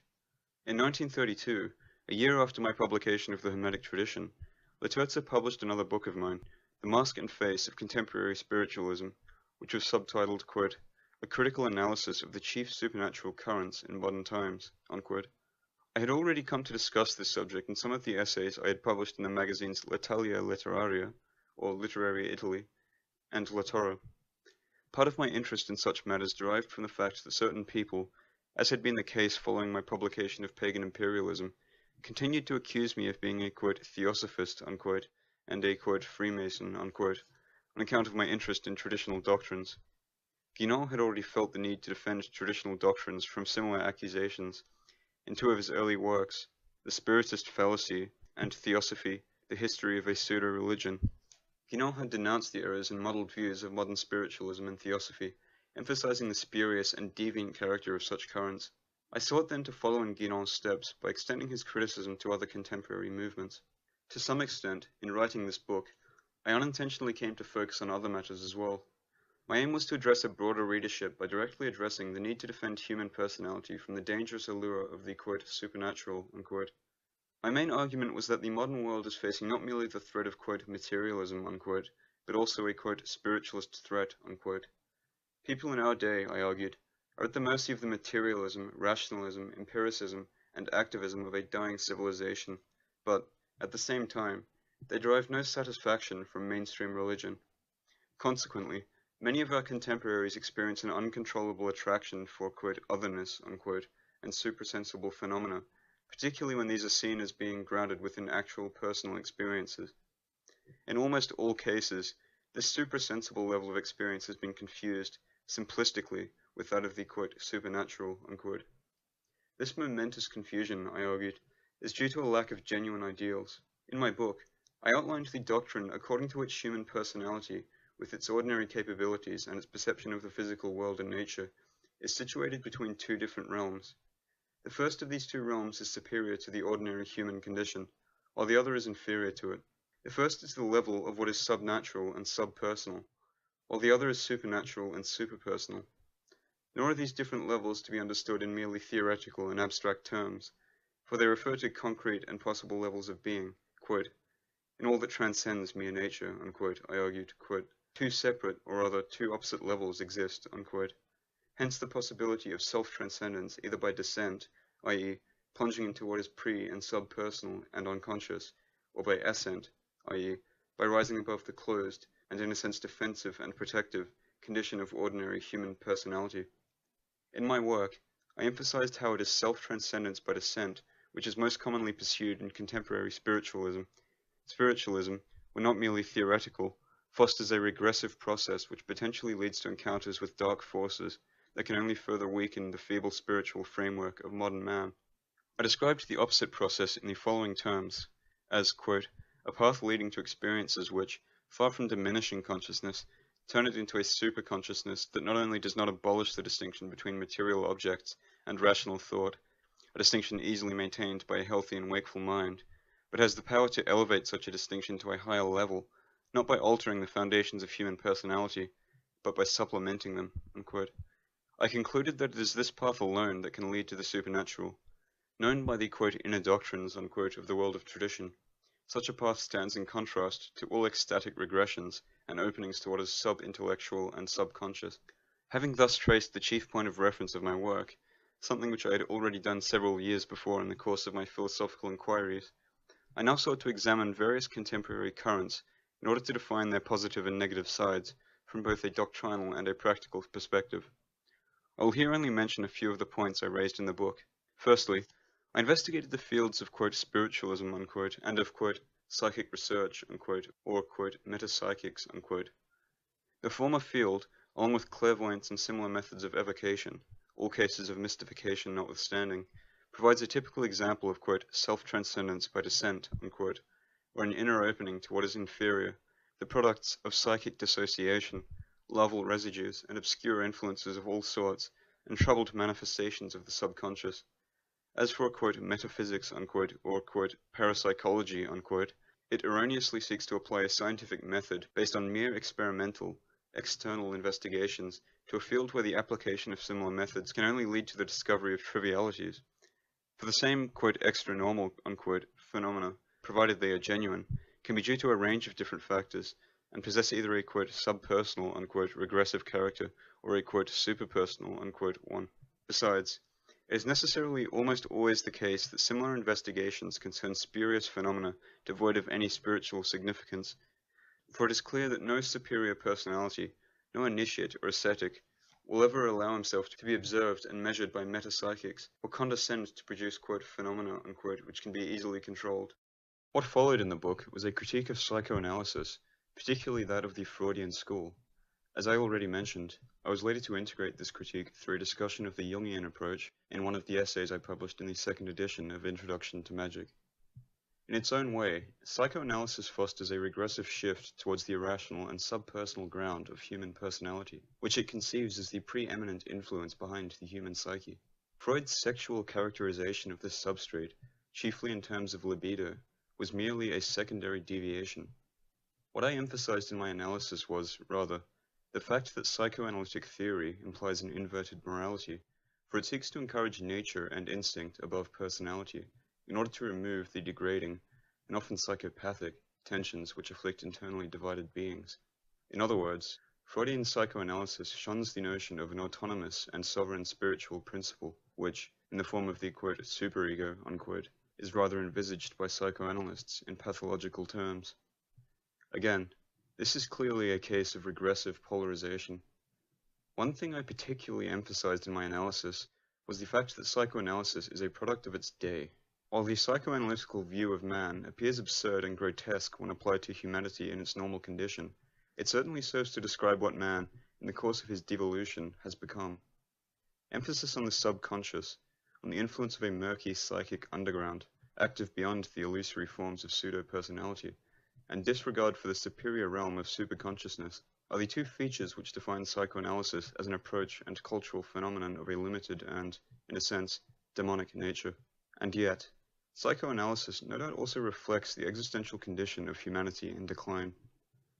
The two following chapters of the book provided a critique of both Anglo-Indian theosophy, i.e., the teachings of Blavatsky and Besant, which Guénon chose to describe as the theosophism rather than as theosophy, the latter term possessing august antecedents, and of Steiner's anthroposophy. The nature of these chapters was more theoretical, their purpose to distinguish authentic traditional doctrines from the distortion perpetrated by these sects, which are influenced by the prejudices of modern Western, and particularly Anglo-Saxon thought, evolutionism, humanitarianism, democracy. Perhaps, as Guénon suggested, I ought to have been more critical of anthroposophy, and ought to have spent some more words on the figure of its founder, Rudolf Steiner. What was paradoxical in the case of Steiner was the fact that he had shown himself aware of the need for a, quote, spiritual science, unquote, which is to say, of the need for a discipline that would apply the same values of positivism, clarity, and exactitude which define modern natural sciences to the field of the suprasensitive, something which initiatory techniques indeed do, as I emphasized in Introduction to Magic.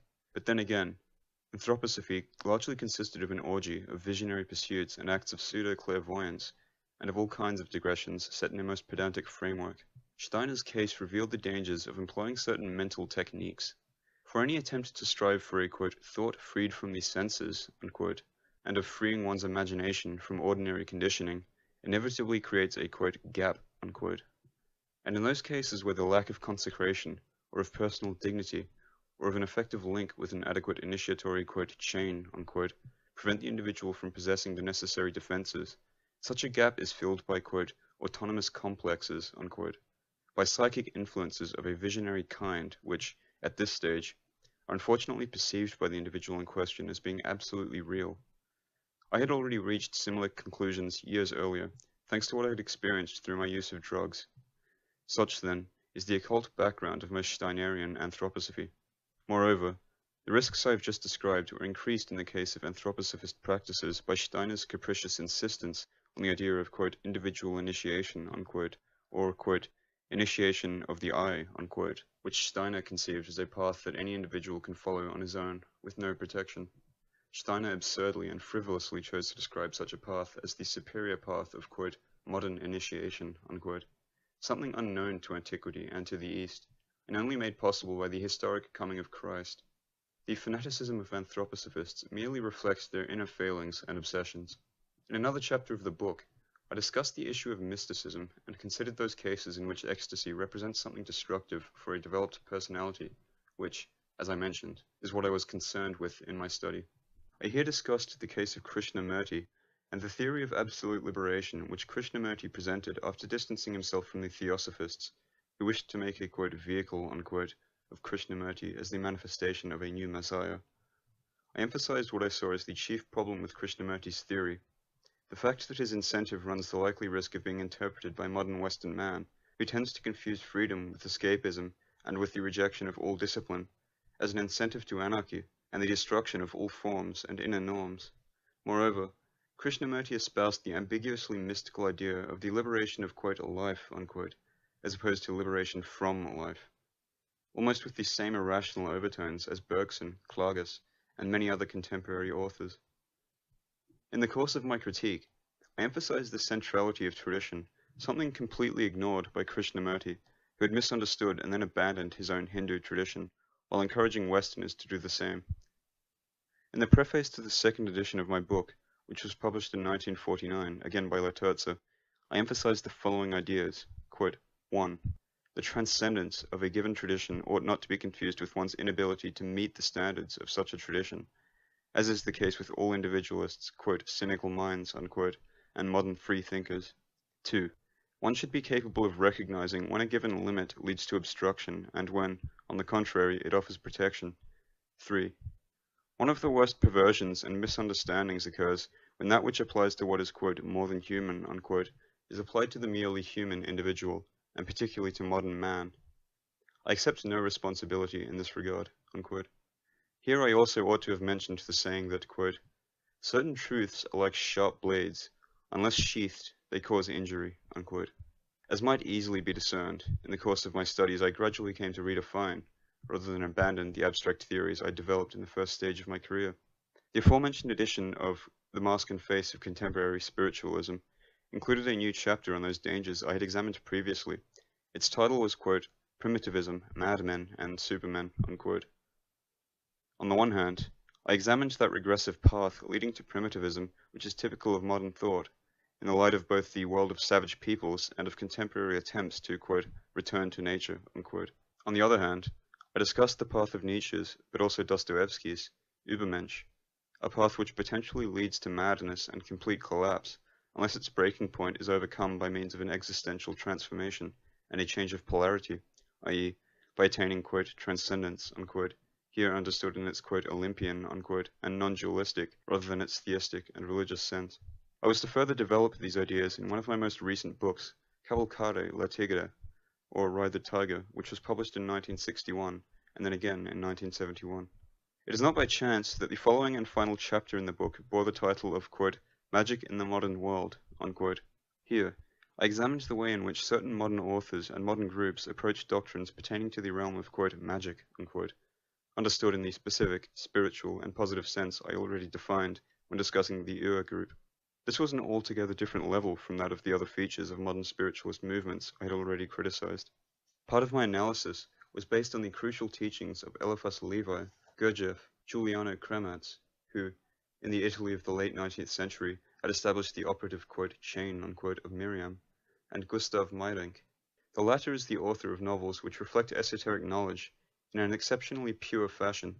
For this reason, I was later to translate 3 of Meyrink's novels, Walpurgis Night, The White Dominican, and The Angel of the West Window, which I published for Bocker under a pseudonym. The aforementioned authors had followed the, quote, pagan path to awakening, unquote, a path based on the integration of human personality by means of an active ascesis free of religious myths and moral concerns, and founded on experimentation. What I criticized in this case were not central features of these authors' doctrines, but rather things like the limits of so-called, quote, ceremonial, unquote, forms of magic, i.e., those forms of magic based on rituals and formulae, which tend to almost objectify certain entities and forces, and certain, quote, occultist, unquote, overtones, by which I meant the bad habit of speaking ex cathedra and ex tripoda in an obscure, mysterious, and incomplete manner. Nevertheless, the aforementioned authors had all emphasized what is truly essential, quote, the supreme possibility of changing the perishable personality of man into that of a demigod partaking of Olympian immortality, unquote, something which effectively corresponds to the path of self-transcendence by ascent, i.e., the path leading to what is truly supernatural. My main critique in this final chapter, however, concerned something quite different. What I noted was the fact that the magical path had always been exclusively open to the few. On the other hand, neo-spiritualism has frequently sought to popularize esoteric doctrines and to turn them into a surrogate religion, or rather a mere commodity, given the spiritualist rejection of dogmas and all positive ties. In such a way, I sarcastically argued, one could witness old maids, weaklings, pensioners, humanitarians, and vegetarians all wholeheartedly embracing the doctrines of initiation and of the Übermensch, not to mention the Americanizing of yoga and, quote, occult, unquote, methods, promoted as a simple means to develop, quote, willpower, unquote, to gain health, to become successful, and so on. Clearly, all these byproducts are inferior and not superior to ordinary positive religion. In my critique, I remarked that, quote, a right certainly exists to access a truth superior to the one espoused by positive, exoteric, and devotional religions, unquote, and this, of course, was the truth pursued by the authors I had focused on. Yet, such a right, quote, is an aristocratic right, the one and only right plebeians will never manage to usurp either today or at any other time, unquote, for such a right depends on, quote, absolute overcoming, unquote. The vast majority of individuals, I suggested, ought to acknowledge their limits with regard to those horizons which stretch beyond the materialist view of the world. Hence, they ought to prove capable of, quote, serenely shutting the many doors which are diabolically opening above and below their eyes, unquote. Quote, personality today is generally something to be achieved, something which is normally not possessed by the individual, so that it is useless to strive for what transcends it, unquote. As my book addressed a wide readership, this is a point I felt needed to be made. One of the chapters of The Mask and Face of Contemporary Spiritualism, which appeared halfway through the book, must have come to many readers as a surprise. In this chapter, entitled, quote, The Return to Catholicism, unquote, I praised certain aspects of Catholicism for the first time in my career. I distinguished two kinds of contemporary, quote, returns to Catholicism, unquote. The first kind was that of losers, of individuals who embraced Catholicism as a solid and everlasting religious system, after having painfully failed to find a different path. Such cases, I argued, quote, arise from the mere sentimental need to free oneself from an intolerable burden, to find a new form of authority which might bring the uncertainty of one's spiritual search to an end and provide some satisfaction, unquote. In similar cases, the objective significance and intrinsic value of the Catholic tradition only marginally came into play. Had a different tradition with the same traits of solidity and authority been available, and provided similar means to obtain grace, it would have served the same purpose. As far as my work was concerned, these instances of a return to Catholicism were of little interest, as they were of a regressive, escapist sort. On the other hand, by developing some of René Guénon's ideas, I also came to consider an opposite instance. Guénon had discussed the idea of the internal and transcendent unity of all major positive religions, which he interpreted as various adaptations of a single supernatural doctrine conditioned by the specific character of given peoples, geographical areas, and historical periods. On such grounds, Guénon distinguished exotericism from esotericism. Exotericism consists of that which specifically pertains to a given tradition in its defined context, and which is shared by the common people. Esotericism, by contrast, pertains to that inner path by means of which a given tradition is in touch with tradition on a super-devotional, intellectual, and metaphysical level. It is only on this level that it is possible to understand the substantial identity of the different symbols, rites, and experiences present in, quote, exoterically, unquote, separate traditions. Differentiation depends on the extent to which such an identity is perceived. What was new in this book was my willingness to acknowledge the, quote, traditional, unquote, side of Catholicism. Nevertheless, I could not avoid expressing certain reservations. Firstly, I maintained that Catholicism ought to be distinguished from primitive Christianity, and that the latter is to be held in lesser esteem. In other books of mine, including Revolt, I was later to emphasize the negative, problematic aspects of Christianity from a historical perspective, which is to say, those aspects of Christianity antithetical to the classical and Roman worldview. On the other hand, I acknowledge the fact that primitive Christianity potentially provided a desperate, tragic path of salvation for both the massive outcasts devoid of any tradition who originally embraced the Christian message, and, more generally, for a specific human type. Quote, the idea of a choice to be made once and for all in this life between eternal salvation and eternal damnation, an idea conveyed all the more exasperatingly by resorting to frightening descriptions of the afterlife and of the final judgment, was a way to fill certain individuals with an extreme tension which, combined with a predisposition to the supernatural, might yield certain fruits, unquote. If not in the course of one's life, then perhaps on the deathbed or after death. As for Catholicism, I viewed it as the product of imponderable, quote, providential, unquote, forces, which had rectified primitive Christianity and given birth to a new structure possessing certain, quote, traditional, unquote, features. I here referred to the positive, hierarchical character of Catholicism, with its rituals, symbols, myths, and even dogmas. In this respect, and in abstract terms, Catholicism appeared to me as a specific manifestation of tradition that might be further integrated, both metaphysically and intellectually, beyond the merely religious level. It is in this context that I discuss the second possible instance for a return to Catholicism, a return representing something other than a regressive failing. In this second instance, Catholicism is perceived not as a point of arrival, but as a starting point, while the actual nature of Catholicism today, its increasingly debased character and its lack of a solid, quote, inner doctrine, unquote, are ignored. The conclusion of my necessarily limited inquiry ran as follows, quote, in the case of worthy people, of unbroken individuals, a return to Catholicism can play a positive role as the first step along a path that must necessarily lead beyond Catholicism proper, towards a tradition which is truly universal, unanimous, and perennial, where faith becomes self-realization, Symbolism becomes awakening. Rites and sacraments become power and action, and dogma becomes the symbolic expression of an absolute and infallible knowledge, a non-human knowledge of the kind possessed by quote, heroes unquote, and quote, ascetics unquote, those who have broken free of terrestrial bonds unquote. This higher path, of course, posed a number of problems.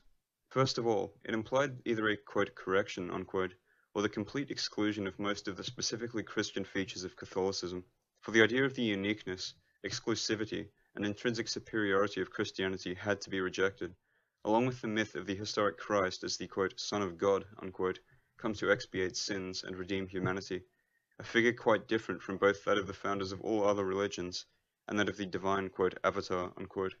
The only essential feature of Christian doctrine for those following this higher path, I argued, ought to be the symbolic and esoteric dimension of Catholicism.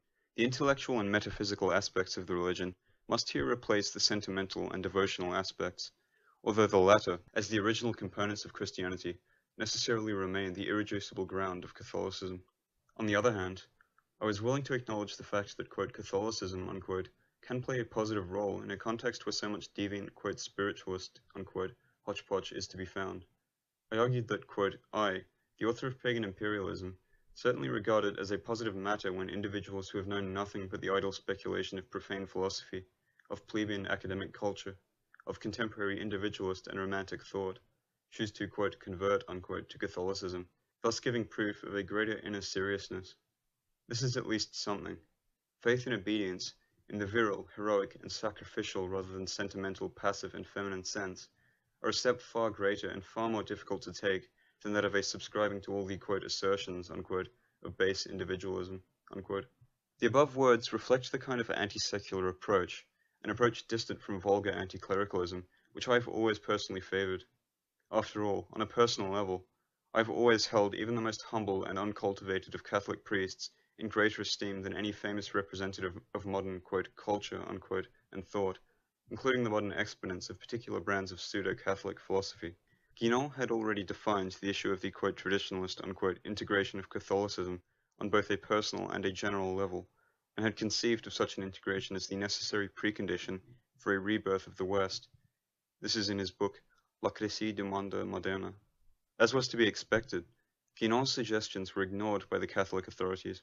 Guénon argued that, quote, the fact that the contemporary spokesmen of the Catholic Church show such a little understanding of their own doctrine does not justify one's own ignorance, unquote. And yet, Guénon's words had little impact. For those who indeed do understand, quote, something more, unquote, about Catholic doctrine are seen as outsiders. On this account, I argued, the positive path for a return to Catholicism is only open to a few individuals. Such individuals necessarily ought to possess uncommon qualifications. However, they cannot rely on any form of external support. On the contrary, in adopting and regularly practicing Catholicism, they must be wary of not being overcome by the quote, psychic unquote, current which characterizes the concrete manifestations of Catholic religion. For what is described as the quote, mystical body of Christ unquote, now represents a collective psychic current which operates less on a supernatural and transcendent level than on a binding level, capable of halting all progress towards higher goals.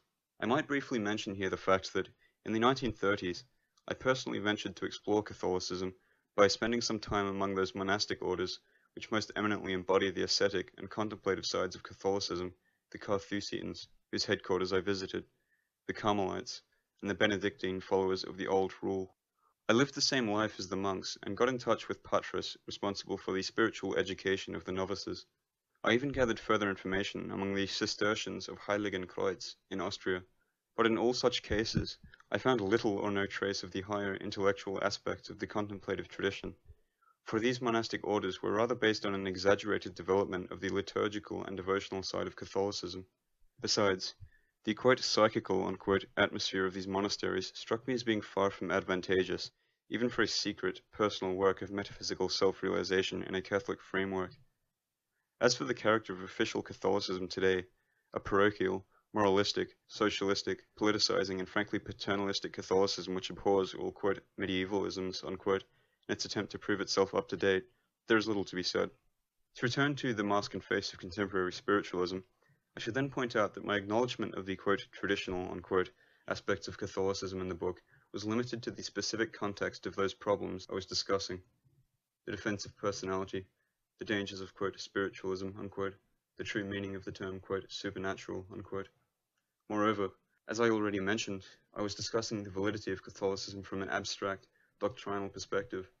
This did not affect my own understanding of the historical role played by Catholicism in the West as the heir to Christianity, a contrasting role to that of a regal and active, rather than priestly and contemplative, spirituality.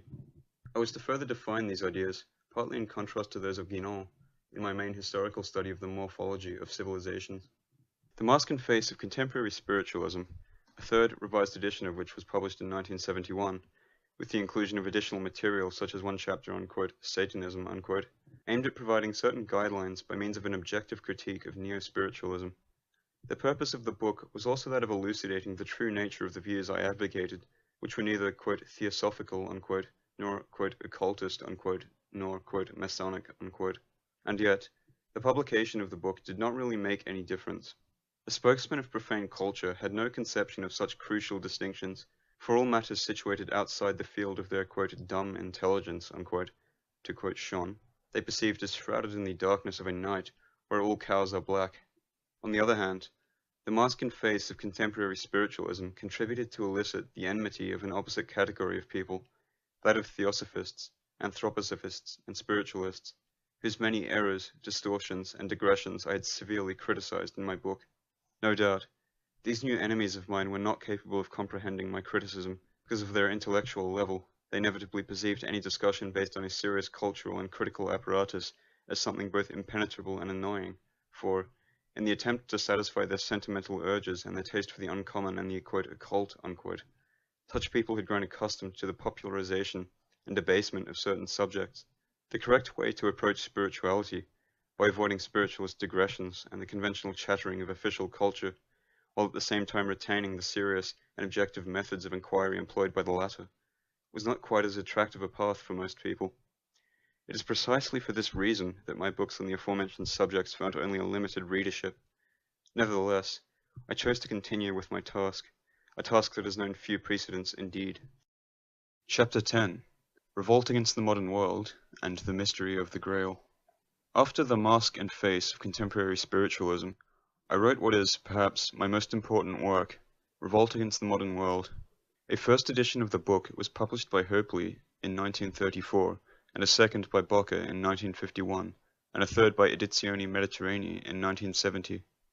The title of the work is not reflective of its content, for Revolt is not a polemical pamphlet, polemics and, quote, revolt, unquote, rather following implicitly as consequences, but a study of the morphology of civilization and history. The starting point of the book is a denunciation of the regressive character of the modern world and of modern civilization. What distinguishes my own denunciation in Revolt from that of other authors, both past and present, who voiced similar ideas, often invoking some kind of reaction or reconstruction, is my specific attempt to provide a broader perspective and to emphasize those points of reference which contribute to shed light on the true nature of the modern world and the extent of its crisis. With the exception of Guénon, all authors of some renown who discussed similar matters in recent times, not to mention all those, quote, protesting, unquote, youths inspired by Herbert Marcuse, lacked any such frame of reference.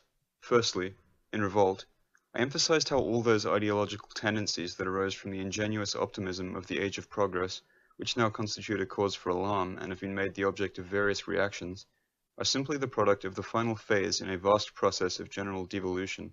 Most of the aforementioned contemporary authors have shown themselves to be unaware of the previous phases in this degenerative process, which they actually regard as positive steps and, quote, achievements, unquote. I hear remarked that, quote, one is often sick for a long time with an illness that only clearly breaks out after it has wrought its damage, unquote. In order to define the various stages in this process of devolution and explain their interconnection, I resorted less to my own explanations than to traditional doctrines, which I explored and adapted. In particular, I referred to the doctrine of 4 ages and to that of caste regression. My analysis of the modern world was articulated by means of a definition of its opposite, the, quote, world of tradition, unquote, where the word, quote, tradition, unquote, is to be understood in the sense I previously described. Historical circumstances aside, in morphological terms, I defined the, quote, modern world, unquote, and the, quote, world of tradition, unquote, as, quote, 2 general a priori categories of civilization, unquote, a description which applies equally well to the notions of, quote, modern world, unquote, and of, quote, man of tradition, unquote. In contrast to Spengler, I spoke of civilizations not in terms of plurality, or less still of relativity, but of duality. I also emphasized the consistency of traditional civilizations, all aspects of which are essentially linked to underlying principles. The first section of Revolt provides, quote, an approach to the categories of the traditional spirit, unquote. I here outlined, quote, the underlying principles in the life of the man of tradition, unquote. I explained that, quote, the term category is here used to describe any a priori normative principle. Specific forms and meanings, therefore, ought not to be regarded as separate objects, but rather as ideas which determine and shape reality and life, and which possess a value in themselves insofar as their concrete embodiment, something necessarily far from perfect, can be determined, unquote. In other words, what I sought to examine here were basic ideals, either implicitly or explicitly expressed in given historical circumstances, ideals of a normative and supra-historical character. By the use of comparisons, I sought to elucidate or supplement various examples, an operation not unlike the mathematical passage from differential to integral calculus. I identified the foundation of the world of tradition with the doctrine of two natures, a doctrine based on the notion of the existence of two opposing orders, a physical order and a metaphysical. The latter order represents the superior realm of, quote, being, unquote, opposed to the lower realm of becoming and of history, an immortal nature opposed to the perishable.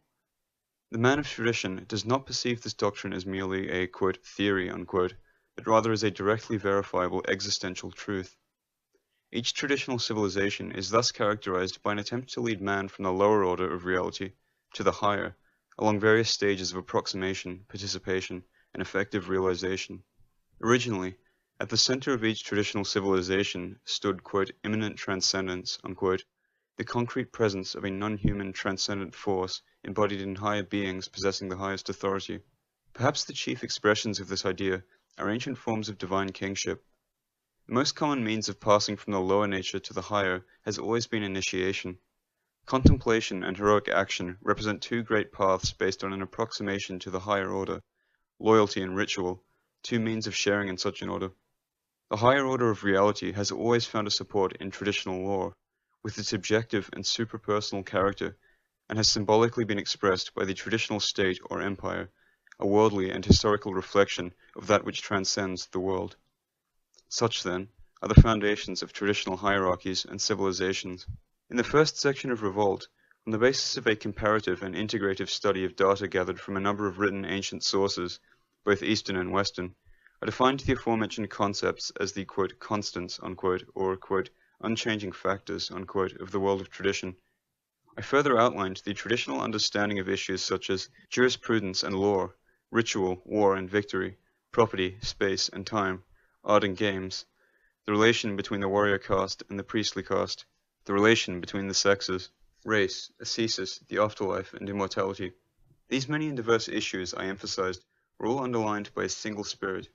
The second section of the book, which is entitled, quote, Genesis and Face of the Modern World, unquote, provides a traditionalist investigation of history, beginning from human origins, myth, and prehistory. I here contrasted the modern superstition of evolutionism with the traditional idea of regression and devolution, the idea of a process of alienation from that which transcends the world, a severing of the existing links with the transcendent, leading to the predominance of all that is merely human and, ultimately, material and physical. The aforementioned doctrine of four, which, as I illustrated in the book, is common to both the East and the ancient West, cf. Hesiod, provided the key to objectively define the various stages in the process of descent, for the modern world can be seen to correspond to the final age, the Iron Age of Hesiod, the Kali Yuga or Dark Age of the Hindus, the Wolf Age of the Eddas. I do not wish to dwell on the subject in any detail here. However, it is worth mentioning that, for the purposes of my general historical investigation, we also came to embrace the idea of the gradual collapse of a primordial Hyperborean tradition. Such collapse, I argued, had manifested itself in the clash between a Urano-virile civilization and the Telluric, lunar civilization of the mothers, and had been recorded in heroic mythical cycles, with the expressions, quote, hero, unquote, and, quote, generation of heroes, unquote, are to be understood in the Hesiodian sense, as describing specific attempts at restoring the Golden Age. The evidence provided by such cycles proved central to my own analysis. In relation to the Hyperborean tradition, I also referred to the migration of the Nordo-Atlantic or, quote, Aryan, unquote, races, which gave birth to the first Indo-European civilizations. This being the basic framework of revolt, in a series of chapters I then sought to provide an outline of various civilizations: the Far Eastern, the Hindu, the Native American, the Egyptian, the Hebrew, and the Hellenic. Naturally, in order for my treatment of these civilizations to have proven adequate, a separate book would have been necessary in which, on the basis of a new range of material, I might have developed the general interpretive lines I had defined in each of those short chapters of revolt. I devoted particular attention to the ancient civilization of Rome, which I described as an attempt to impose a Urano-virile civilization in a world where the opposite kind of civilization had prevailed, almost, therefore, as a quote, heroic rebirth, unquote. As for Christianity, I continued to regard it as a setback for the Roman and Western tradition. I identified a partial rebirth of the virile tradition in the Holy Roman Empire and in medieval Ghibellinism. Attempts to overcome the rift engendered by the predominance of the alien religion of Christianity in the West, even among those Germanic peoples who had embraced the symbolism of Rome. With the end of the medieval world and the dawn of humanism, the Renaissance, the Reformation, and the rise of nation-states, regressive and destructive elements gained the upper hand. This provided the foundations for the quote, modern world, unquote, a process which no reaction or attempt at rectification managed to prevent. The centuries that followed witnessed the general secularization of human existence, as well as the affirmation of individualism and rationalism, and, later, of collectivism, materialism, and mechanism, a process culminating in the embrace of influences deriving no longer from what lies beyond man, but from what lies below him. Such elements, I argued in revolt, have come to determine the form, interests, and sinister power of a global civilization which is speedily progressing towards the end of a great cycle, an event far grander than Spengler's, quote, decline of the West, unquote. In order to illustrate this vast process of degeneration, particularly in its political and social aspects, I referred to the aforementioned law of caste regression. Significantly, other authors had referred to this same law in the years when I was writing Revolt, both simultaneously and independently from one another. On the other hand, the law of caste regression was clearly related to the doctrine of 4 ages. Such a law is best explained on the basis of an intrinsically valid teaching espoused in a more or less explicit, complete, and regular form among most traditional civilizations. According to such teachings, human society is structured in 4, quote, functional classes, unquote, or castes, which correspond to definite and differentiated ways of being. Each caste possesses its own character, ethics, rights, and duties within the broader framework of tradition. The highest caste is composed of those individuals who embody spiritual authority, the second of the warrior aristocracy, the third of the property-owning bourgeoisie, the fourth of servants. History is clearly marked by the progressive descent of civilization, power, and values from the level of the highest caste to that of the lowest. With the end of those systems based on pure spiritual authority, quote, sacral civilizations, unquote, ruled by, quote, divine kings, unquote, authority fell into the hands of the warrior aristocracy. Here began the cycle of great monarchies, the, quote, divine right, unquote, of the sovereign representing the residual echo of a former sacred dignity. The bourgeois revolution, democracy, capitalism, and industrialism then contributed to transfer power into the hands of the representatives of the third caste, that of the wealthy, such transferal radically altering the character of the civilization and the nature of its interests. In the present day, socialism, Marxism, and communism are foreshadowing, and have already partly brought about the final phase, the advent of the fourth caste, that of servants. Servants, quote, workers, unquote, and proletarians, are here seen to organize themselves in an attempt to gain power and to conquer the world, leaving their imprint on all aspects of life, leading the historical progress of regression to its close. The final chapter of Revolt bears the title, quote, The End of the Cycle, Russia and America, unquote.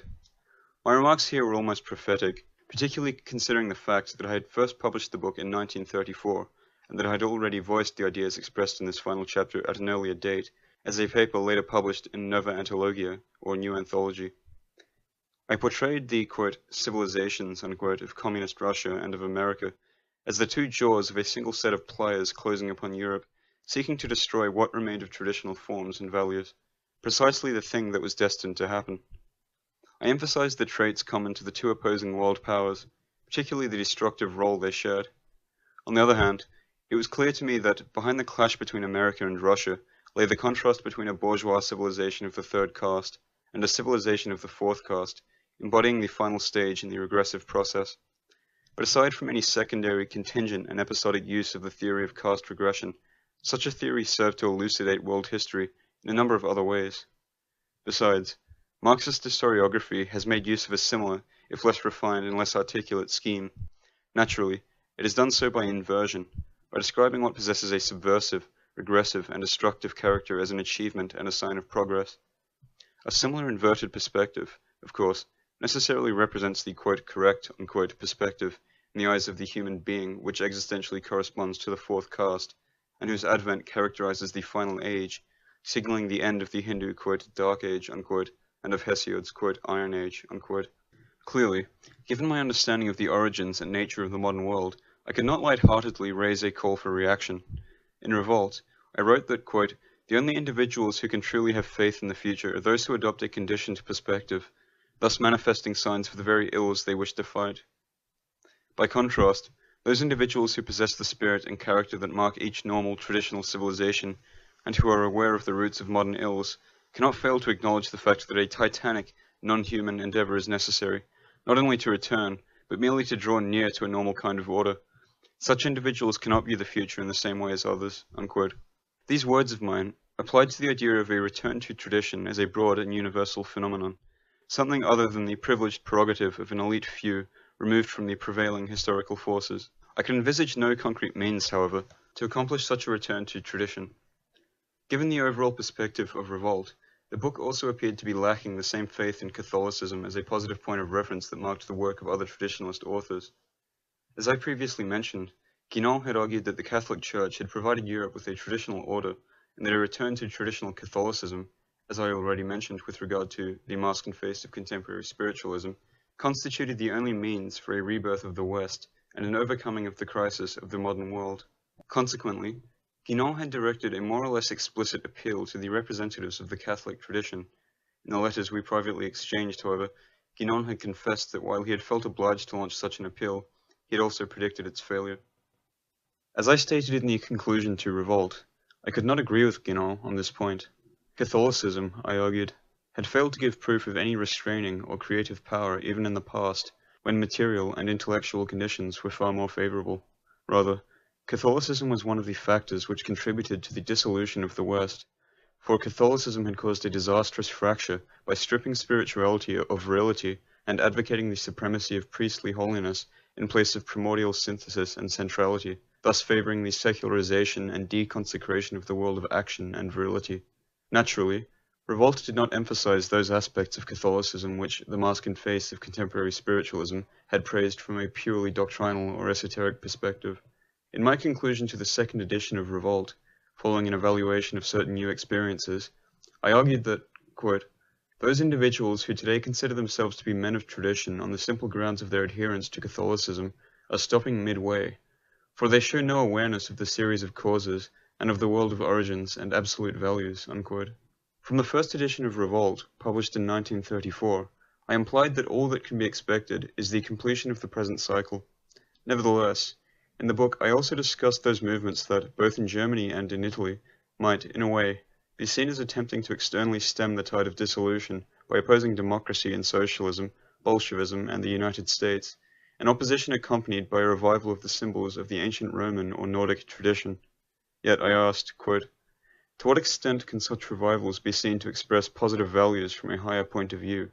To what extent does the use of certain symbols truly evoke a genuine spiritual tradition, something which transcends what is materially, ethnically, and politically conditioned? And to what extent, instead, does the use of such symbols merely serve as an instrument for political forces operating within the limited framework of the modern idea of nation, forces whose highest ambition is power, understood in the secular, illusionary sense prevalent in this final age?" Unquote. In Revolt, I repeatedly emphasized the more ambiguous aspects of these political movements and pointed to the fact that the contemporary world threatens to distort and misdirect the use of symbols and ideas pertaining to a higher order. Again, I was not mistaken in my prediction, and, in the misuse of certain symbols and ideas, I identified one of the aspects of what I termed the, quote, "occult war," unquote, a means to discredit and halt the progress of what might serve as a means towards a genuine restoration. When I first published Revolt, I believed it might be possible to reinforce the positive elements present in the aforementioned political movements, and to separate such elements from the more negative and problematic features. If I pursued this contingent goal as best I could, this was partly due to my Kshatriya disposition, which led me to do what had to be done without any concern for either success or failure. The ideas I expressed in revolt provided the foundation and yardstick for any kind of action. By shunning all compromises, illusions, and pretenses, the book pointed to those values never to be forgotten. I should here mention the nature of my engagement with movements of the right, both in Italy and in Germany, up to the outbreak of the Second World War. First, however, for the sake of chronological order, I wish to briefly discuss another book of mine, which Laterza published in 1938 under the title of The Mystery of the Grail and the Ghibelline Tradition of Empire. The book developed out of an appendix contained in the first edition of Revolt, and its purpose is to prove the existence in early medieval Europe of a kind of spirituality that can be traced back to the regal strain of the primordial tradition. This spirituality was chiefly expressed symbolically in the literature of chivalry, as well as by means of the figures, myths, and sagas of the, quote, imperial cycle, unquote. My study of this field proved the usefulness of the, quote, traditionalist method, unquote, of inquiry, a method based on integrative comparisons aimed at defining basic values. The ordinary reader today knows about the Grail thanks only to Richard Wagner's Parsifal, which, in its romantic approach, really deforms and twists the whole myth.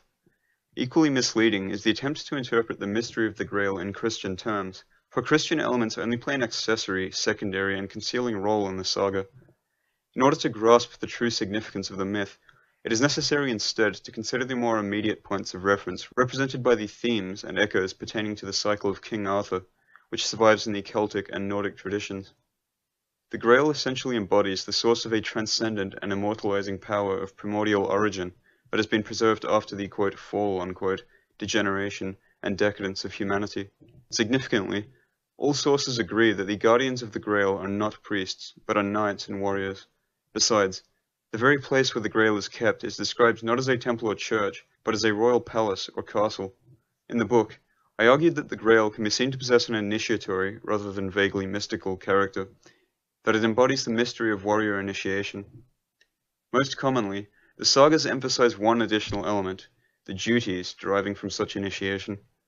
The predestined knight, he who has received the calling and has enjoyed a vision of the Grail, or received its boons, or he who has, quote, fought his way, unquote, to the Grail, as described in certain texts, must accomplish his duty of restoring legitimate power, lest he forever be damned. The knight must either allow a prostrate, deceased, wounded, or only apparently living king to regain his strength, or personally assume the regal role, thus restoring a fallen kingdom. The sagas usually attribute this function to the power of the Grail. A significant means to assess the dignity or intentions of the knight is to, quote, ask the question, unquote, the question concerning the purpose of the Grail. In many cases, the posing of this crucial question coincides with the miracle of awakening, of healing, or of restoration. Having determined this much in my study, I then ascribed the essential character of the Grail sagas to a precise historical moment, the imperial Middle Ages in Europe. I thus interpreted the Grail myth as a symbolic expression of the hopes and wishes of the Ghibelline faction to raise, reorganize, and unify the West under a sacred imperium, what certain political theologians have termed the, quote, regal religion of Melchizedek, unquote. In a concealed fashion, the literature of chivalry expressed this Ghibelline drive toward an ideal, a drive shared by the major Swedish rulers, figures often shrouded in myth, as well as by those ascetic and warrior orders of knights which, in a way, embodied the chivalrous ideals of the Grail, in more or less explicit contrast to the opposite spiritual pole of the medieval world, the Church, whose attempts to gain supremacy found an expression in Guelph ideology. One of the major episodes in the opposition between these two poles was the tragic destruction of the Knights Templar. With the end of the Middle Ages, the tradition embodied in the aforementioned sagas disappeared, or rather, it survived underground. In my book, I described those groups which to some extent can be seen as heirs to the myth of the Grail. First and foremost among such groups is that of the Fedeli di Amore, which Dante himself once belonged to, poets whose erotic language often possessed a symbolic and initiatory character, a fact that the work of Luigi Valli, at the time of my inquiry, had contributed to disclose. Such poets belonged to a secret organization, perhaps not unconnected with that of the Templars, of a Ghibelline bent, and decidedly opposed to the Church. The second tradition that preserved the Grail myth was the Hermetic, a tradition which continued to operate well beyond the crisis of the Middle Ages. To these two groups, I should add the Rosicrucians, not to be confused with the various modern sects which have claimed that name for themselves. This mysterious brotherhood advocated a restoration of Europe, and the rule of an imperator, who would bring all usurpations to an end, Following the Treaty of Westphalia, which did away with what little authority the Holy Roman Empire still possessed, the Rosicrucians disappeared once more, staying in the shade. Symbolically, it is said that the Rosicrucians, quote, left, unquote, Europe. This historical overview, which I provided in The Mystery of the Grail, supplemented what I had already written in Revolt concerning the Middle Ages. O.W. Barth published a German translation of the book in 1958, and a second Italian edition was published by Cecchina in 1962. These more recent editions contain some revised material, and a new final chapter on the origins and significance of Freemasonry, as an, quote, inversion of Ghibellinism, unquote. I here described Freemasonry as an organization that had originally possessed an initiatory character, but which had grown increasingly political in nature, ultimately serving as the expression of forces contrary to tradition, and as one of the major secret agents of modern subversion, first in the years leading to the French Revolution, and then more decidedly following the Bourgeois Revolution.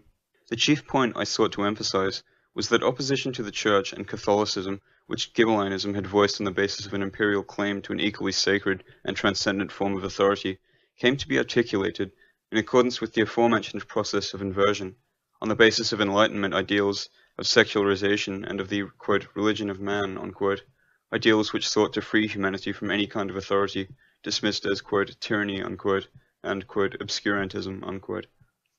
More generally, this process of inversion led to an attempt to invest human reason as such with the kind of rights and authority which are superior to ordinary religious dogmas and mythically, quote, revealed, unquote, truths, and which are the exclusive privilege of, quote, enlightened, unquote, individuals, i.e. initiates. Hence, the distortion of the term, quote, enlightenment, unquote, which became synonymous with destructive rational criticism. In such a way, I sought to supplement and clarify what I had previously written. The need for clarification of this kind can be grasped from the fact that, in the aftermath of the Second World War, the term, quote, Ghibelline, unquote, surfaced again in an exceedingly distorted manner as a way to describe the affirmation of the secular and non-denominational state against clericalism. I again denounced the wrongful and equivocal use of the term in my book, Men Among the Ruins. As for the aforementioned involution of Freemasonry, I should mention the fact that, thanks to an extraordinary set of circumstances, while living in Vienna, I came across some precious and rare material on the basis of which I intended to write a book entitled The Secret History of Secret Societies. However, I never got the chance to accomplish this project. Chapter 11. My Work in Germany and the Doctrine of Awakening. To return now to my attempt to influence mainstream politics in the years leading up to the Second World War, I should say that my publication of Revolt might indeed have been expected to provide the doctrinal basis for a serious traditionalist right of a revolutionary, or more appropriately, counter-revolutionary character. And yet, this was not the case, for Revolt, as a book, was largely ignored, on the grounds that the ideas and perspectives it emphasized were far too removed from the mentality of the fascist leadership and of its followers, not to mention the mentality of the amateurish or academic intelligentsia which, thanks to its adherence to the fascist regime, had come to control both Italian culture and the Italian press. The few attempts to develop a form of, quote, traditionalist, unquote, thought in those years were articulated in bourgeois and Catholic terms by the, quote, nationalist, unquote, elements which had adhered to fascism. Such attempts were marked by a confined intellectual horizon and an unpleasantly sectarian spirit. Before the rise of the, quote, Axis, unquote, my work was limited to the publication of the aforementioned section in Farinacci's paper, and of articles, essays, and reviews that only interested a select public. It would be pure fantasy, therefore, to suggest, as some French writers have recently done, that I was, quote, Mussolini's advisor, unquote, for example, W. Gerson, or even the, quote, eminence grisée behind the Duce, unquote, for example, E. Antebi.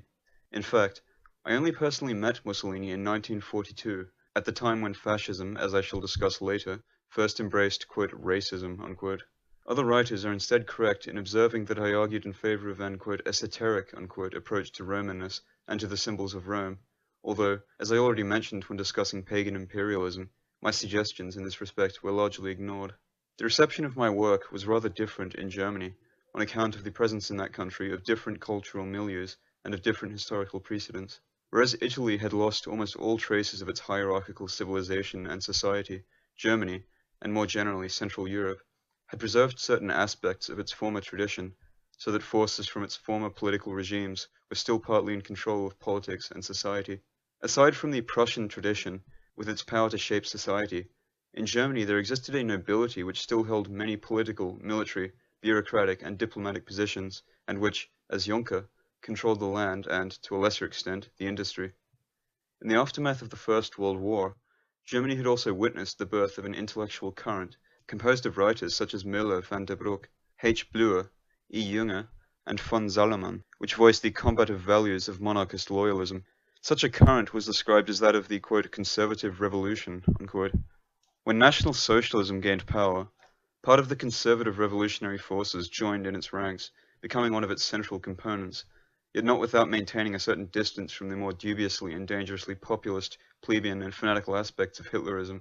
Given the unexpected success of Hitler's movement on a national and international level, it is only at a later and more critical period that conservative revolutionaries turned their reservations with respect to National Socialism into actual opposition to Hitler's regime.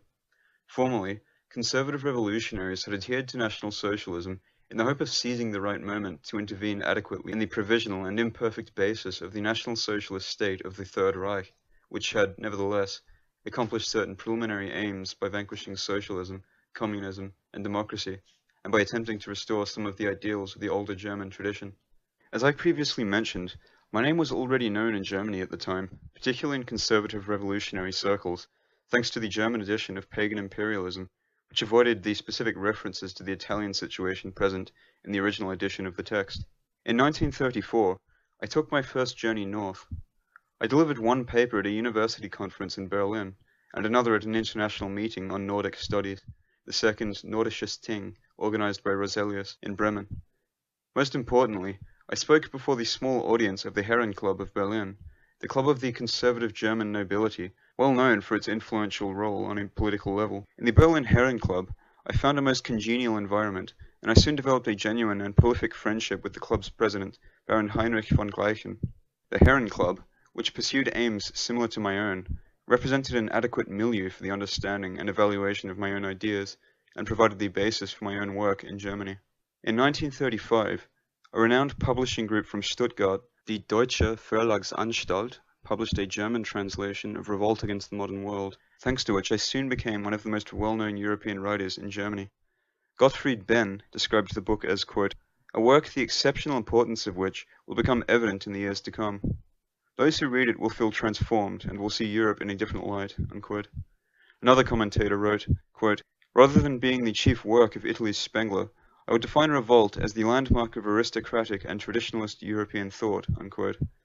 Similarly, J. von Kempsky argued that, quote, clearly what primordial, yet resplendent and far from nebulous times evoke, according to this Italian writer, is the genuinely aristocratic world of a higher, austere spirituality, which surpasses our obscure epoch and spurs us on to the reconquest of a world and civilization of unbroken men, unquote.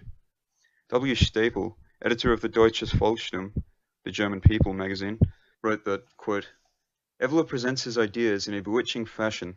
His book contains many a magical page, unquote.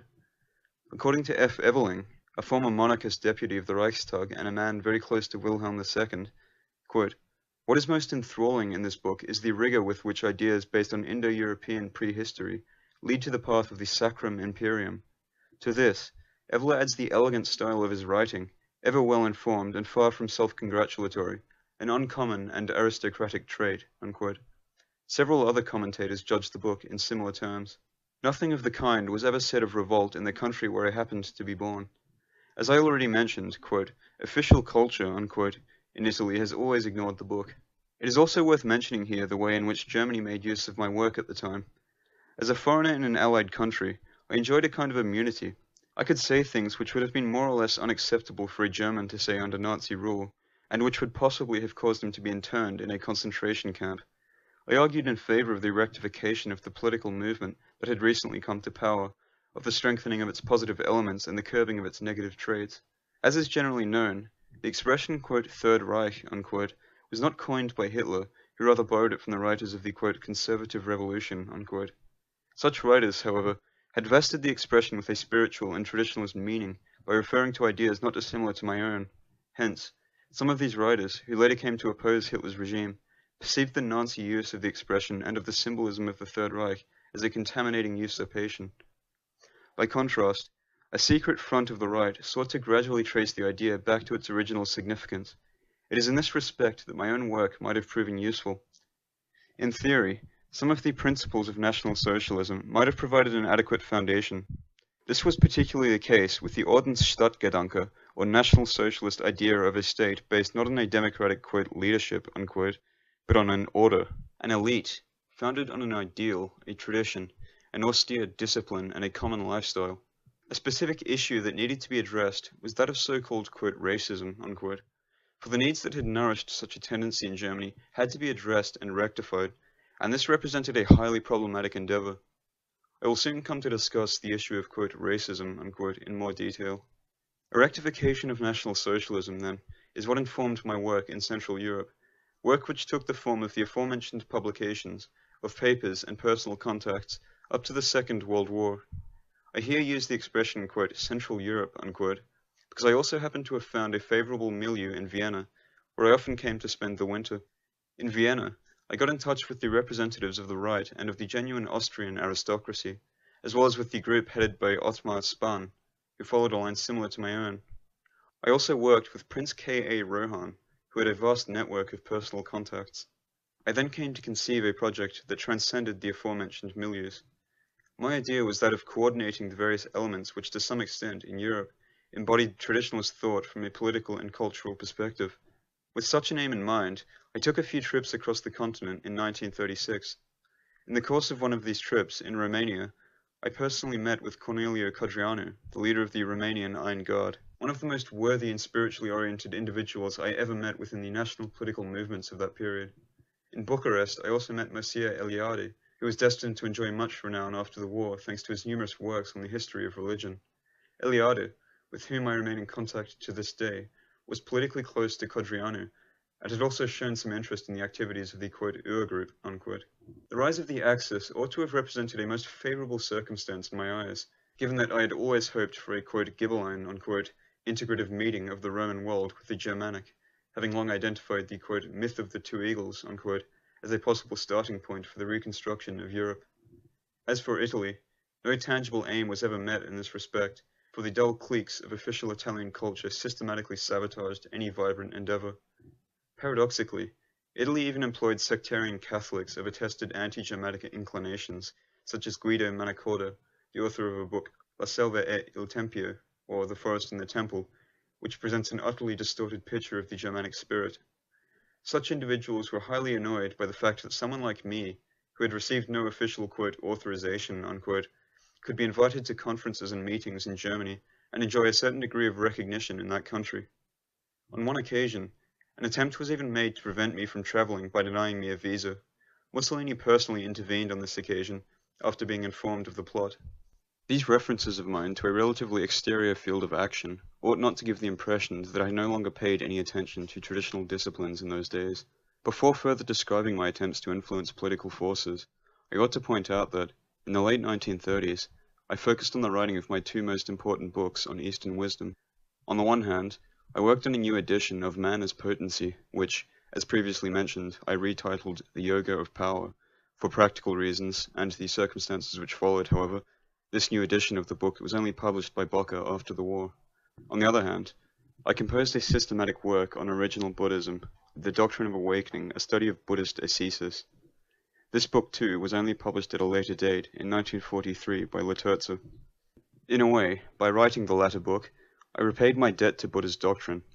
I already mentioned how one of Buddha's teachings had crucially contributed to my overcoming of the personal crisis I had experienced in the immediate aftermath of the First World War. At a later date, I came to employ Buddhist texts daily, in a practical way, for purposes of self-realization, as a means to develop a detached awareness of being. He who had been the prince of the Shakyas had described a series of inner disciplines that I perceived as being most congenial to myself, for I felt that devotional and particularly Christian ascesis was foreign to my own nature. In my study, I sought to emphasize the true nature of Buddhism, a doctrine which had undergone much distortion, both in most of its later forms, when, following its revelation and spread, Buddhism had turned into a religion, and in the perception of Buddhism prevalent in the West. In fact, I explained in the book, the essential nature of Buddhist doctrine was originally metaphysical and initiatory. The view of Buddhism as simply a kind of morality based on compassion, humanitarianism, and a flight from life arising from the idea that, life is pain, is most foreign, profane, and superficial. Buddhism was rather born of a will to attain the unconditioned, a will that was radically affirmed by seeking to attain what transcends life and death. It is not so much, quote, pain, unquote, that Buddhism seeks to overcome, as the agitation and contingency implied by all conditioned existence, which has its origin, root, and foundation in greed, a thirst which, by its very nature, cannot be extinguished by leading an ordinary life, an intoxication, or, quote, mania, unquote, a form of ignorance and attachment that leads towards the desperate, drunken, and greedy identification of the, quote, I, unquote, with one or the other form of the perishable world in the eternal current of becoming, or samsara. The term, quote, nirvana, unquote, merely describes the negative task of extinction, the extinction of thirst and of metaphysical, quote, ignorance, unquote. The positive counterpart of nirvana is enlightenment or awakening, body, from which the word, quote, Buddha, unquote, derives. Quote, Buddha, unquote, being a title meaning, quote, the awakened one, unquote, and not a name as most people believe. It is for this reason that I chose to entitle my book The Doctrine of Awakening. According to the historical Buddha, the doctrine of awakening was lost in the course of the centuries, having been obscured in India by ritual and by the presumptuous, fossilized speculation of the Brahmana caste. Buddha reaffirmed and renewed the doctrine, which he did not fail to inform with his own character, that of a member of the warrior rather than the Brahmana caste. The, quote, aristocratic, unquote, nature of Buddhism, which is permeated by a virile and warrior force, the roar of the lion symbolizing Buddha's message. Note, the Buddha's discourses are described as a, quote, lion's roar, unquote, in two discourses of the aforementioned Majjhima Nikaya, the shorter discourse on the lion's roar, and the great discourse on the lion's roar. End note. Applied on an immaterial and atemporal level is the one feature of Buddhism that I most emphasized in my work, in contrast to the aforementioned distorted, passive, and humanitarian interpretations of the doctrine. A further feature of Buddhism, in its authentic and essential formulation that I emphasized, is the fact that Buddhism cannot be termed a religion in the common theistic sense of the word. And this is not because Buddhism is a mere moral system inferior to religion, but, on the contrary, because Buddhist doctrine transcends religion. Buddhism cannot be termed a religion insofar as every initiatory and esoteric doctrine cannot be termed a religion. An aspiration towards the unconditioned leads the Buddhist ascetic beyond being and beyond the God of being, beyond the very bliss of celestial heavens, which the ascetic views as a binding force, for the hierarchies of the traditional, popular deities are seen as part of the finite, contingent world to be transcended. In Buddhist texts, it is frequently written that, quote, he, i.e. the ascetic, has transcended this world and the world beyond, the human bond and the divine bond, for both bonds he has broken, unquote. The ultimate goal of Buddhism, therefore, the great liberation, perfectly coincides with that of the purest metaphysical tradition, and coincides with the supersubstantial apex, both anterior and superior to being and non-being, and to any personal or, quote, creator, unquote, God. While my book made other similar clarifications, adequately outlining the doctrinal framework of Buddhism, for instance, by explaining the theory of the, quote, chain of causes, unquote, that leads to the finite existence of the non-I, and by clarifying the obscure idea of reincarnation, the focus of my study was the practical side of Buddhism, its asceticism, which I explored on the basis of the evidence from primary texts. By referring here to other esoteric traditions, I sought to define Buddhist practice in a more adequate way than either Orientalists or contemporary representatives of Buddhism had done. In my introduction to the Doctrine of Awakening, I pointed out that my choice to focus on Buddhism was due to the fact that this discipline, more than any other, embodies, quote, a complete and objective method of ascesis, expressed in lucid and conscious terms which are both unmitigated, tested, and well articulated. A method that suits the spirit of the Aryan man, but also takes account of the conditions which have become prevalent in recent times, unquote. The techniques of Buddhism are conscious techniques, free of any religious or moral mythology, morality being merely regarded as the means to an end in Buddhism, which ignores the fetishism of moral values, i.e., the intrinsic imperativeness of given norms. Buddhist techniques might be described as scientific, for they take account of each step in the path to self-realization, and of the organic links existing between each phase of the ascetic process. The ultimate aim of Buddhist asceticism is the quenching of thirst, deconditioning, awakening, the great liberation. In my book, I emphasized how at least part of these disciplines for self-realization can be pursued while leading an ordinary life, as a way of strengthening one's inner character, of achieving detachment, and of establishing something invulnerable and indestructible within oneself. The, quote, aristocratic, unquote, ascesis of Buddhism, therefore, can also be of an immanent kind.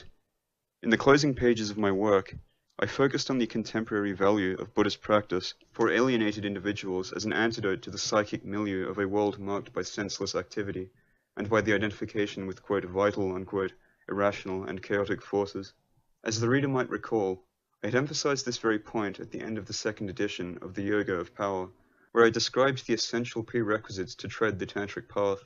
After all, the Shiva principle, which according to the Tantras must come to rule the Shakti, in the ultimate merging of the two, coincides with the quote, extra samsaric unquote, principle that Buddhist ascesis seeks to incorporate and reinforce. My reference in the book to an ascesis, quote, that takes account of the conditions which have come to prevail in recent times, unquote, alluded to the general theory regarding the degeneration which has come to mark world history even from an existential perspective.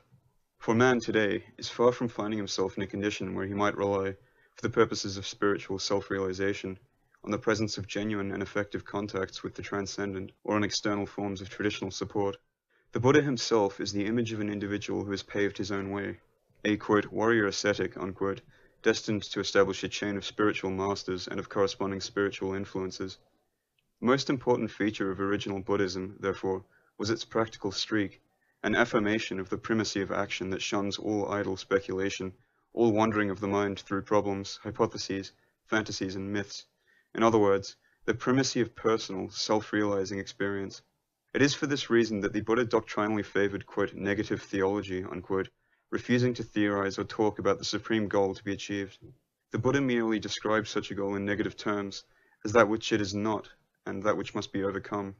Following an exposition of those methods found in the Pali Canon, my book briefly focused on later forms of Buddhism, the essential features of which I emphasized, along with their continuity with the original doctrine of the Buddha. In the case of Mahayana, one of the two great Buddhist schools which later developed, a school which has recently received much attention in the West, I distinguished two sets of features. On the one hand, those features deriving from either the re-emergence of the demon of dialectic and abstract or mythologizing speculation, or the reaffirmation of religious tendencies, an inevitable occurrence in those cases where a superior teaching is not confined to and guarded by esotericism, the historical Buddha himself having originally opposed the idea of divulging the truth in the path he had discovered. On the other, those features which reflect an audacious shift in perspective, an attempt to illustrate the point of view of those who are no longer striving for enlightenment, but who have fully attained it. In this respect, Mahayana espouses both the doctrine of, quote, emptiness, unquote, and the complementary and apparently contradictory doctrine of the identity between nirvana and samsara, between the unconditioned and the conditioned, transcendence and immanence, the world and what transcends the world, the absolute and the relative. Such truth can only be grasped at the very end of the spiritual path. Finally, my book briefly explored that branch of esoteric Buddhism known as Chan in China and as Zen in Japan. Such esoteric currents resumed the very tendencies which lay at the basis of Buddha's reaction against degenerate Brahmanism, for, in the course of the centuries, the doctrine of awakening had itself been contaminated by speculation and exterior, ritualistic, religious, and moralizing formalities. Zen brought an end to all this by emphasizing the central goal of Buddhism, that of achieving a radical break with ordinary consciousness, or the attainment of satori, often in genuinely iconoclastic terms, and by the use of techniques of a violent or paradoxical sort. What I also found interesting was the fact that Zen turned Buddhism into the, quote, samurai doctrine, unquote, of the Japanese warrior caste, something which confirmed my own conclusions as to a free use of Buddhist asceticism. For Zen disciplines came to be employed as a way to gain an inner strength and detachment which found an applicability not only in the field of transcendent contemplation, but also in that of absolute action. More generally, Zen played a central role in shaping the inner approach adopted in many aspects of Japanese life, a further disproval of the deformed and one-sided portrayal of Buddhism prevalent today. I was one of the first writers in Italy to briefly but adequately discuss Zen. In the aftermath of the Second World War, this doctrine became almost fashionable for a time, but in a way that reflects the provincialism of the Italian press. For Zen in Italy only became an interesting subject, featuring even in newsreels, because it happened to have been, quote, discovered, unquote, by one of the, quote, burnt-out, unquote, generations of America, that of the hippies and beatniks, who regarded the irrational and iconoclastic doctrines of Zen, aimed as they are at bringing about sudden and gratuitous enlightenment, as something which might meet their needs and save them from inner collapse. An English translation of the Doctrine of Awakening was published in 1951 by Luzac and Company. The book inspired its translator, a man named Mutton, to leave Europe for the East, where he hoped to find a place still cultivating those disciplines I had praised.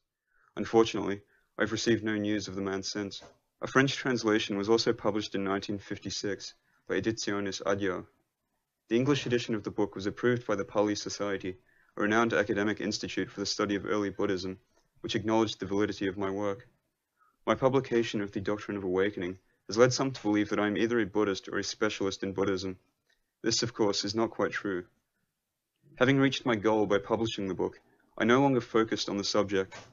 The goal I had set myself with the book was that of presenting Buddhism as an example of the quote dry unquote, or intellectual spiritual path based on pure detachment, a path opposite to that which I'd outlined in my study of Tantrism, a discipline based on the affirmation, assimilation, use, and transformation of immanent forces to be freed by the awakening of Shakti, the root power behind all vital energy and, in the form of Kundalini, all sexual energy.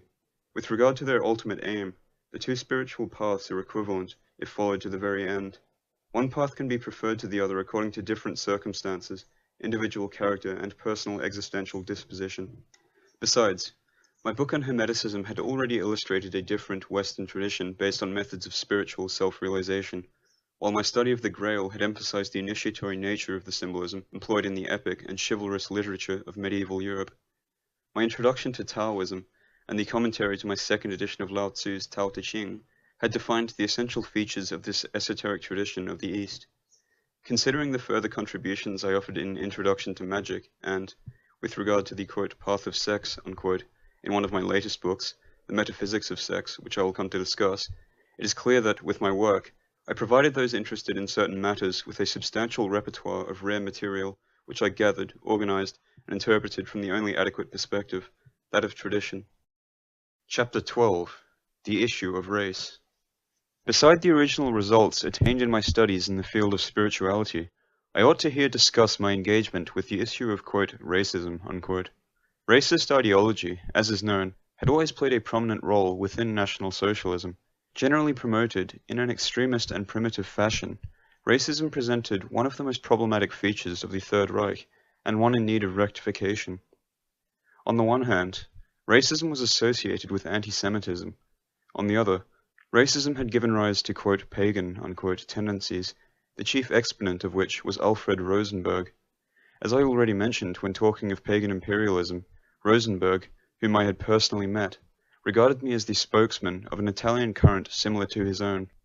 In fact, the differences between my own thought and that of Rosenberg were very conspicuous. In his well-known book entitled The Myth of the 20th Century, Rosenberg, not unlike myself, had quoted authors such as Wirth and Bachofen in order to discuss the idea of Nordic origins and to provide a dynamic historical analysis of various civilizations from a racist perspective. Rosenberg's study, however, was superficial and imprecise. Politically, it was aimed at serving almost exclusively German interests. Rosenberg also lacked any understanding of holiness and transcendence, hence his most primitive critique of Catholicism, a religion which he even attacked in a kind of renewed Kulturkampf by borrowing the most obsolete arguments from Enlightenment and secularist polemics. The, quote, myth of the 20th century, unquote, according to Rosenberg, was to be the myth of blood and race. Quote, a new myth of life that is called forth to create, along with a new kind of life, a new kind of state and of civilization, unquote. As for the racism of the German state, it merged a sort of pan-Germanic nationalism with the ideas of biological science. With respect to the latter, I believe that Trotsky was not far off the mark when he described racism as a kind of zoological materialism. The German state embraced biology, eugenics, and the theory of heredity, accepting all the materialist assumptions behind such doctrines. This led National Socialism to posit the unilateral dependence of the superior to the inferior, of the psychic and superbiological part of man to the biological. This materialist view was little affected by the superimposition of a vague mystique of blood. A materialist perspective was also responsible for the National Socialist illusion that mere prophylactic intervention on the biological level, an intervention, that is, upon the physical race, might automatically better all aspects of the life of peoples and nations. Where a similar analysis might have proven valid was in the idea that it is not the state, society, or civilization which are of central importance, but rather race, had, quote, race, unquote, here been understood in its higher sense, as describing the deepest and most fundamental components of man. Also potentially valid was the National Socialist acknowledgement of the need and opportunity to, quote, fight for a worldview, unquote, appropriate for the Aryan man. this representing a means of promoting a broad reassessment of the values which have come to inform the Western world. A negative element, instead, was the fanatical anti-Semitism of National Socialism, something which many people have regrettably come to identify with racism to core. On more than one occasion in the past, I had already had my say on the issue of materialist racism. As for Nazi neo-paganism, at a press conference held in 1936 at the Kulturbund of Vienna, I argued that its theories were enough to, quote, turn into Catholics even those best disposed towards paganism, unquote. I should also mention the fact that Mussolini expressed his approval of one article of mine entitled Razza e Cultura, or Race and Culture, which I had published in 1935 in the magazine Rassegna Italiana, or Italian Review. In this article, I affirmed the preeminence of formative ideas over merely biological and ethnic traits, the same argument I also made in the pages of my own section in Regime Fascista. An editorial of mine in Balbo's newspaper, Corriere Padano, was also well received by the upper echelons of the fascist regime. The editorial was entitled, quote, The Duty of Being Aryan, unquote, and was aimed at criticizing the fetish of physical race. I here denounced the irrelevance of, quote, Aryanness, unquote, as an expression used merely to denote individuals who are neither Jewish nor colored, rather than as a term employed in the spiritual and ethical sense to imply a certain duty towards oneself. Racism, I suggested, certainly expressed legitimate needs, but needed to be redefined on a different basis. By exploiting my aforementioned influence in certain German circles, I sought to promote a rectification of racist ideology.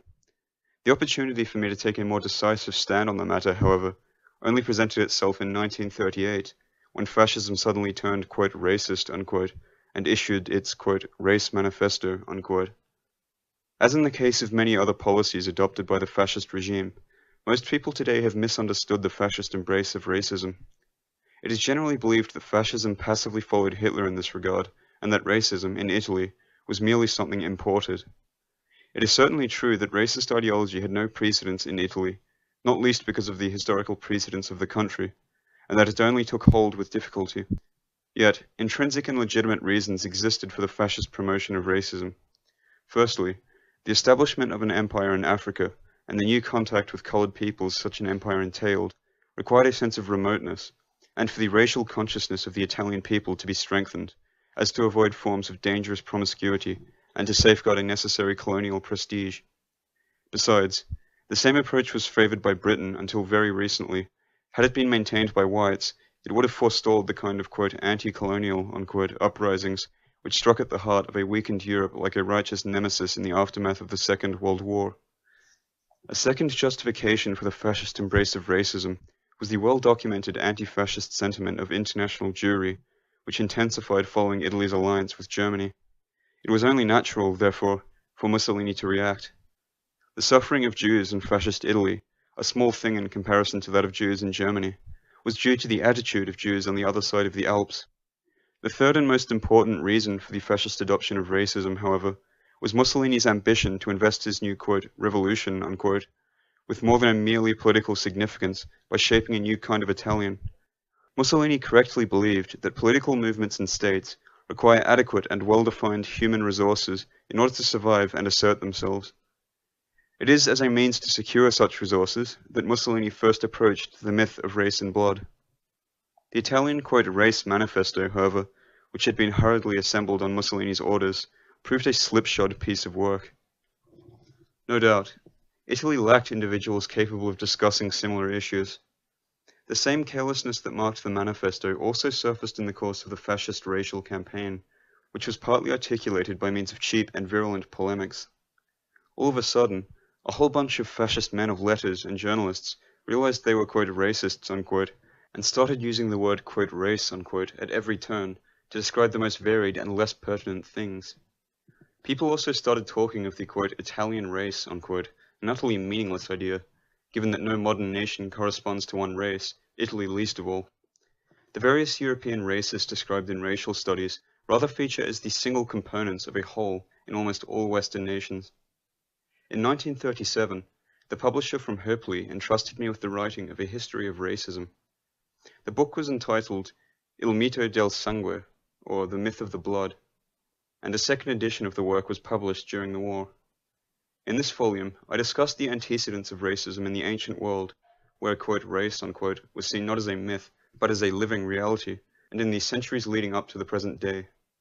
I then outlined the modern variants of racial ideology by describing the basic ideas of de Gobineau, Voltman, de la Puga, Chamberlain, and various other authors.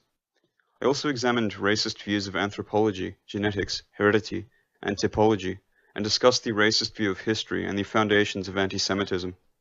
Finally, I provided an outline of the various forms of political racism in Hitler's day. The book, with its descriptive character, allowed me to clarify a number of points. The research I had conducted in order to write The Myth of the Blood led me to develop a racial doctrine of my own. I outlined such a doctrine in a book entitled Sintesi di Dottrina della Razza, or Synthesis of the Doctrine of Race, which was published by Höpli in 1941. A slightly revised edition was published in German by Runge Verlag of Berlin. The appendix of the volume included 52 photos. One's idea of race depends on one's idea of man. The nature of each racial doctrine is determined by its conceptualization of the human being. All distortions in the field of racism derive from a materialist view of man, a view informed by science and naturalism.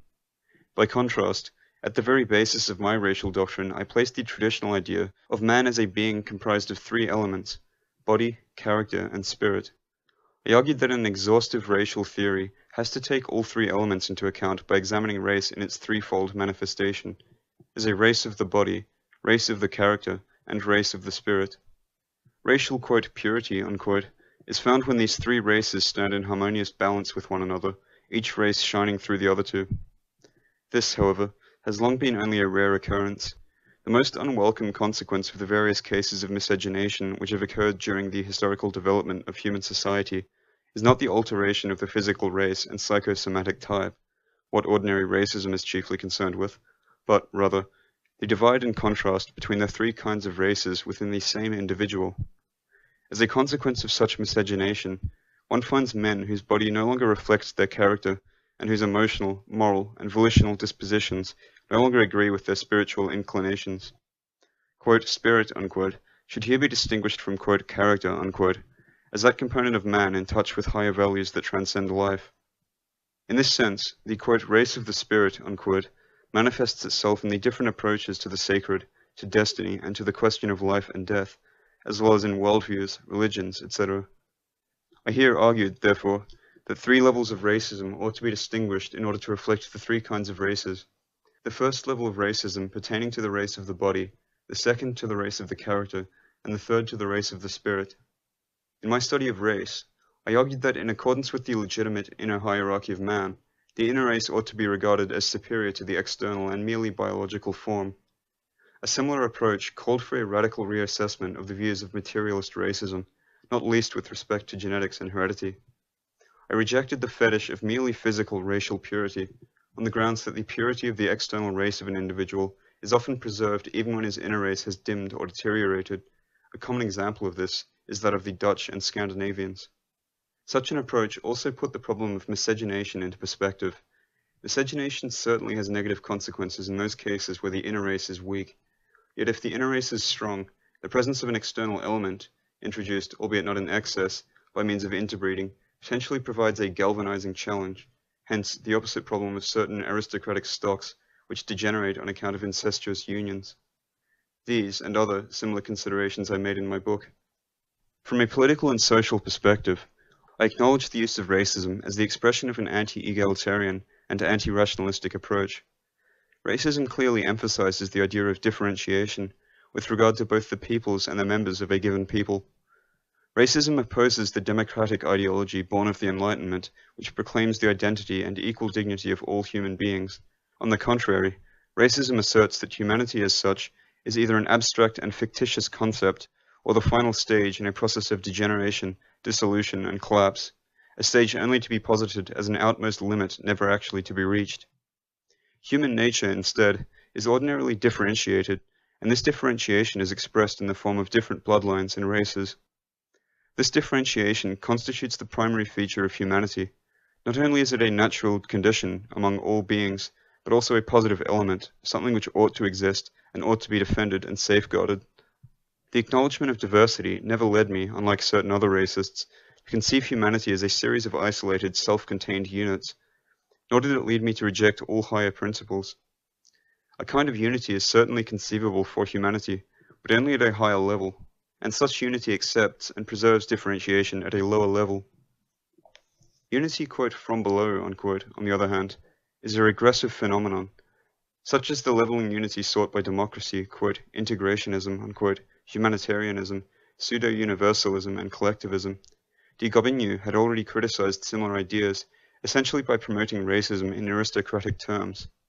The other generally positive aspect of racism is its anti-rationalism, which accompanies the racist embrace of differentiation as an attempt to valorize the kind of qualities, dispositions, and dignities which cannot be bought, gained, or replaced, which do not derive from an external influence or from the environment, which are related to the living whole of an individual person, and which have their roots in a deep organic terrain. Such is the foundation of the individual person, as opposed to the merely abstract or amorphous individual. My aforementioned racial theory provided a safe key to approach these issues by emphasizing the fact that human races cannot be discussed in the same terms as horse or cat breeds, for human life, unlike the life of animals, is not confined to instincts and bios, which is Greek for life. The notion of an, quote, inner race, unquote, and of its preeminence over the external race, was particularly useful in two regards. On the one hand, from a moral point of view, this doctrine presented each race as an independent essence regarded as a universal in itself, almost as a Platonic, quote, idea, unquote, although each race might empirically be understood in conjunction to a given physical race among a given people. A similar analysis could practically be applied to the use of the terms, quote, Aryan, unquote, and, quote, Jewish, unquote, here understood as indicative of a series of attitudes that may or may not be found among all people of Aryan or Jewish blood. Such a use of the two terms would have provided a safeguard against conceit and one-sidedness, for what ultimately counted the most, in my view, was the inner form of each individual. As anticipated in my article in Corriere Padano, my doctrine of the inner race also implied a number of duties. It is for this reason, I may add, that after the war I was to emphasize the futility, from a superior perspective, of dwelling on the, quote, Jewish, unquote, or, quote, Aryan, unquote, question. For the negative behavior which Jews are now charged with is not common amongst most, quote, Aryans, unquote, who, unlike Jews, lack the extenuating circumstance of any hereditary predisposition. Moreover, the notion of inner race implied the idea of race as a molding energy. Thus, the development of a definite human type, free of ethnic miscegenation, might be explained on the grounds of an inner molding power, which finds its most direct manifestation in a given civilization or tradition. A notable example of this phenomenon is provided by the Jewish people. Originally lacking any ethnic unity in a physical sense, the Jews came to possess recognizable hereditary traits thanks to their tradition, ultimately coming to embody one of the clearest historical examples of strenuous racial unity. A more recent example is that of North American society, for Americans have come to show rather constant racial traits, particularly in terms of inner race, thanks to the molding power of their civilization, which has shaped an extraordinarily mixed ethnic whole. My approach, therefore, ruled out the possibility that populations might be conditioned by biological factors alone. The practical possibilities of applying my racial doctrine to the field of what Bachar de la Huga termed, quote, political anthropology, unquote, were self-evident. In a country where the state embodies the role of a superior, active, and molding principle, an attempt to favor the differentiation of the ethnic makeup of the population is certainly a conceivable prospect. In this regard, National Socialism was not entirely mistaken. What ought to have been distinguished in Germany was negative racism, understood as a means to protect the nation from dangerous forms of miscegenation, from positive racism, which is aimed at fostering diversity within the national community in order to define and strengthen a superior human type. Modern racism goes beyond the broad racial distinctions found in school textbooks, those between the white race and the black, yellow, etc. For even the white, quote, Aryan, unquote, or Indo-European race ought to be divided into smaller groupings: the Mediterranean race, the Nordic, the Dinaric, the Slav, Ostad, etc., such terms significantly varying among different authors. In his Rassenseelekunde, Elef Klaus had also sought to provide a description of the soul and inner character of these different races, which are present in every European nation to various degrees. The aim of political racism ought to have been that of determining which race should be granted preeminence in the case of each country and allowed to shape the nation. In the case of Germany, this race was the Nordic Aryan. I personally addressed the same question with regard to Italy, and reached the conclusion that the central guiding race of the country was to be the Roman Aryan race, a race that in ancient times had broken away from the same branch which had later engendered the Nordic race. In my book, I provided a description of the Roman Aryan type primarily in terms of its inner race. I provided a rough outline of the typology of the various, quote, races of the spirit, unquote. In a separate chapter, I also discussed the prospect of an ethnic rectification of Italy aimed at reducing the widespread, quote, Mediterranean, unquote, elements in favor of the Roman Aryan. This, it goes without saying, from the point of view of sensibility and customs. I here described the elite as a governing class which would not only possess authority, power, and prestige thanks to its position, but also embody a superior human type, where external and inner race would ideally coincide. The book also contained an iconographic appendix with photos and images in order to provide initial guidance in the study of the various races of the body, of the character, and of the spirit, and of the consequences of interfering with them. My book, no doubt, provided an original approach to racism, which avoided the chief pitfalls that marked the German approach. In my study of the subject, I raised a number of points which, I believe, remain valid even outside the specific context in which they were first formulated. From a historical perspective, it might be interesting to note that synthesis of the doctrine of race was openly approved by Mussolini. After reading the book, Mussolini got in touch with me, praising the work beyond its real merit, on the grounds that the doctrine it espoused was just what he needed. My racial doctrine, Mussolini believed, might allow him to engage with the same issues addressed in Germany, thus, quote, conforming, unquote, to Germany, while at the same time maintaining an independent approach based on a spiritual drive, the primacy of the spirit which German racism generally lacked.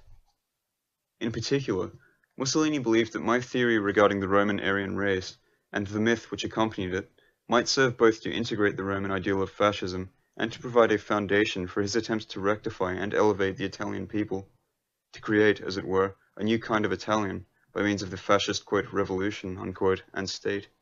There is no need, for the purposes of the present inquiry, for me to dwell on my exchange with Mussolini in any detail. However, I should mention the fact that on this occasion I also informed the Duce of my work in Germany, work which I believed I might then conduct on a more impersonal level, given Mussolini's appreciation of my ideas. Hence, I informed Mussolini of my idea of publishing a new magazine entitled Sangue e Spirito, or Blood and Spirit, a magazine which would be printed in both Italian and German, and would discuss those racial issues I had outlined in my book.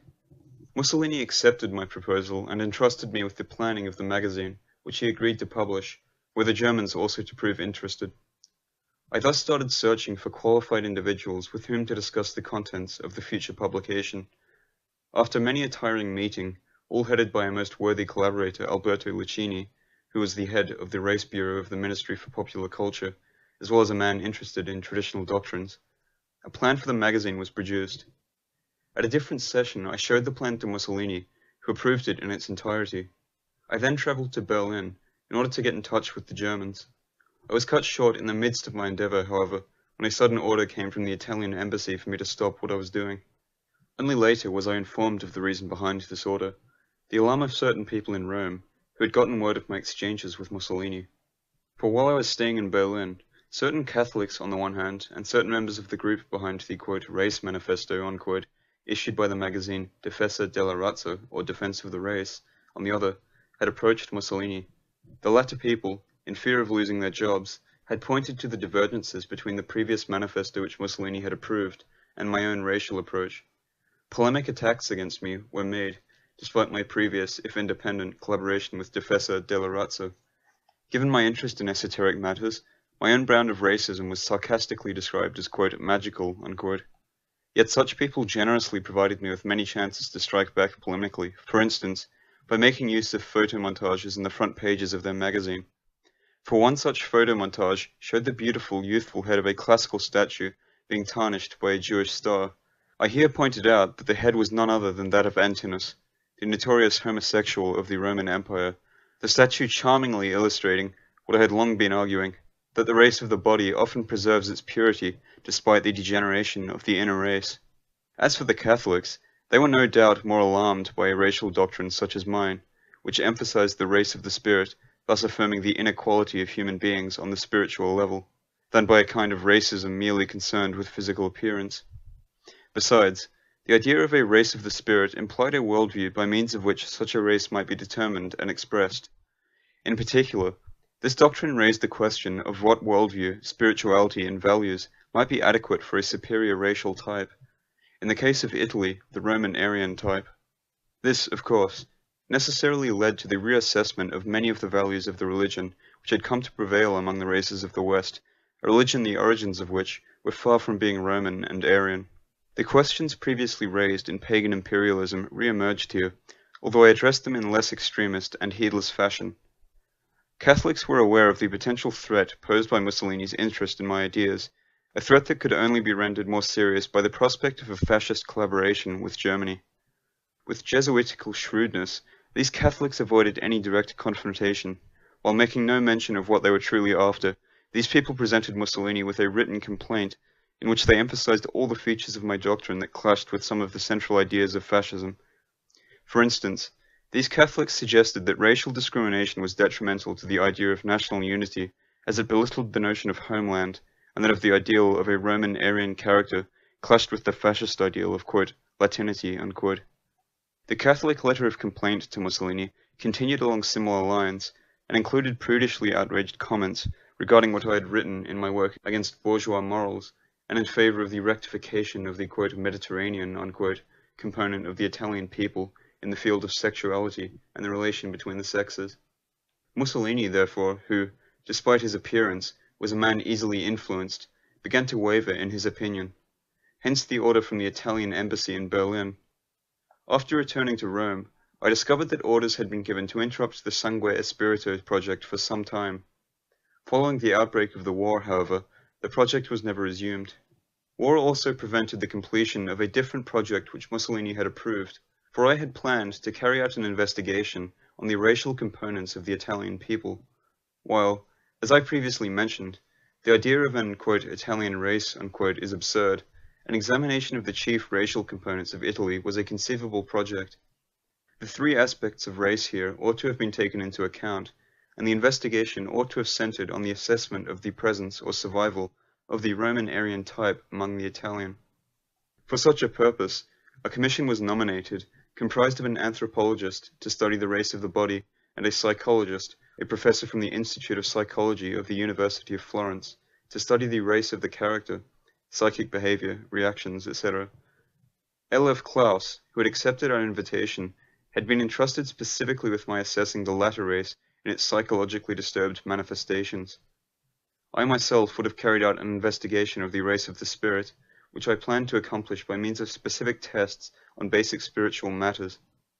Our commission ought to have examined the members of ancient families across the various regions and cities of Italy. The initial results of our inquiry would then have been published in one volume, along with various photos. The turn of events, however, prevented the accomplishment of this interesting and unprecedented project, which, in part, had already been organized. When Mussolini first got in touch with me to give me his opinion on synthesis of the doctrine of race, he asked me how the book had been received by Italian culture. Pavellini, the Minister for Popular Culture, had sent a, quote, handout, unquote, to the press to draw attention to my work. However, similar handouts were sent out all the time, usually by the authors themselves, and the press hardly took notice of my work. When Mussolini was informed of this fact, he angrily gave orders to categorically repeat the announcement. A torrent of reviews naturally followed, first in the pompous Corriere della Sera, or Evening Courier, and then in other important newspapers which had hardly bothered to mention my books in the past.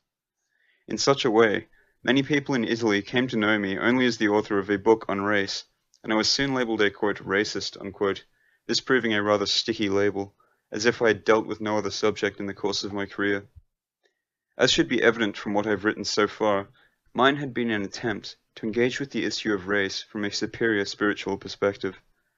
Racism I actually regarded as a secondary matter. My purpose was rather that of contrasting the errors of the materialist and primitive brand of racism which had surfaced in Germany, and which some people amateurishly sought to emulate in Italy. This field, too, I explored in accordance with my own inclinations, and nothing I then wrote I now truly disown, although I acknowledge the meaninglessness of any attempt to resume similar discussions today.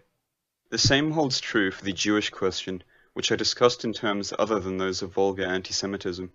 The influence of Judaism on modern culture and society, by means of both international capitalism and by revolutionary, corrosive political agitation, can hardly be denied. In my work, I sought to prove that this influence has chiefly come from the secular side of Judaism, which abandoned the ancient Jewish tradition. Certain aspects of this ancient tradition were distorted and materialized by secular Judaism, allowing for the kind of instinctual outbreaks of a given human type that had previously been held in check. In fact, I held little against the Jewish tradition as such. In my studies of esotericism, I had frequently quoted the Kabbalah, ancient Hebrew texts, and Jewish authors, not to mention my praise of Michaelstetter, himself a Jew, and my interest in the work of another Jew, Weininger, whose most important book I endeavored to publish in a new Italian edition. I discussed the development of Judaism as a corrosive force in one chapter of The Myth of Blood, and in an article I published in the 5th volume of Forschungen zur Judenfrage, or Research on the Jewish Question. Here too, my chief emphasis lay on the inner race and on actual behavior. Finally, from a historical perspective, I denounced both the one-sidedness and the dangers of fanatical visionary anti-Semitism, something I also stressed in my introduction to Preziosi's edition of the well-known and much-debated Protocols of the Elders of Zion. What I denounced, in other words, was the danger of believing that Judaism alone is the enemy. Such a belief I was even inclined to see as one of the tactics employed in what I described as the, quote, occult war, unquote, a tactic which makes the enemy focus on a limited area in order to divert his attention from other areas where the attack continues unnoticed. What was necessary, I argued, was rather to be aware of the occult front of global subversion and of the forces of anti-tradition in their entirety, something I had adequately described in Revolt Against the Modern World. The ultimate framework of the Jewish question might be described as a metaphysical struggle protracted throughout the ages. Within such a framework, certain organizations, most recently political Freemasonry as well as secular Judaism, have merely played the role of tools subordinate to vaster influences. A similar perspective is not so different from that of a certain kind of historical theology. Finally, it goes without saying that neither I nor any of my friends in Germany knew about the Nazi outrages against the Jews. Had we known about such outrages, in no way would we have approved of them. In the same period, I also translated a book written by French Viscount Leon de Ponkins and by the Polish Count E. Malinsky, and entitled The Occult War. I believed it might be interesting to make this book available on account of its theses of Judaism and Freemasonry, which were not informed by a Nazi or fascist perspective, but rather by the point of view of Catholic aristocrats. The work described the secret chain of events that, from the time of the Holy Alliance and of Metternich, the, quote, last great European, unquote, down to the rise of Bolshevism, have led to the collapse of Europe. A new and slightly revised edition of my translation of the book was published in 1961. Chapter 13. In Search of Men Among the Ruins. Aside from my work on the rectification of racism, in the period of time which roughly runs from the 25th of July, 1943, the day of the internal collapse of fascism, to the end of the Second World War, I produced nothing in terms of writing. An account of the events which marked my life in this period might prove of interest for some people. However, it would turn the present book into an autobiography, something altogether different from what it is meant to be. Hence, I shall only touch upon a few episodes. Like many of my friends and many of the political figures with whom I was in contact in those days, I felt that the 25th of July had brought out all the inconsistencies and worst features of fascism, and of its followers in particular. While the majority of the Italian people, that very people that had formed the delirious and, quote, oceanic, unquote, gatherings in front of the Palazzo Venezia, was impudently preparing to change sides, its better members were seeking to ascertain whether certain valid ideals of the true right might be safeguarded, and what forms such ideals might take in a future and different world, for what the outcome of the war would be was clear by then. By way of unusual circumstances, on the 8th of September, the day Italian desertion was made public, I found myself in Germany. I soon visited Rustenburg, Hitler's headquarters, to where some Italian fascist leaders had already fled. Along with these people, I was one of the first to witness the arrival of Mussolini after he had been freed by Scorzeni. The following morning, Mussolini proclaimed the Social Republic, the establishment of which he had planned on his own the night before. To my eyes, the establishment of the social republic was a disagreeable turn for the worse. Once more, the unworthy behavior of the representative of an institution, in this case of the monarchy, had offered the pretext, not for the condemnation of the guilty individual, but for the condemnation of the institution which that individual represented. Such a process had already led to negative consequences in the past, allowing many subversive and revolutionary historical events to take place. It constituted, in fact, one of the strategies I employed in what I termed the quote, occult war, unquote.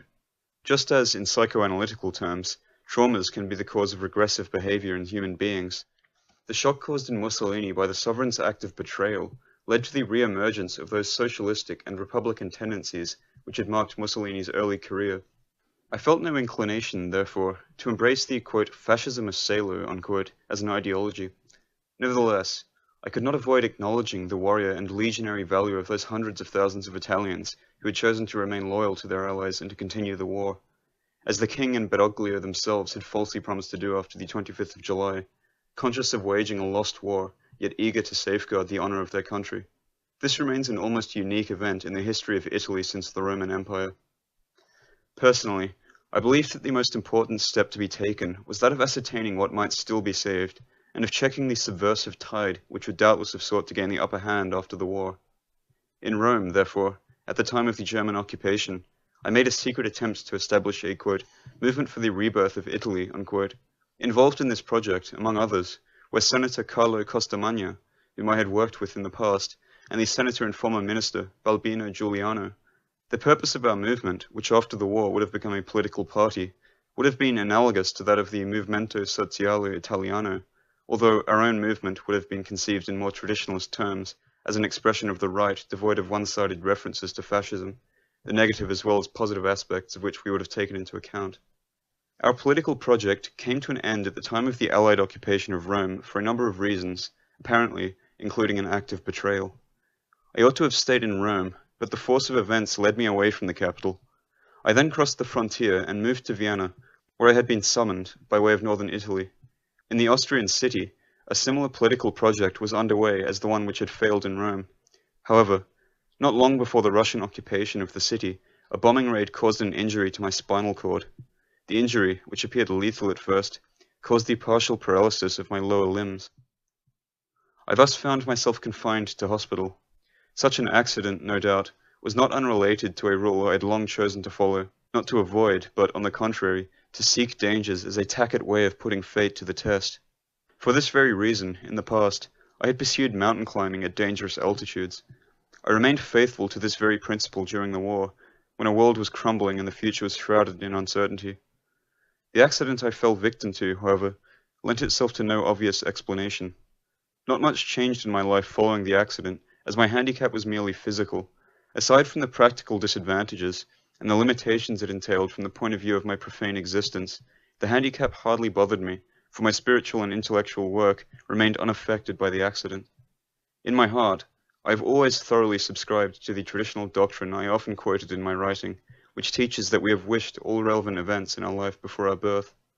I could not, therefore, avoid applying such a doctrine to the aforementioned event. To remember why I had wished such an accident upon myself, and to understand its most profound significance, is what truly mattered in my eyes. More than, quote, recovery, unquote, itself, something I cared little about.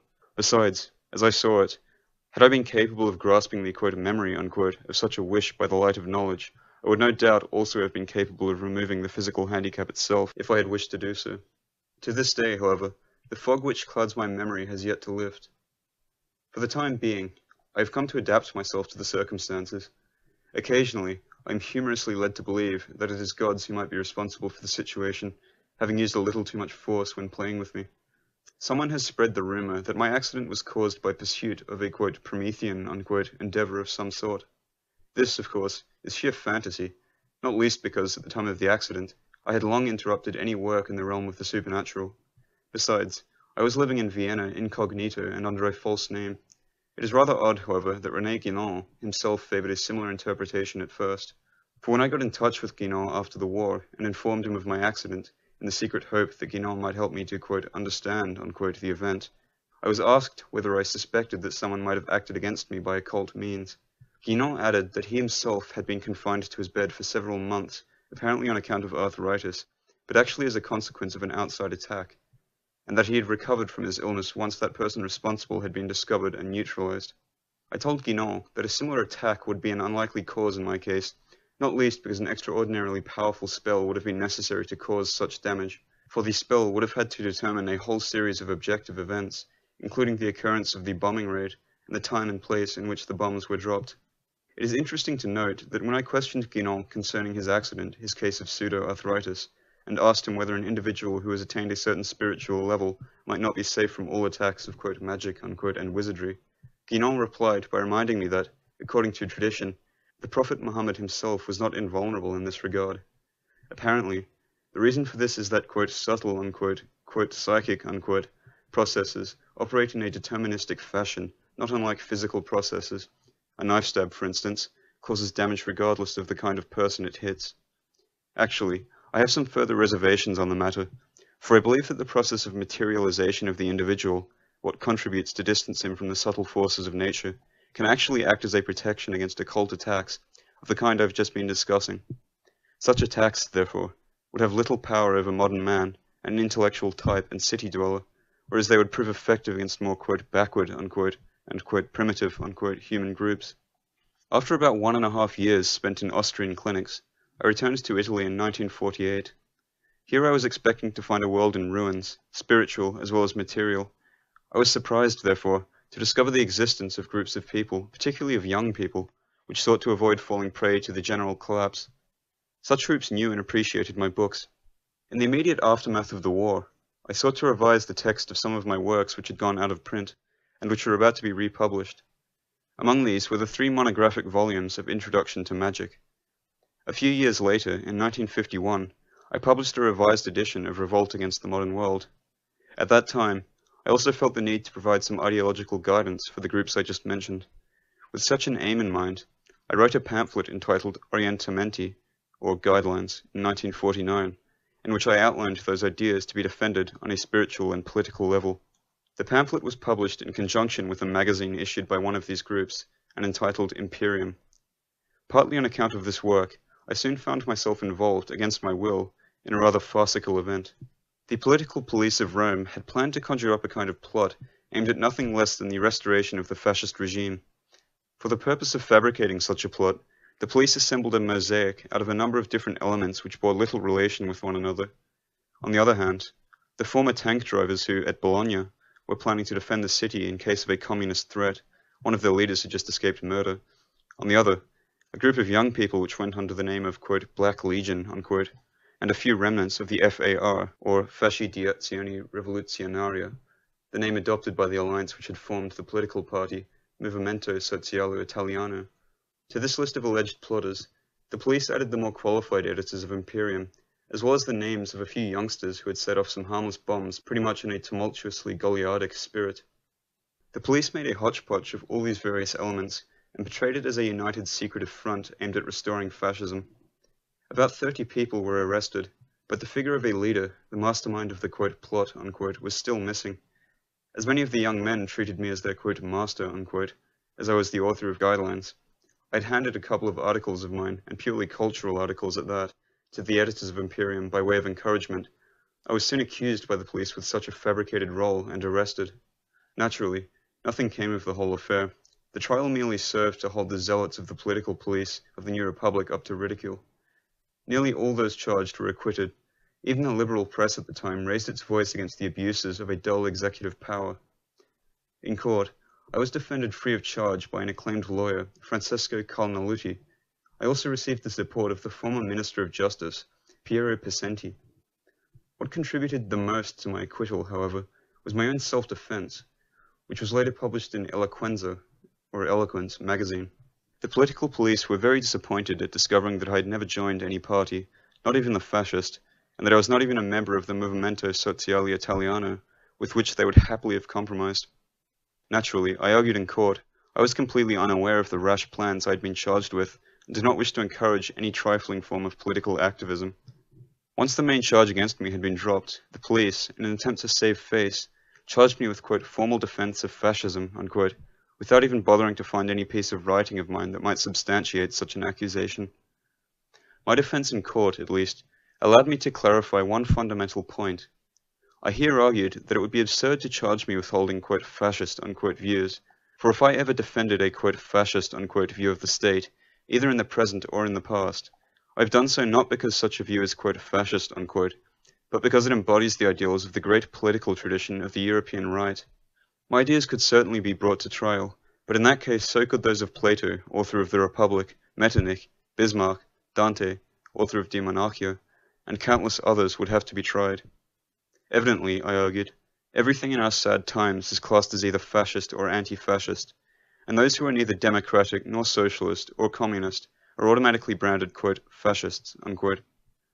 Several years later, in 1963, I published a book for Volpe Editions entitled Fascism Viewed from the Right.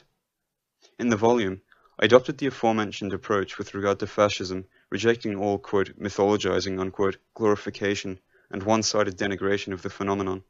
Rather, I examined all the chief aspects of the fascist system in order to define which of its features might be traced back to a higher and more ancient political ideal, and which, on the contrary, are more problematic, contingent, and of lesser value. A second edition of the book, published in 1970, also contains an appendix entitled Notes on the Third Reich, where the same methods of evaluation are applied to German National Socialism. In the context of newly liberated Italy, the farcical episode of my legal prosecution somewhat contributed to blacken my reputation. Those who bought current rumors, and had no intention of gaining first-hand knowledge of my work and ideas, continued to regard me as the "fascist" writer who had been in touch with terrorists. With equal ignorance and closed-mindedness, such people continued to label me a "racist", a former friend of the Nazis, and an enemy of Catholicism. This proved more than enough for the Italian press to relegate my works to perpetual silence. Nevertheless, by this time I had acquired a more personal readership, small but diligent and loyal, which allowed my writings to be received by "non-aligned" publishers. Given the nature of the Italian intelligentsia, I could well do without its attention and approval. In more recent years, Edizioni Mediterranee has almost entirely taken over the republication of my writings. Given the broad distribution network of such a publishing house, more copies of my books have been sold, independently of any promotional campaign based on "reviews", thus reaching a broader public. The genesis of my next book, Men Among the Ruins, which was first published in 1953 by Edizioni del Lazio, and then twice by Volpe, a second revised edition of the book having been issued in 1972, was due to a final attempt on my part to promote the development of a genuine front of the right. The chance for an operation of this kind, in my eyes, had been offered by the rise of a particular tendency within the Movimento Sociale Italiano, as well as by the nature of those groups of young people I previously mentioned. I thus believed at the time that it might be useful to outline a series of general principles pertaining to both the doctrine of the state and the view of life, which might serve as guidelines for the aforementioned front. The first keyword, I argued, was to be counter-revolution. Leaving aside the broader horizons mentioned in Revolt Against the Modern World, in Men Among the Ruins, I described the preliminary, practical duty of those men who remained standing, among the ruins as it were, in terms of an integral and uncompromising rejection of all the ideologies born of the French Revolution. The liberal revolution, after all, represented the starting point of the latest phase in the crisis of Europe. Having engendered the democratic revolution, it had paved the way for socialism and communism. No compromise in this respect was to be made. In the face of the increasing insolence and arrogance of the forces of subversion, I invoked the intellectual and physical courage of labeling oneself a "reactionary", a charge which all the petty politicians of Italy feared, including those belonging to so-called right-wing parties. Naturally, the reaction I invoked had nothing to do with the kind of reaction which serves as a handy pretext for our enemies, for it had nothing to do with the interests of an economic class and with the capitalist right. The reaction I had in mind was rather that of a political and aristocratic right, which would regard any form of power derived from the mere possession of wealth as an act of usurpation and subversion. Counter-revolution I defined not on the basis of material interests, but of ideals. With the rejection of progressive social myths, I argued, fundamental ideals would emerge which possessed an immutable normative value for all social and political organizations of a superior kind. In a similar way, I suggested, Vico had spoken of, the natural laws of an eternal republic which takes on various forms at different times and in different places, On a more constructive level, The book identified the firm foundation of each true state in, quote, the transcendent nature of its principle, which is to say, in the transcendent origins of its sovereignty, authority, and legitimacy, unquote. The true state was here described as that permeated by the manifestation of a higher order, which is embodied in a given power. Consequently, I distinguished the sphere of politics from that of, quote, physical, unquote, phenomena. On account of its transcendent dimension, I argued, by virtue of embodying a higher ideal and power, quote, the true state constitutes something altogether different from a mere union, from any kind of association artificially constructed or based on natural law, from any human aggregation founded on social, economic, biological, utilitarian, or happiness-seeking principles, unquote. Authority, thus conceived, also represents the necessary condition for the stability, firmness, and unity of any socio-political organization. Quote, the state is not an expression of society, unquote. Society, in Aristotelian terms, is mere, quote, matter, unquote, whereas the state is, quote, form, unquote. A similar relation exists, or ought to exist, between the state and nations or peoples, the demos.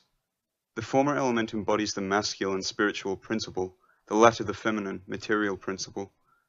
On these grounds, at the time of ancient Rome, quote, the idea of the state and of imperium, of sacred authority, was related to the symbolic cult of male deities of the sky, of light, and of the heavens, a cult contrary to that of the mothers of the nether regions and of chthonic deities, unquote. I had already emphasized such ideas in a paper I had delivered in various German cities, in an attempt to contrast the Nazi myth of the Volk and the Volksgemeinschaft. Quote, strictly speaking, the political sphere is defined by the use of hierarchical, heroic, ideal, and anti-hedonistic warrior values. The use of such values removes the political sphere from a naturalistic and vegetative order of existence.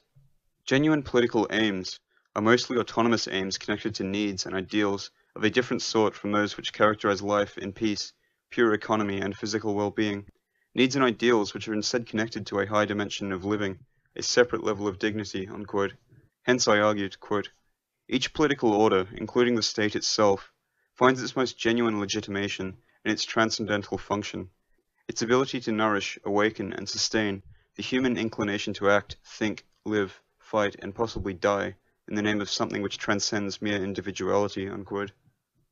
In Men Among the Ruins, I emphasized the transcendental principle, i.e., that principle which leads upwards, by contrasting it with its opposite, quote, transcendence by descent, unquote, a feature of the state of the masses, of collectivism, and demagogic fervor. A further distinguishing trait of the true state, I argued, is its organic unity.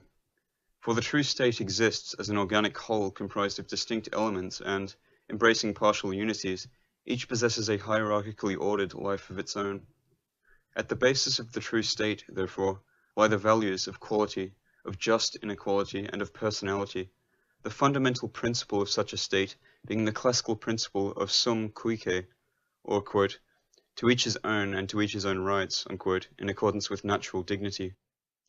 Hence the sharp contrast between the organic state and the totalitarian, for the latter necessarily expresses a leveling, despotic, and mechanistic kind of unity.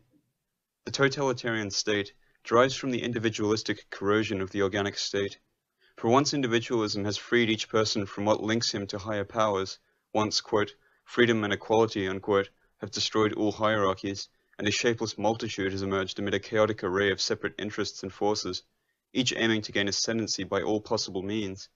In such a context, the violence of, quote, totalitarianism, unquote, acts as a desperate means to impose some sort of external order by establishing a system which, nevertheless, stands as the materialist counterfeit of organic unity. I here recorded how the very process, which only recently unfolded on a vast scale, had already been recorded by Tacitus in exact terms, quote, to overturn the state, i.e., the genuine, organic, traditional state, they talk of freedom. Once freedom will have been attained, this too they will attack, unquote. Likewise, Plato had observed that, quote, tyranny is born and takes hold from no other political system but democracy, which is to say that from extreme freedom, the most unmitigated and harsh slavery arises, unquote. I shall add one final quotation taken from Vico, quote, men first desire freedom of the body, then freedom of character, which is to say freedom of conscience, or the, quote, immortal principles, unquote, and wish to be equal to others. Then they wish to dominate their equals, and finally, to trample on their superiors, unquote. In such a way, in Men Among the Ruins, I attempted to prevent any misunderstanding of the political ideals I was promoting. I raised further points concerning the distortion and belittling of the principle of authority. In particular, I distanced myself from the modern notion of dictatorship, a system based on a shapeless and purely individual form of power, from, quote, Bonapartism, unquote, and even from nationalism. For the ideal of the, quote, sovereign, unquote, nation was born of a collectivizing process whereby, quote, matter, unquote, was removed from, quote, form, unquote, the latter being the supraordained principle of the state. With this, I rejected all, quote, state worship, unquote, which is to say, any attempt to divinize and render absolute what is merely a political and secular idea lacking any transcendent authority. Finally, in Men Among the Ruins, I criticized, quote, one-party, unquote, political systems on the grounds that a similar idea is a contradiction in terms, for the notion of, quote, political party, unquote, necessarily belongs to democratic and anti-organic ideology. Rather, I suggested, what one ought to aspire for is a kind of order capable of safeguarding and protecting the state, and of acting as its backbone. As for the more specific issue of the relation between the political and the economic spheres, I first considered the modern phenomenon of the, quote, demon of the economy, unquote. Such a phenomenon consists in, quote, the idea that what is truly important and decisive in human life, both individual and collective, are economic factors, and that the centering of all values and interests on the economic and productive plane represents not an unprecedented aberration in the life of Western man, but a normal, natural process, not something born out of brute necessity, but something desirable, to be accepted and praised, unquote. The shady and closed circuit of the demon of economy stands at the very basis of both Marxism and capitalism, for both ideologies share a materialist view of life and materialist values. Therefore, I again pointed out that, quote, it is utterly absurd for anyone today to wish to represent the political right without first breaking free of such a circle by affirming and defending the legitimacy of higher ideals. What must be questioned is not the relative worth of a given economic system, but the place of economy as such.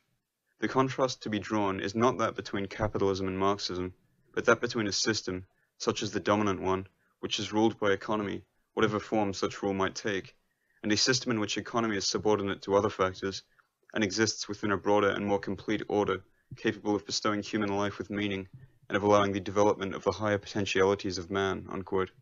The primacy of politics over economy in the true state constitutes an attempt to check the kind of destructive processes that have now come to prevail. The practical implementation of such principles, I argued, was to lead to the, quote, deproletarianization, unquote, of life, for, quote, spiritually proletarian qualities are found where the only conceivable human type is that of the, quote, worker, unquote, where there is much talk of, quote, the ethics of work, unquote, and praise of the, quote, state based on work, unquote, where no one dares to decidedly oppose the new and polluting myths on the basis of which a veritable religion, fit for beasts of burden, has been founded, unquote.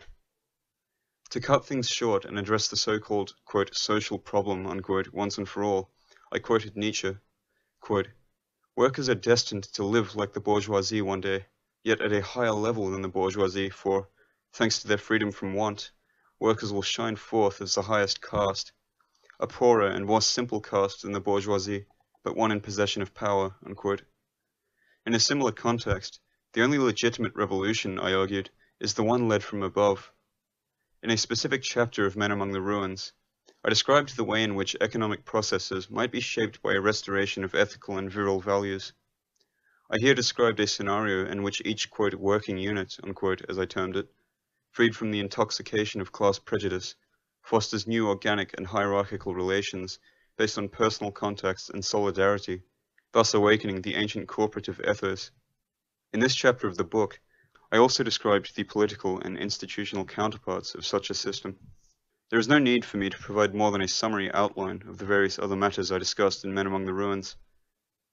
In one chapter, I criticized the irresponsible choice of allowing the population to increase, population growth being itself a cancer responsible for much of the present chaos.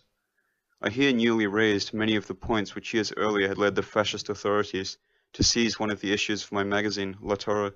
In a different chapter of the book, I censured, quote, historicist, unquote, ideology and morality, while further elucidating the general basis of my counter-revolutionary and traditionalist ideas. I also felt the need to spend a few words on the issue of, quote, militarism, unquote, in order to clarify the typically bourgeois and democratic misunderstanding which leads people to confuse such a genuine deviation with a given ethos that can certainly take the form of a warrior inclination, but which can also provide the foundations for a virile society and for a general approach to life. Other sections of the book lay a similar emphasis on the rejection of bourgeois society, culture, and customs, a rejection which ought to be no less radical than the one operated by Marxism and communism, albeit from an opposite perspective. I later further developed such ideas from a rather different angle in Ride the Tiger. In other chapters of Men Among the Ruins, instead, I returned to ideas I had previously discussed, such as the notion of, quote, occult war, unquote. In particular, I dwelt on the weapons employed in such a war, which is to say, on the various tactics adopted by the forces of global subversion in order to secretly and indirectly influence the course of world history. The second part of this chapter presents a paper I had first delivered in Berlin before a restricted audience composed of SS leaders. The paper had later been printed in the pages of Léon Duponquin's French magazine Contre-Révolution, or Counter-Revolution. In such a way, with Men Among the Ruins, I sought to provide a genuine perspective that might replace the whims of historicism and progressivism, which are usually only the smokescreen of a process of destruction. In yet another chapter of the book, I returned to some of the points I had raised in my book on racial doctrine, a book that is now out of print and hard to come by. I here discussed the issues of Latinity and of Romanness, of the Mediterranean character, and of what sorts of style and behavior ought to be privileged in an attempt to rectify the Italian people. As my treatment of certain ideas would not have been complete without a discussion of elective affinities and personal inclinations, I devoted one of the chapters of Men Among the Ruins to the issue of the, quote, choice of traditions, unquote. I here denounced the distortions operated by a, quote, patriotic historiography, unquote, of a Masonic and liberal bent, which aims to portray subversive and anti-traditional events as an integral component of the Italian tradition. As an example, I mentioned the rise of the Italian city-states, a historical event often described almost as a fight against, quote, the foreign invader, unquote, rather than as that which it truly was, a democratic revolt against the legitimacy of the feudal caste and imperial authority, as if Italians too, as Ghibellines, hadn't fought against the city-states. After examining the more problematic aspects of the Renaissance, I then turned to the Risorgimento, which I described, in its taste for the ideals of the French Revolution and Freemasonry, as a manifestation of the bourgeois revolution which had swept across Europe. Finally, I debunked the myths which, at the time of the First World War, had led Italy to abandon the Central Powers in favor of an intervention alongside Western democracies. If, I argued, such a, quote, tradition, unquote, has regrettably come to play an influential role in the history of Italy, then the Italian people have ceased to embody the symbolism and ideals of Rome. It nevertheless still remains possible to point to a different tradition, marked by a different, quote, inner race, unquote.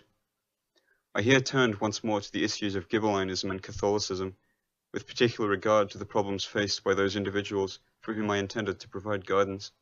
A legitimate opposition to Catholicism, I argued in this section of Men Among the Ruins, cannot be based on the idea of the sovereign right of the secular and agnostic state, which is to say, on merely temporal power. True Ghibellinism is founded on the ideal of the true state, a state which possesses spiritual authority. Leaving aside the strictly political aspect of the question, an antithesis can no doubt be seen to exist between the values that mark the true state and some of the central aspects of Christian morality and Christian religion. In particular, I here acknowledge the fact that, especially in Latin countries, traditionalist and counter-revolutionary forces had often found support in Catholicism, which had at one time blessed the pure ideal of sovereignty and authority. I here had in mind the counter-revolutionary or, quote, reactionary, unquote, alliance of throne and altar in mind. Yet today, this no longer appears to be the case, for, from the point of view of doctrine, official Catholicism appears little inclined to lend itself to, quote, traditionalist, unquote, integration on a truly universal and transcendent level, as Guénon, among others, had hoped. Therefore, I could only paraphrase the words I had used in a previous book of mine, quote, he who follows tradition merely on account of his adherence to Catholicism, in the prevalent and orthodox sense of the term, is only following tradition halfway, unquote. From a socio-political perspective, contemporary Catholicism also gives proof of a, quote, choice of traditions, unquote, in tune with the times. For it privileges democratic and social tendencies and rejects what some of its representatives, using truly Enlightenment and Masonic language, have termed, quote, outdated medieval remnants, unquote. In this regard, I wrote that, quote, if Catholicism today, being aware of the critical times to come, were to have the strength to decidedly break with the plane of contingency and to pursue ascesis, if, by resuming the spirit which marked the most luminous features of the medieval crusades, Catholicism were to turn faith into the soul of a united and inflexible front aimed at opposing the modern forces of chaos, corrosion, subversion, and political materialism, there would be no doubts on the matter, but, unfortunately, the situation is very different, unquote. Hence, one of the central questions concerning the prospect of a traditionalist restoration remained open. A similar problem is discussed in the final chapter of Men Among the Ruins, entitled, quote, One Europe, Form and Premises, unquote. Here, in considering the prospect of the unification of Europe, I once again emphasize the ideal of organic and hierarchical unity, rejecting the democratic idea of a merely economic association. The basic premise for the unification of Europe, I argued, must rather be the organic integration of all European states. Unity must first be accomplished at a higher level. Consequently, nationalism and nationalist hubris, what Vico termed, quote, the haughtiness of nations, unquote, must be overcome, as, besides, the nature of the, quote, true state, unquote, itself implies.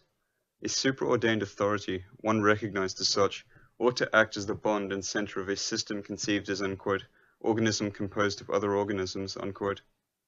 A limitation of the sovereignty of individual states is only acceptable, I suggested, if it serves the interests of such a, quote, legally preeminent, unquote, authority. An analysis of this kind, however, faced two main problems. One problem regards the foundation of the authority advocated. The other, the extent to which a similar authority might be recognized or even simply conceived in our day, given both the dominant spiritual milieu and the lack, within Europe, of a unitary living tradition of other than a merely profane and, quote, cultural, unquote, character. I then argued in the book that if any hope still exists to unify Europe, this lies in the prospect of an alliance between two categories of men who, across the continent, are, quote, standing among the ruins, unquote. The first category is that of the members of ancient European families, who ought to prove worthy of their name. I here outlined the prospect that the latent heritage of the blood and, quote, race, unquote, of these people might awaken. The second category I identified with all the individuals who have experienced the destruction which has marked our times, both during and after the war, without succumbing. Individuals aware of the illusionary nature of past and present ideologies, possessing a greater sense of reality and capable of pure action. Such people, I argued, ought to share a sense of existential solidarity which transcends frontiers and conflicts of the past. Were these two categories of men ever to meet, and manage to take the place of the feeble and inconsistent, quote, political leaders, unquote, of their countries, a traditionally, organically united Europe would become a foreseeable prospect, a Europe united not by material and as such contingent factors, but by a higher ideal and authority, a new Europe which would prove strong enough to face the threat posed by the Eastern Bloc. Men Among the Ruins was published with a foreword by Prince Valerio J. Borghese, a man well known for his exploits during the last war. Prince Borghese had been at the head of the Italian Navy, which, in a most daring operation, had managed to sink 2 English battleships, along with other vessels, at the port of Alexandria. He had later fought to the very end as the commander of a military body known as the Decima MAS.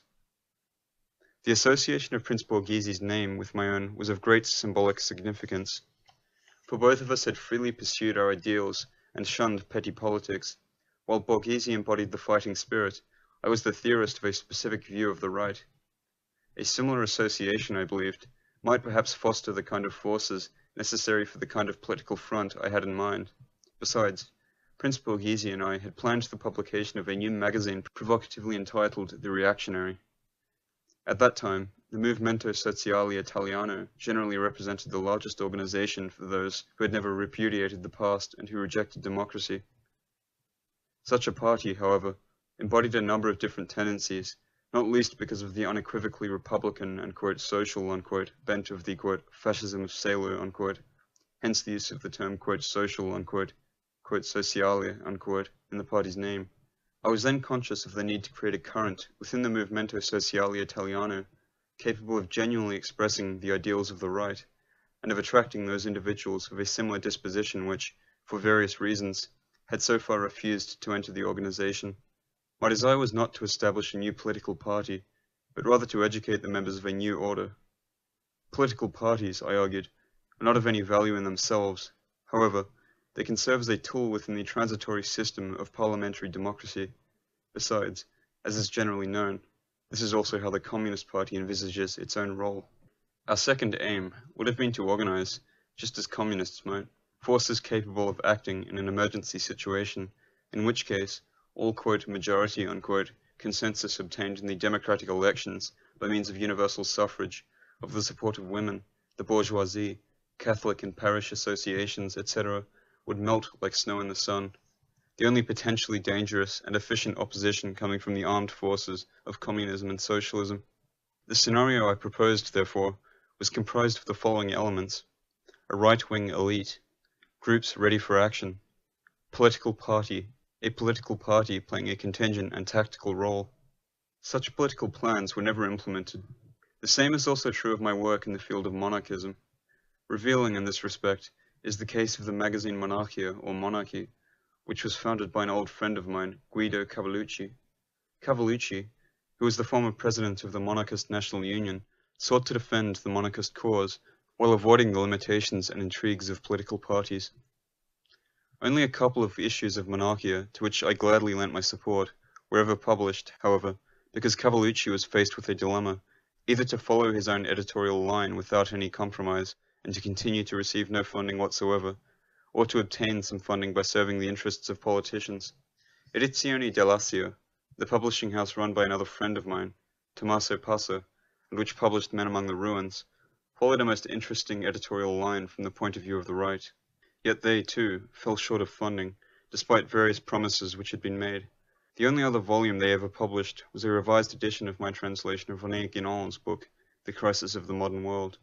Generally speaking, Italy seems to lack the prerequisites for a serious attempt at political and ideological rectification.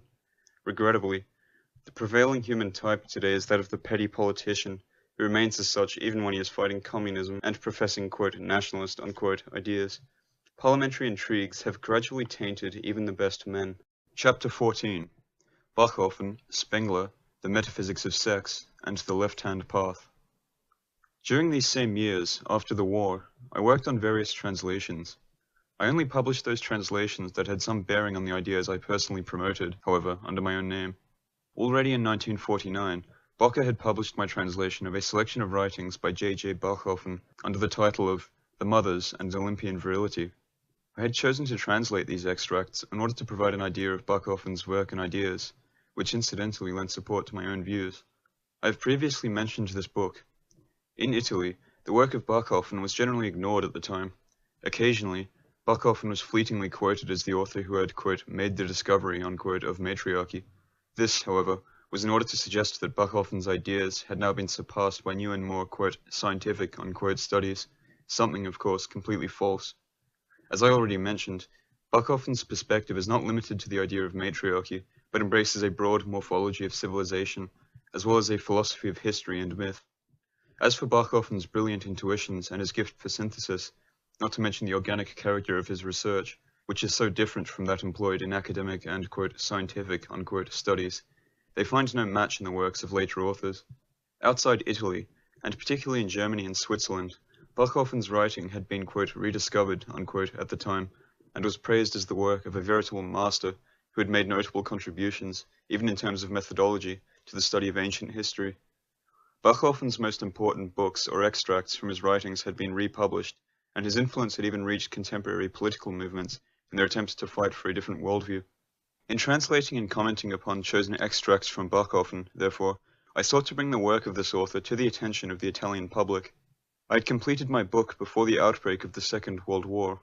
At that time, I believed that the various categories Bachhofen had defined in his study of the traditions, symbols, and myths of the ancient world might also be applied to the study of the, race of the spirit, Thus, I argued, it is possible to define each man according to different and rather defined types: the solar, Demetric, Telluric, Aphroditean, Dionysiac, Amazonian, and so on. At the behest of a German editor, I had actually planned to provide a systematic discussion of this morphology. However, I later abandoned the idea and confined myself to the book in question.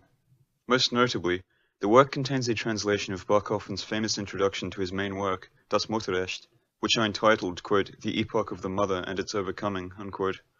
This introduction provides an overview of Bachhofen's own ideas and defines the character, place, meaning, and religious framework of, quote, gynocracy, unquote, in its various forms, including the transition from the paternal principle and Apollonian and solar symbolism. Other sections of the introduction discuss various intermediate stages between the two models of civilization. The book also includes a second important and detailed introduction by Bachhofen, that to Die Saga von Tanaquil, or the Myth of Tanaquil, which I translated as, quote, Tanaquil, Romanness, East and West, unquote. In this introduction, Bachhofen provides a summary of his work, an in-depth study of the evolution of Roman civilization based on his own most important ideas. Here, Bachhofen describes the birth and rise of Rome as a tenacious and victorious, if in a way concealed, fight of the paternal, Olympian, and Uranian principle against the kind of life, spirituality, religiosity, and law which marked pre-Roman Italy as a civilization of the mother and the woman. Other extracts from Bachhofen discuss issues such as the figures of Dionysus and Apollo, the Etruscans, the concept of immortality according to the two opposite models of civilization, Pythagoras, and the sacral nature of ancient sports.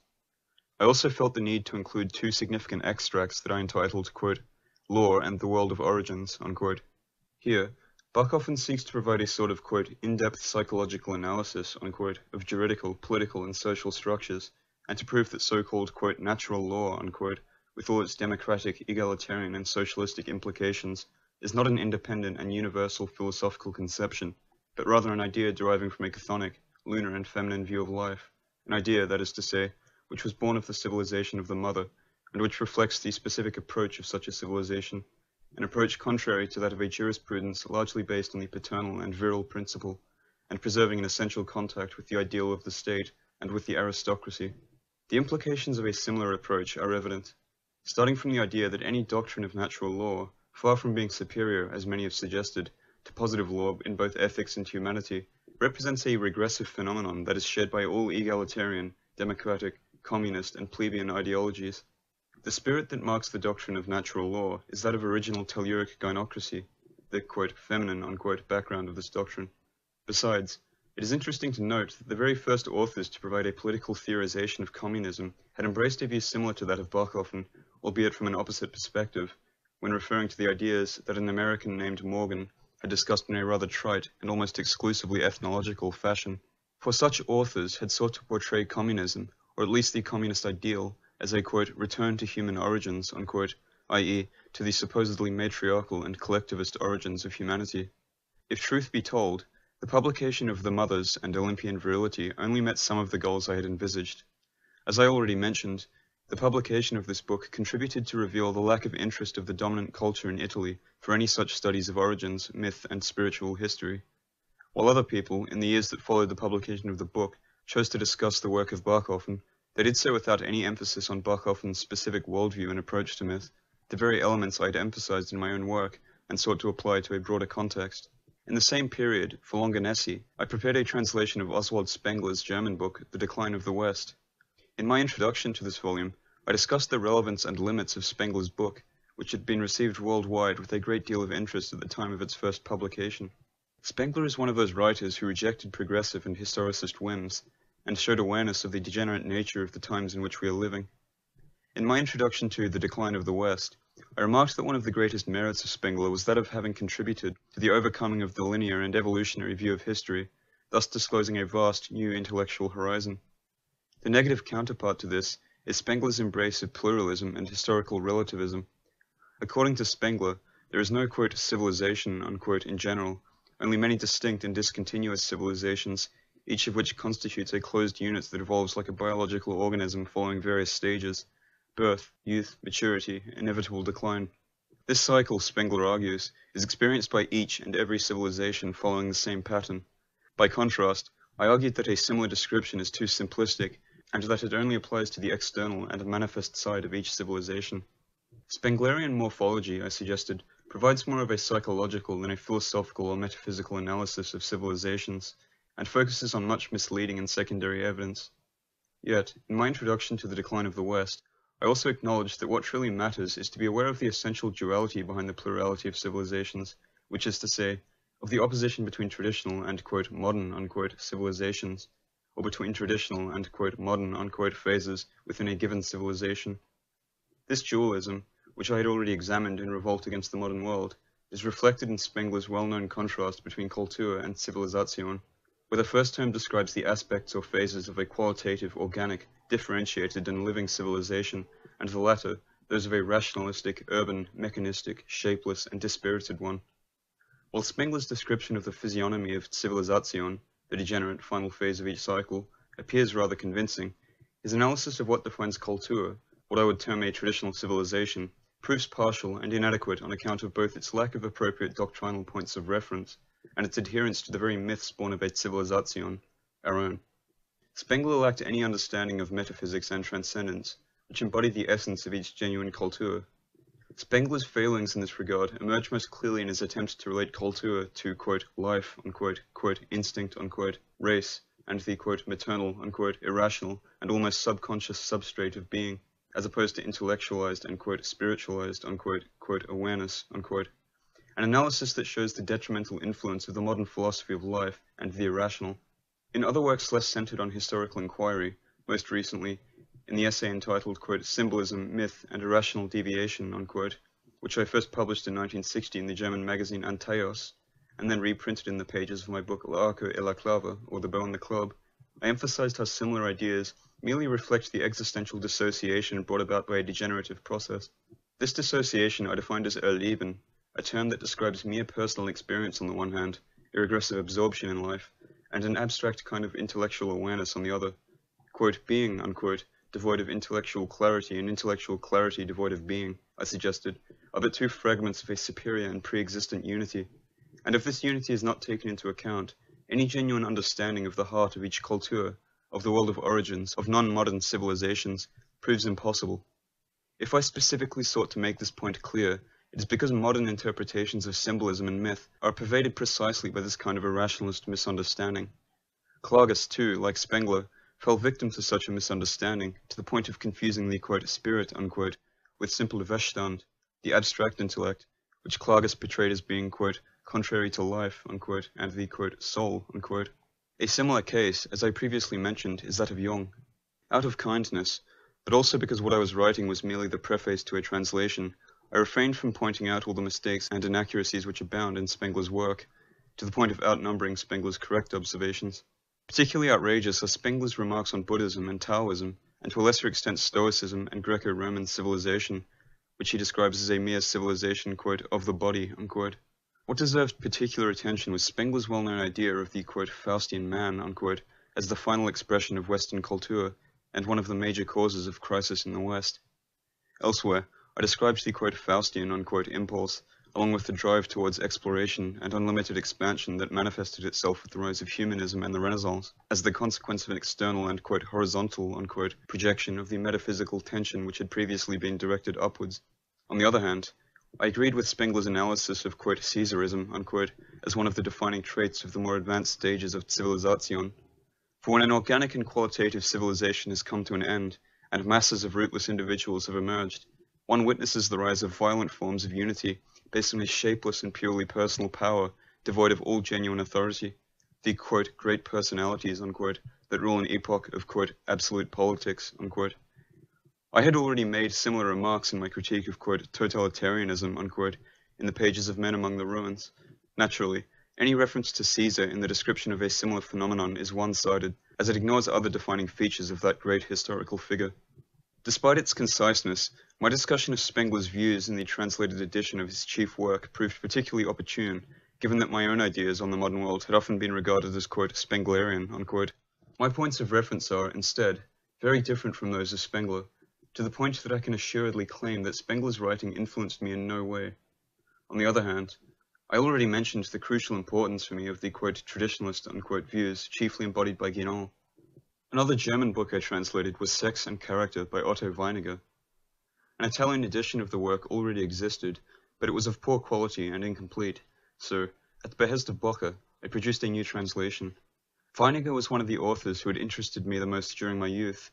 At first, I planned to write a lengthy introduction to the book in order to emphasize the importance of Weiniger's theory on sex and women. I soon realized, however, that a simple introduction would not prove enough to adequately discuss the subject, which, besides, transcended the issues examined in the book itself. Hence, I made up my mind to discuss the matter in a separate work, which I published after the war under the title of Metafisica del Sesso, or The Metaphysics of Sex. A first Italian edition of the book was published by Atenoir in 1958, 2 French editions were published by Payot in 1959, and a German edition appeared in 1962 for Klett Verlag. A third revised edition was published by Edizioni Mediterranei in 1969. Regrettably, the French and German translations of the book are far from perfect. A number of recent personal experiences had contributed to broaden my horizons at the time and to guide me towards specific aspects of the subject. Metaphysics of Sex, on the other hand, further develops certain ideas on sex I had outlined in my previous books. This is particularly the case with the issues of androgyny and of sexual techniques of an initiatory and magical character. The term, quote, metaphysics, unquote, is employed in the book in 2 ways. On the one hand, quote, metaphysics, unquote, is philosophically understood as the search for a supreme meaning. On the other, it is used in an almost literal sense to denote, quote, that which transcends the physical, unquote. In this case, in the context of sex and sexual experiences, frequently in my treatment of the subject, the 2 meanings coincide. The basic premise of the book is once more an attempt to interpret what is below on the basis of what is above, in accordance with the traditionalist method of inquiry and traditionalist anthropology, which had already allowed me to rectify racial theory, and not vice versa, as has generally been the case with modern thinkers. On the basis of the assumption that humans have derived from animals, evolutionary science has sought to interpret sex and sexual instincts in essentially biological terms, whereby sex is seen to manifest physical and biological impulses aimed at the reproduction of the species in a human and more or less sublimated way. By contrast, I favored an opposite interpretation based on an opposite premise, the idea that man is situated on an other than a merely animal and naturalistic level of existence, this rather being a lower level that man only reaches when he becomes, quote, removed from his own nature, unquote. As for the way in which sex is described by psychoanalysts, I wrote, quote, precisely because contemporary psychoanalysis, by fostering a demonic inversion, has frequently spoken of the subpersonal ground of all sexuality, I believe it is necessary to emphasize an altogether different ground, a metaphysical ground of which the former is merely a degraded version. This, then, is one of the chief goals of my book, unquote. Finally, I emphasize that the sexual and erotic intoxication that pervades the contemporary world, as all other degenerate epochs, called for a treatment of the subject from a perspective that has almost been forgotten. In my study, I first refuted various theories according to which sexual impulses are based on the reproductive instinct, and what Schopenhauer has termed the, quote, character of the species, unquote, the, quote, pleasure principle, unquote, i.e. pure lust, or simply hormones. Gradually, in the course of my analysis, the essential and, in a way, obscure nature of human sexuality, the sexual pleasure, emerged. At the basis of sexuality, I argued, stands the, quote, magnetism, unquote, of a kind of polarity, which engenders a drunken feeling of excitement and brings about a shift in consciousness. I here turned to various doctrines from the world of tradition, such as the Far Eastern doctrine of yin and yang, as the pure principles of masculinity and femininity, the very foundation of said magnetism. I provided other, similar points of reference in other chapters of the book in order to shed light on various aspects of sexual phenomenology. Having thus clarified various misunderstandings and defined the fundamental aspects of the matter, I turned to investigate the, quote, metaphysical, unquote, nature of that magnetism which is the ultimate ground of all sexuality. To find an answer to my questions, I turned not to biology, but to traditional myth. In particular, I considered the myth of the androgyny, which was given a significant, if far from unique, form by Plato, who, in the Symposium, presents the myth as the foundation of his own definition of sex. The androgyny of Plato's myth embodies the complete, indivisible, and immortal being. Its division engenders 2 sexes. Ultimately, therefore, sexual impulse can be seen as an impulse towards the reintegration and reunification of the 2 parts of the androgyny.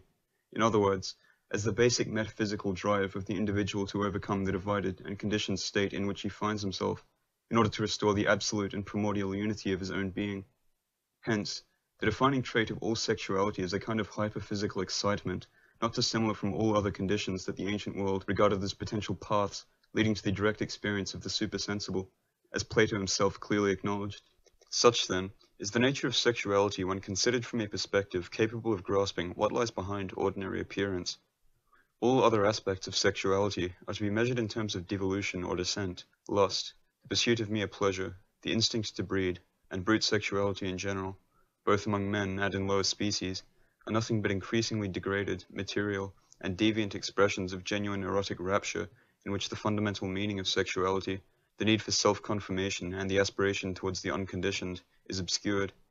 Particularly significant is what I had already emphasized in other books of mine, the contrast between what remains the most genuine and profound purpose of sexuality, however strongly the subconscious clouds this purpose, and the process of physical procreation. Physical procreation weakens the impulse to pursue the higher aim of sexuality. The insignificant physical continuity of the species, through the succession of perishable individuals, here replaces the conception of a being capable of transcending the cycle of confined existence and mere mortal life.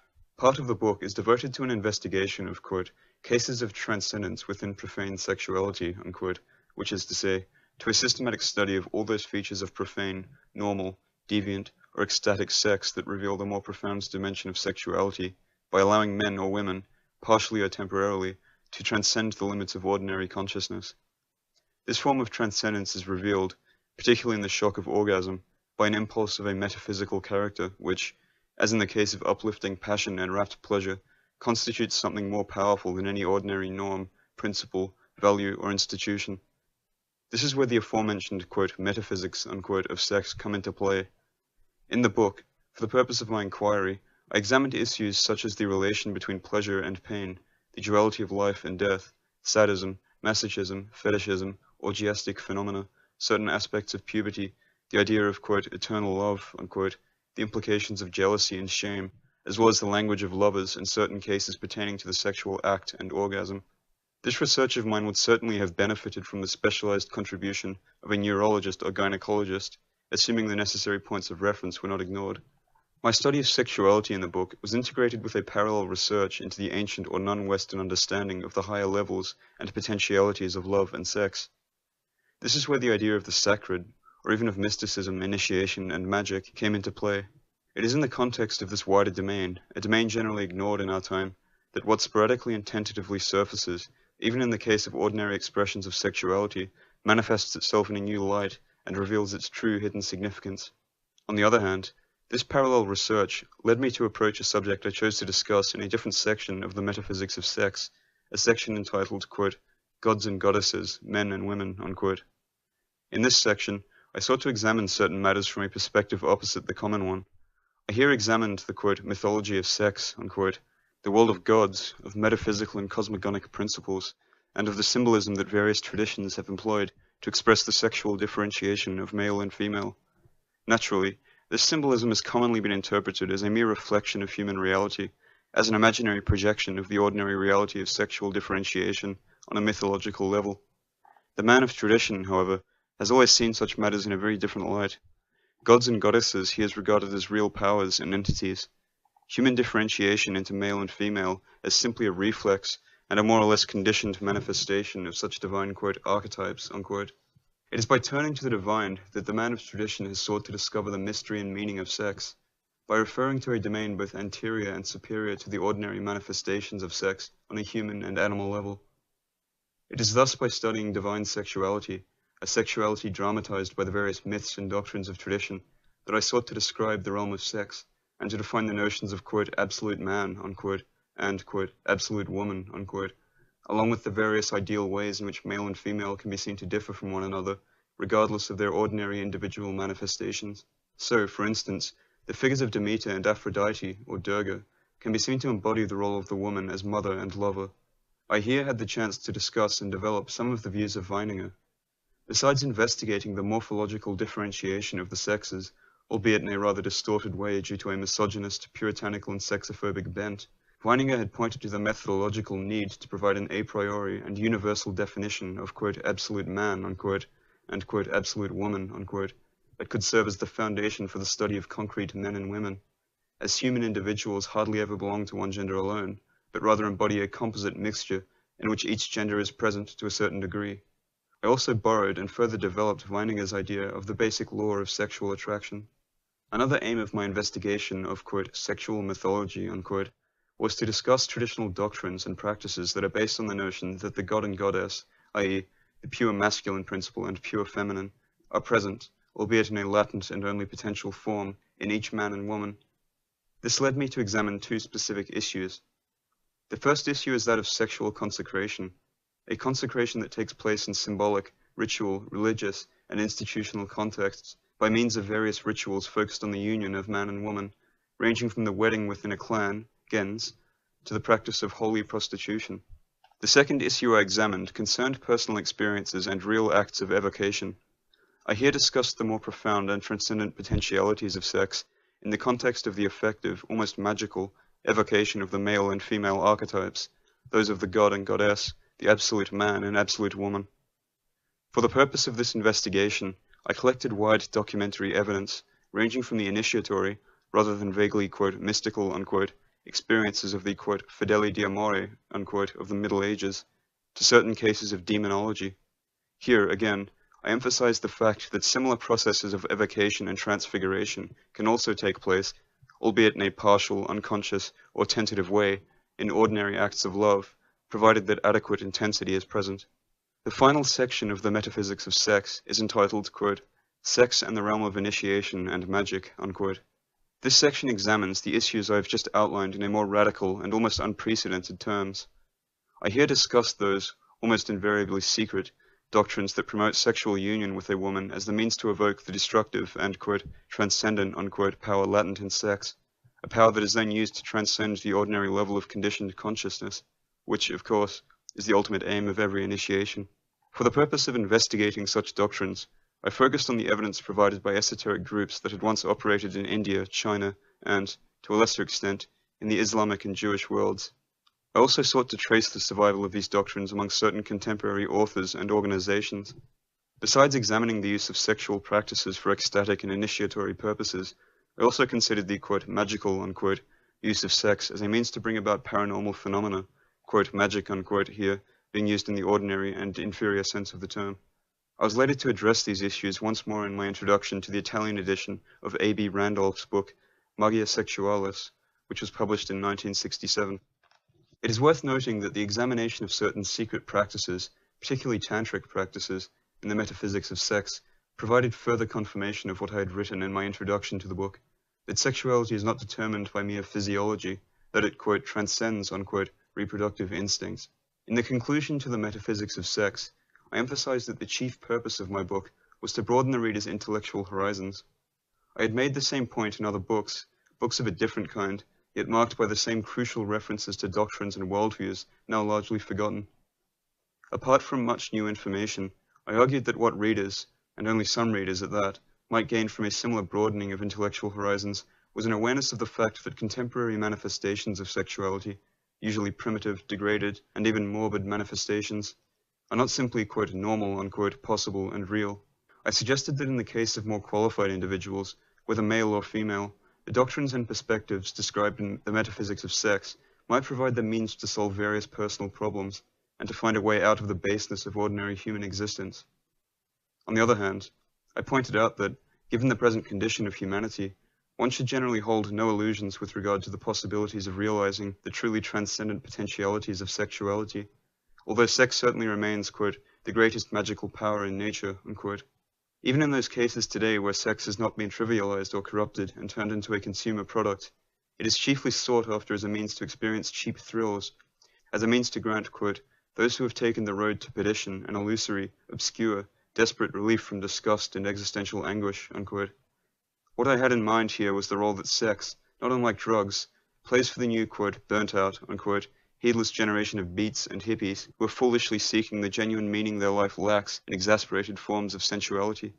By discussing sadism and its more profound significance in the light of the metaphysics of sex, I again came to touch upon the subject of, quote, the left-hand path, unquote.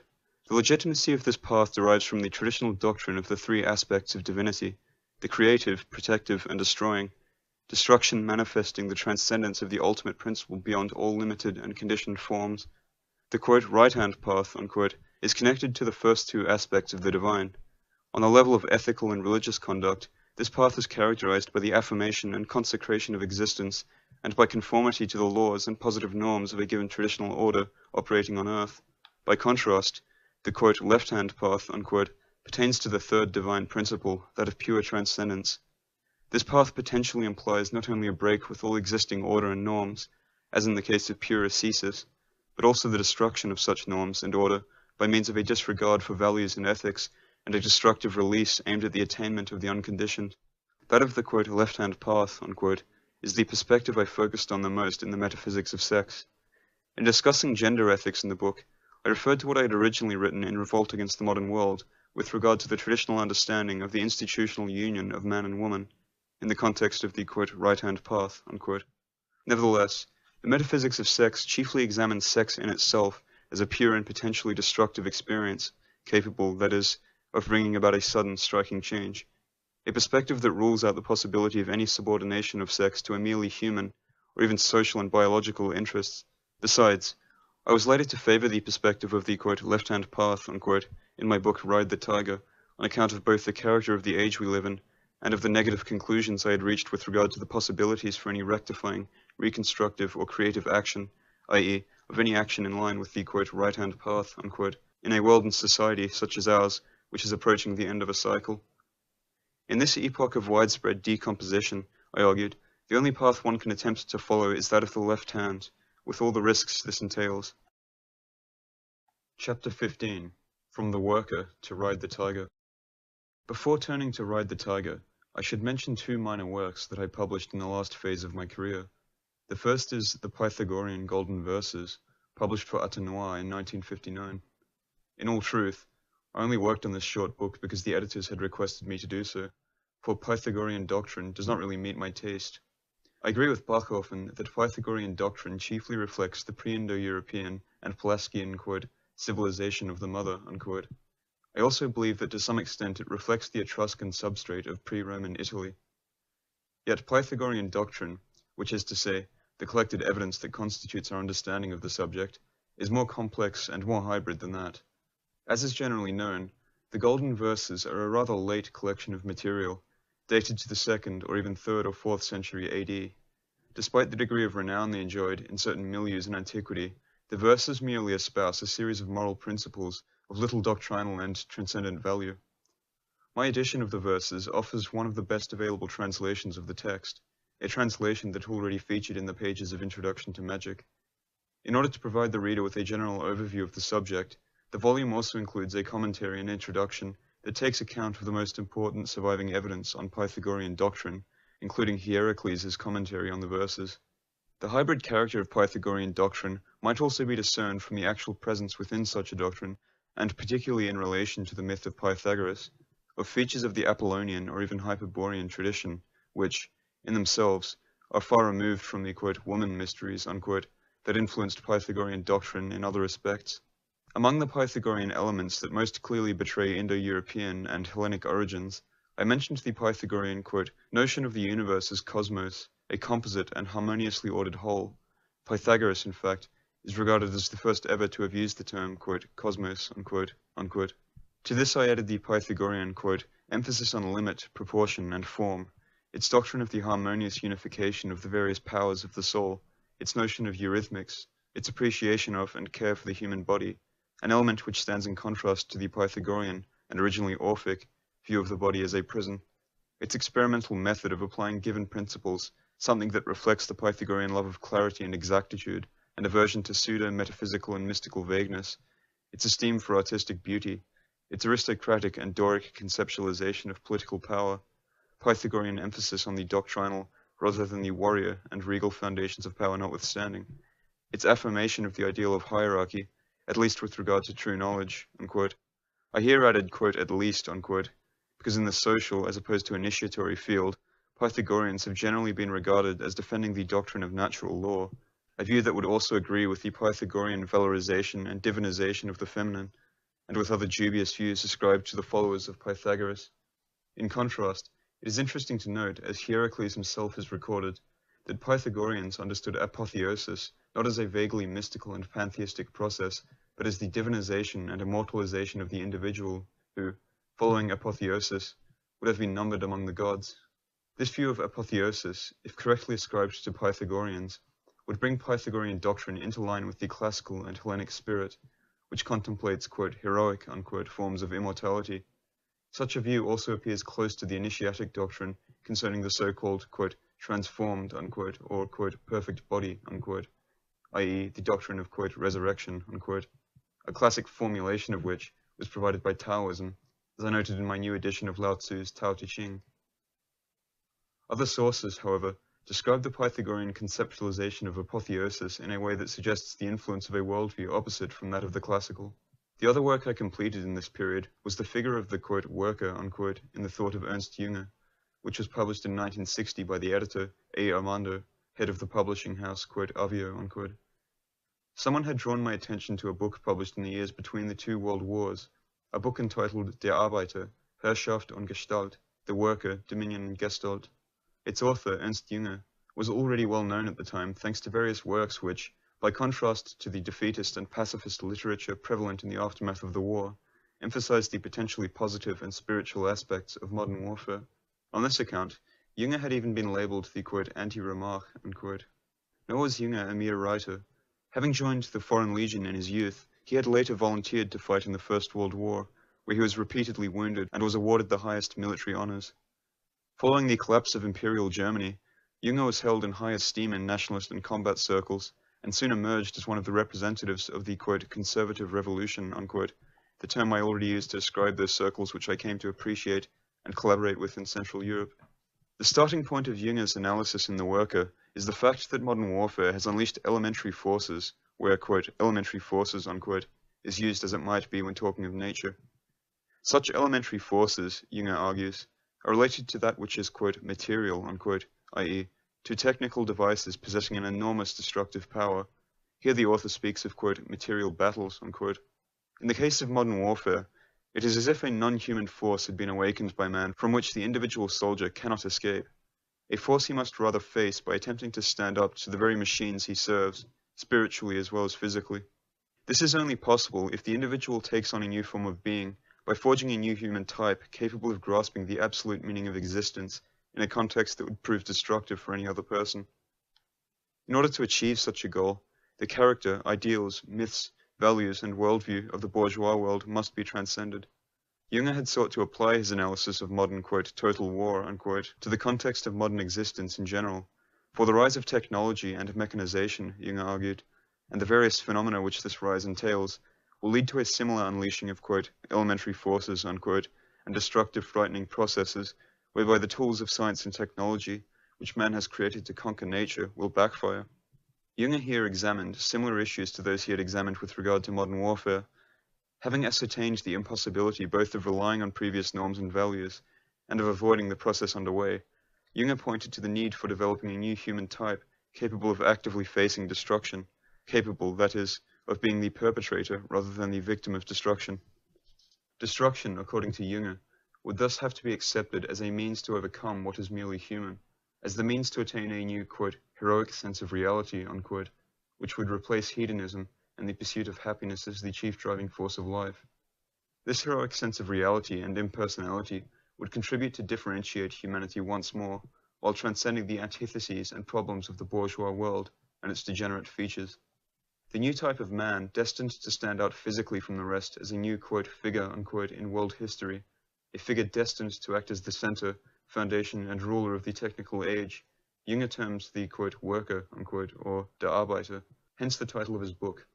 No doubt, Jünger ought to have chosen a better term, for his, quote, worker, unquote, does not describe a social class, the working class, nor does it have anything to do with the leftist idea of the industrial proletariat. Rather, Jünger's term, quote, worker, unquote, refers to a broad human type which shares certain traits with both the ascetic and the warrior, and affirms its way of being with detachment and clarity in all aspects of life.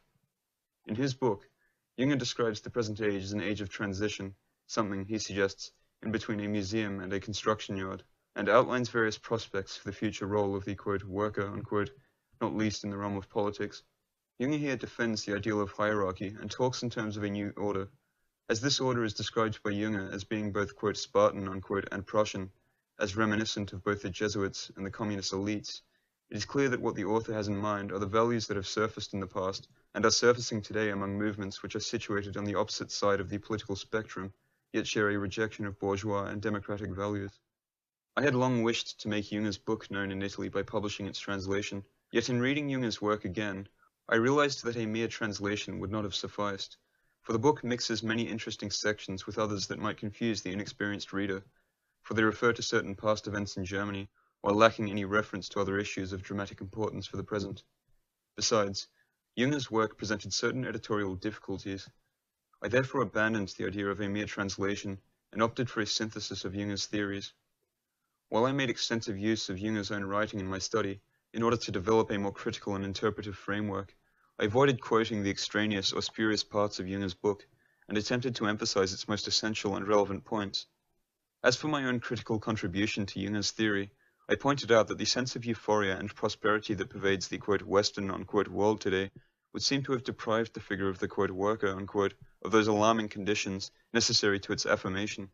And yet, I noted, there is no doubt another side to our "atomic age" or "second industrial revolution." For the times of peace we are living in show all the signs of being an armistice. Besides, the necessary conditions for the rise of the "worker" will continue to exist not externally, but in the form of internal acts of destruction and elementary forces in revolt against the current order, particularly if this order has been rationally, perfectly planned.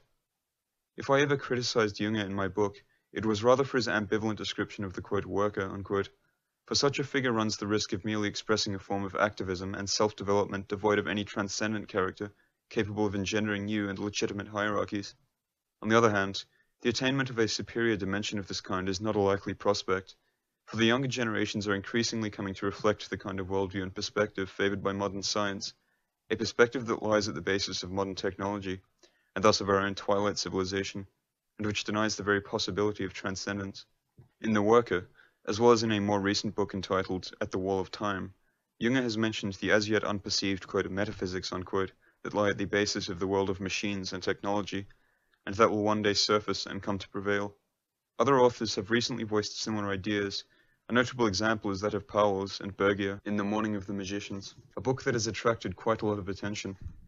Similar ideas, however, strike me as mere whims, unless the term "metaphysical" is here understood in its literal meaning of that which lies beyond the physical, in which case the emergence of non-physical forces might be seen to refer to the affirmation of a mechanistic and technological world, a demonic, rather than truly metaphysical event. Thus, in the conclusion to my book on Junger's theories, I suggested that without an actual mutation, in the sense the word possesses in the field of biology and genetics, where it refers to the development of new species, the figure of the "worker", provided it ever comes into being, will hardly prove any different from the communist ideal of the worker in materialist and collectivist terms. Here, I also remarked that the very use of the term "worker" is questionable, for the idea of the "worker" chiefly pertains to the fourth and final caste. It is revealing, therefore, that "job" is a term so frequently used today that it even describes, and hence debases, activities which have nothing to do with the idea of a job, something I frequently emphasized in my own writing. On the other hand, over the years, Junger had come to distance himself from the book I had introduced to the Italian public, and has abandoned his original views. While the most recent writing of Junger has significantly contributed towards his fame as a writer and man of letters, on a spiritual level it reflects a lapse, both for its merely literary and aesthetic nature, and because it betrays the influence of ideas of a different and often antithetical sort from the ones that inform The Worker and other early books of Junger. It is as if the spiritual drive that Junger had derived from his life in the trenches of the First World War, and applied on an intellectual level, had gradually run out. Besides, not only did Junger play no significant role during the Second World War, but it also appears that, when in service in occupied France, he got in touch with those members of the Wehrmacht who in 1944 attempted to murder Hitler. Junger, therefore, should be numbered among those individuals who first subscribed to "conservative revolutionary" ideas, but were later, in a way, traumatized by the National Socialist experience to the point of being led to embrace the kind of sluggishly liberal and humanistic ideas which conformed to the dominant attempts to democratically reform their country. Individuals who have proven incapable of distinguishing the positive side of past ideas from the negative, and of remaining true to the former. Alas, this incapability to discern is, in a way, typical of contemporary Germany, the land of the economic miracle. The following book I wrote, Ride the Tiger, partly returns to the issue of the "worker", which it develops and integrates. This book essentially sprung from the negative conclusions I had reached from my experience, and a realistic assessment of the present situation. Its roots, that is, lie in my awareness of the fact that nothing can be done either to bring about a significant change at the present, or to halt a series of processes which, following the latest collapses, now have free rein. In particular, the incentive for me to write Ride the Tiger came from various people who had followed the traditional phase of my career. These people had come to acknowledge the superior validity of a model of existence and society based on those traditional ideas I had emphasized in my writing, especially in Revolt Against the Modern World, and had sought to address the question of what might be done in a society and culture such as ours. I thus felt the need to outline a different approach for such people. I argued that any prospect of external reconstruction is to be abandoned, for it is unrealistic in the present age of disintegration. Rather, I suggested, what ought to be addressed is the purely individual problem, which is to be solved in such a way that, what I hold no power over may hold no power over me, . Such, then, is the problem I tackled in Ride the Tiger, yet not from every man's perspective, but from the perspective of a given human type, the man of tradition, the man who inwardly does not belong to the modern world, and whose fatherland and spiritual homeland lies in a different civilization. A man, therefore, who possesses a specific interiority. Nor is this the only restriction of Ride the Tiger. In the introduction to the book, I point out that those whom I am addressing are not the individuals willing to wage a lost war, nor those possessing the inclination and material resources to abandon the contemporary world. Nor does the book address the few individuals called forth to act as witnesses by the publication of books or other means in order to ensure that at least a mere memory of different existential horizons and levels of being, as attested in the traditional past, might not be lost forever. Rather, Ride the Tiger is intended for all those people who cannot or do not wish to abandon the contemporary world, but are ready to face it and to experience it, even in its most feverish aspects, all the while preserving a differentiated personality and avoiding any capitulation. It is precisely this approach which the expression, riding the tiger, refers to. For the individuals in question are to take those forces that cannot be directly opposed upon themselves and neutralize them, along with those processes which have become unstoppable and irreversible. The forces and processes, therefore, which, for the overwhelming majority of our contemporaries, represent a cause of destruction, must firmly be allowed to act in such a way as to foster transcendence and liberation. In the book, the formula, riding the tiger, merely applies to the inner problems of the individual, his behavior, actions, and reactions in an age of dissolution, and in no way pertains to either external goals or to the future, i.e., to the prospect of the end of the current cycle and the beginning of the new one. I here pointed out that if the theory of cycles, understood in a different sense from that outlined by either Spengler or Vico, represents an integral component of traditional doctrine, it nevertheless should not be treated as a crutch in the present day, for the prospect that, those who have kept watch during the long night might greet those who will arrive with the new dawn, remains shrouded in mist. An important question I felt the need to address was the following. Ours is often described as a time of crisis and decline, yet few attempt to define just what it is that is affected by this crisis and decline. Is it the world of tradition? Certainly not. Rather, it is the world of the bourgeoisie, which represents the antithesis of the world of tradition. Hence, the contemporary crisis might be described in Hegelian terms as a, negation of negation, as a phenomenon that is, not of an exclusively negative nature. The prospect we face is that this, negation of negation, will either lead to nothingness, either the kind of nothingness from which erupts the multiplicity of chaos, dispersion, and revolt, which characterizes many trends of the younger generations, or that which is concealed behind the organized system of material civilization, or that it will lead, in the case of the kind of man I was addressing in Ride the Tiger, to the freeing of new space. In such a way, I both confirmed my opposition to the bourgeois world and rejected the, rule of residues, the futile attempt to oppose the various processes of dissolution that are currently underway by means of any surviving form of bourgeois life. I particularly felt the need to emphasize this last point, as certain individuals at the time were suggesting a strengthening of the aforementioned residues, in the form, for instance, of bourgeois Catholicism with traditionalist ideas, without realizing that any such attempt would merely serve to put traditionalist ideas at risk without accomplishing any concrete goal. My position on such matters also served as an implicit critique of the view that had been voiced in Guinonian circles concerning the, need to adopt a traditional form of exotericism, although I never explicitly referred to such matters in the book. The issue of exotericism perfectly serves to illustrate the tendency of similar groups to indulge in the discussion of abstract, normative principles while ignoring concrete reality. Guinon had argued that superior forms of knowledge ought not to be pursued on a level removed from the general norms established by a positive tradition, or, exotericism, less still in opposition to and in revolt against such norms. The two spheres, the exoteric sphere and the esoteric, Guinon suggested, ought to be complementary, so that an individual who is incapable of following, quote, exoteric, unquote, norms aimed at investing life with order and sacredness ought not to attempt to pursue a higher path. The basic premise of Ride the Tiger, however, was precisely my realistic acknowledgement of the fact that it is impossible to follow such exoteric norms in the present day, for no positive, meaningful, and truly legitimate institutions exist to provide a support for the individual. A, quote, consecration, unquote, therefore, of external, active life today can only derive from a free and genuine inner drive towards transcendence, rather than from given moral or religious norms. Hence, if, as might have been expected, I referred to traditional doctrines when examining the prospect of, quote, riding the tiger, unquote, it is the, quote, inner doctrines, unquote, of tradition that I examined, those doctrines that, in traditional civilizations, were usually known to a privileged minority alone. What I was concerned with was the fact that traditionalism might serve as a tool for conformism.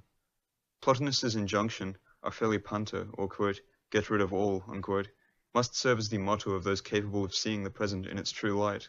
Hence, too, the central relevance of the idea of the, quote, left-hand path, unquote, in our day. These preliminary remarks led to the more general section of Ride the Tiger, entitled, quote, In the World Where God is Dead, unquote. In this section, I described the various phases that modern nihilism had gone through following the severing of all true bonds between man and the transcendent. Here, morality can be seen to lose all superior legitimacy, the surrogate morality based on the, quote, autonomy, unquote, of reason, soon leading to social or utilitarian morality, and the process progressing until the existence of any genuine principle has been denied. As a counterpart to this process, man experiences the spiritual, quote, trauma, unquote, of his growing awareness of the absurdness and irrationality of existence, a feeling that characterizes significant segments of the younger generations in their more anarchic, feverish, and desperate manifestations. Likewise, I felt the need to denounce the nihilism implied by the economic myth prevalent both in the, quote, West, unquote, or the idea of prosperity, and in the, quote, East, unquote, or Marxism, a myth merely serving as a degrading anesthetic to prevent the spread of existential crises in a world where God is dead. In the same chapter, and for the last time, I examined Nietzsche, whose thought remains as valid today as it ever was. The central question Nietzsche raised was, what shall come after European nihilism? Or more exactly, where shall it be possible to find an adequate meaning for life after having experienced nihilism, an awareness destined to produce irrevocable and irreversible results? I do not wish to dwell on my analysis of the existential problem posed by Nietzsche in any detail. After all, if Nietzsche's definition of the problem is clear, the solutions he suggested are both hazy and dangerous, particularly in the case of his theory of the Übermensch and the will to power, and his naturalistic, almost physical praise of, quote, life, unquote. To, quote, be oneself, unquote, and to follow one's own law as an absolute law can certainly be a positive and legitimate option, or rather, the only remaining option. But this is true only in the case of the human type I addressed in Ride the Tiger, an individual possessing two natures, one, quote, personal, unquote, and one transcendent. The idea of, quote, being oneself, unquote, therefore, of achieving self-realization and of severing all bonds, will have a different meaning according to what nature it is that expresses it. Transcendence, or, quote, that which is more than life, unquote, understood as a central and conscious element present within immanence, or, quote, life, unquote, provides the foundation for the existential path I outlined, a path that includes elements such as, quote, Apollonian Dionysianism, unquote, or, in other words, an opening towards the most intense and diverse aspects of life, here experienced through the lucid inebriation brought about by the presence of a superior principle, impersonal activism, or pure action that transcends good and evil, prospects of success or failure, happiness and unhappiness, and the challenging of oneself without any fear that the, quote, I, unquote, might suffer, or internal invulnerability. The origin of some of these ideas should be self-evident to those who have followed my discussion so far. In Ride the Tiger, I attributed Nietzsche's more ambiguous views, as well as various individual traits of his character and his fate, to the awakening of a form of transcendence that was never consciously and actively embraced by Nietzsche. Such a situation inevitably leads to tragedy and distortion, if not utter destruction. A similar case, after all, is that of existentialism, which I discussed in a different section of the book. Existentialism, however, understood not as a philosophical system, but as a distinguishing trait of the times we live in. Again, the ground of existentialism is essentially a passive form of transcendence that is experienced, quote, unwillingly, unquote. Here, the freedom achieved by the means of nihilism can be seen to turn against the, quote, I, unquote, to the point that it was described by Sartre as something to which we are, quote, condemned, unquote. This process engenders disgust and an increased feeling of existential absurdity and non-involvement, a negative feeling of non-involvement, which is not marked by the calm presence of a superior principle. It is only natural, therefore, that existentialism has proven incapable of maintaining its position. In Ride the Tiger, I spoke of both the quote, dead end unquote, and quote, collapse unquote, of existentialism. On the one hand, a quote, dead end unquote, that, as in the case of Heidegger, leads one to envisage quote, living to die unquote, as the sole meaning of life, death being regarded as the sole means towards quote, deconditioning unquote, as if any death might serve such a purpose. On the other hand, a quote, collapse unquote, that leads individuals such as Jaspers and Marcel, among many others, to turn to religious worship. What I considered next in the book was the ambiguity of the whole process that began with humanism and the Renaissance. Naturally, from the perspective of the philosophy of civilization, this process is entirely negative. I here confirmed the points that I had raised in Revolt Against the Modern World, and which are accepted by all traditionalists. However, I also pointed out that this very process might be seen as putting to the test certain individuals whom it historically affects with its nihilism, or the test of fire or emptiness, as it were. For nothingness and freedom can either be the cause of inner defeat, or provide the incentive for the manifestation of a hidden and superior dimension of being. In the latter case, new inner developments occur, such as the transcendence of both theism and atheism, for the individual comes to realize that the only God who, quote, is dead, unquote, is the humanized God of morality and devotion, and not the God of metaphysics and traditional inner doctrines. Following this more general discussion, Ride the Tiger considers what behavior and approaches are to be adopted with regard to various aspects of contemporary culture and society. In each case, I here point to a given case of dissolution in order to suggest what benefits it might provide for the differentiated human type I am addressing. As for those modern processes which affect the individual, i.e., alienating processes, I raised similar points as those I had raised when discussing the work of Jung, for I argued that such processes can serve to foster a new kind of impersonality and realism. The acknowledgement of the fact that modern science is merely practical, and that, despite all appearances, it embodies and brings about the dissolution of all true living knowledge, potentially leads to the overcoming of all the myths of science. Thus, as a means to inner awakening, it also potentially promotes direct contact with those elementary aspects of nature that transcend what is merely subjective and human, a process clearly far removed from the simple idea of a primitive or sporty return to nature, an idea that reflects the regressive character of our time. Here, I also briefly considered certain points raised in exclusively philosophical terms by so-called, quote, phenomenology, unquote, or in other words, Husserl's brand of philosophy. Problems that, if adequately addressed, might lead to the kind of conclusions already reached by the inner doctrines of the world of tradition with regard to the, quote, intellectual opening, unquote, of reality in its multiple dimensions and its symbolic significance. In yet another chapter of the book, I examined the sphere of culture proper. I examined modern literature, as well as the most recent developments in music, and jazz in particular, which is marked by the emergence of primordial forces, signaling the end of Romanticism. I also discussed the drug problem, arguing that the use of drugs embodies an extreme example of the attempt to bestow a surrogate meaning on individual life in the context of the existential crisis of modern man. In a section of Ride the Tiger entitled, quote, social dissolution, unquote, I emphasized once more my work's detachment from any practical aim. I here argued that there is nothing in the political and social sphere to which it is worth deeply committing oneself today. Apolitia, note, the Greek, quote, apolitical, unquote, which Evola understood as a complete disinterest and non-participation in contemporary politics, end note, must be the norm for the differentiated man, nor, for such a man, is the antithesis between, quote, East, unquote, and, quote, West, unquote, of any importance, for East and West are merely different aspects of the same problem, as I had already mentioned almost 30 years earlier in the pages of Revolt. A choice between the two can only be taken on crudely practical basis, as the communist East threatens those who do not wish to submit to its rule, even resorting to physical elimination. In this section of Ride the Tiger, when discussing the crisis of patriotic and family ideals, among others, I emphasized what I had already noted in the introduction to the book, that such ideals are essentially aspects of the bourgeois world, mythical, sentimental, rhetorical, or romantic extensions of this world destined to undergo increasing dissolution.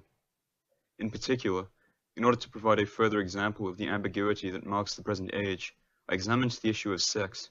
No doubt, I argued, the collapse or impending collapse of all taboos, authorities, and formalities with regard to sex might be regarded as a positive occurrence. The question arises, however, as to just who will exploit this freedom and in what way, whether, in other words, such freedom will engender something other than simple petty corruption, sexual primitivism, and a pandemic of erotic obsession. The points I raised here with regard to the prospect of free, intense, and essential intercourse between man and woman share much in common with some of the things I wrote in the Metaphysics of Sex. Once more, in these pages of Ride the Tiger, I emphasized the absurdity of ordinary procreation from a superior perspective. I identified the safest path to ensure a form of continuity, not with procreation by blood, but with the transmission of wisdom and of an inner orientation to those sufficiently qualified, i.e., the idea of spiritual fatherhood. Given the nature of modern dissolution, mere blood links no longer provide an adequate support, for each new generation feels increasingly and anarchically removed from the one that came before it. The final chapter of Ride the Tiger is entitled, quote, "The Spiritual Problem," unquote. In this chapter, I developed some of the ideas I had first discussed in the course of my critique of contemporary neo-spiritualism. I pointed out that the present is witnessing the spread of, quote, "spiritualist," unquote, tendencies which, generally speaking, reflect not a positive change of direction, but rather the decomposition of an age of twilight and, in a way, embody the counterpart to the materialism of such an age. I sought to be as clear as possible regarding these matters, at the cost of potentially disillusioning those readers who had followed my work on esotericism, yoga, and initiation so far. All, quote, neo-spiritualist, unquote, cases aside, neo-spiritualism usually serving merely as a poor surrogate for religion, when turning to consider genuine traditional sciences, one must always bear in mind that the present conditions of humanity, marked as they are by the rapid retreat and concealment of all true centers capable of exerting a transcendent influence upon man, makes the effective realization of any, quote, initiatory disclosure of consciousness, unquote, impossible, or only possible in exceptional circumstances. This is also true for the human type I sought to address in Ride the Tiger. Although this type of person certainly appears more inclined to self-realization than others, and cannot fail to regard self-realization as the center and ultimate purpose of his own existence. What generally remains an available option for similar individuals today is, on the one hand, to foster an inner drive towards transcendence, a drive unmitigated by any external circumstance, in the same way as, quote, "the hinge of a slammed door remains still," unquote, or the needle of a compass turns to point north after each oscillation.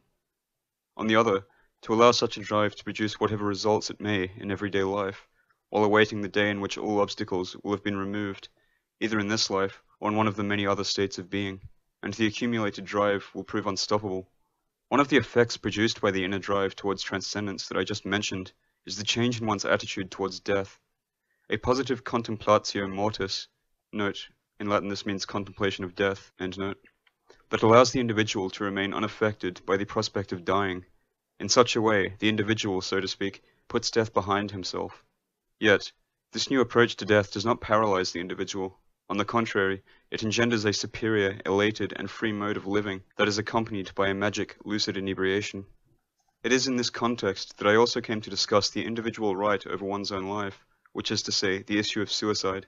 I outlined the various reasons why certain doctrines, such as the Buddhist, Stoic, and Jain, have defended the right to take one's own life, while pointing to the inconsistency of those arguments derived from religious theism which deny such a right.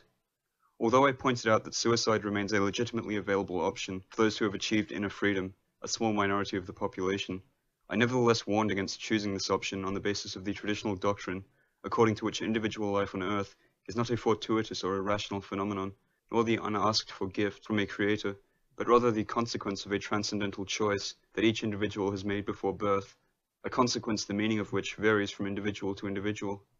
An outline of this truth should prove sufficient to render all events that appear tragic and obscure less dramatic, for, as the Eastern saying goes, quote, "Life on earth is but a journey in the hours of the night," unquote. As such, life is merely one episode set in a far broader framework that extends before and beyond it. In the case of those who possess a higher level of consciousness, or of memory, almost in the Platonic sense, this teaching should also provide a further context in which to read the various approaches I've outlined in the book. For it should be clear that if an individual is ever to legitimately run dangers and take risks, he ought not to do so out of amor fati, but on the basis of an almost oracular process, the knowledge of himself and of what he has chosen for himself. A specific application of the aforementioned theory regards the ultimate existential problem faced by the human type I addressed in Ride the Tiger. In the final chapter of the book, I explained that, quote, "the rising above what can be understood by mere human reason and the attainment of a different inner level, and of a kind of invincibility otherwise difficult to gain, becomes possible by means of adequate reactions, perhaps specifically in those cases where nothing seems to emerge from the landscape crossed during the individual journey in the hours of the night. Those cases where the idea of Geworfenheit, of forcefully having, quote, been thrown, unquote, into the world and time, as well as in a place where physical existence itself is increasingly uncertain, seems to find confirmation, unquote. In the conclusion to the book, and not merely as an act of faith, I thus made the following suggestion, that, quote, it is the realization of the aforementioned potentialities that would appear less evident and prove more difficult to realize in circumstances more desirable from a merely human perspective. That is the ultimate motive behind a transcendental choice of this kind. For the, quote, being, unquote, in question, by choosing to live in a world of an opposite sort from that which is consonant to its nature, the world of tradition, has chosen to put itself to a difficult test, unquote. Besides, I had already favored a similar interpretation in the conclusion to Revolt Against the Modern World, where I had referred to certain ancient doctrines on the matter. The realistic point of view I felt the need to adopt in Ride the Tiger has lately led to my polemical confrontation with certain people who still cherish false hopes with regard to the current potential of, quote, traditional residues, unquote. For instance, I discussed certain matters with Titus Burckhardt, who pointed to remnants of tradition in areas outside Europe. I felt compelled to ask Burckhardt whether he was willing to acknowledge the fact that these areas, too, will fall subject to, quote, cyclical laws, unquote, in which case, any emphasis on places where devolution has yet to reach the level it has reached in the West seems rather irrelevant. Burckhardt also mentioned the existence of, quote, spiritual influences that, albeit often invisible, by far surpass all of the material powers of humanity, unquote, and which are exercised by surviving, quote, initiatory, unquote, centers. While stressing the fact that I do not deny the possibility that similar influences might exist, I remarked that it is likely that those centers capable of exerting them might have received the order not to do so, in such a way as to not interfere with the general process of devolution. Otherwise, what should we make of a place like Tibet, which is being invaded and profaned by the Chinese communists, or of the Japanese kamikaze, who in most cases were decimated like flies by the massive firepower of terrified anti-aircraft crews, and were never allowed to draw near to the enemy so as to activate, quote, the wind of the gods, unquote. And while some Sufi initiatory centers certainly exist within Islam, their presence hardly prevents the Arab world from, quote, evolving, unquote, at an increasing speed in a modernist, progressive, and anti-traditional direction. To these, many other examples might be added. I returned to such matters in a chapter of the second edition of my book, The Bow and the Club, entitled, quote, Initiatory Centers and History, unquote. The world, therefore, appears to be left to its own resources. In other words, the general process of, quote, solidification, unquote, and deconsecration of the world limits the influence of the aforementioned powers, powers which are also difficult to measure without taking account of the sphere of action, as well as that of pure knowledge. Once again, the impression one gains is that the cycle is drawing to a close. In many ways, Ride the Tiger reflects the path that I have chosen for myself, for the indications and guidelines suggested in the book are those which I have sought to apply in the course of my own life.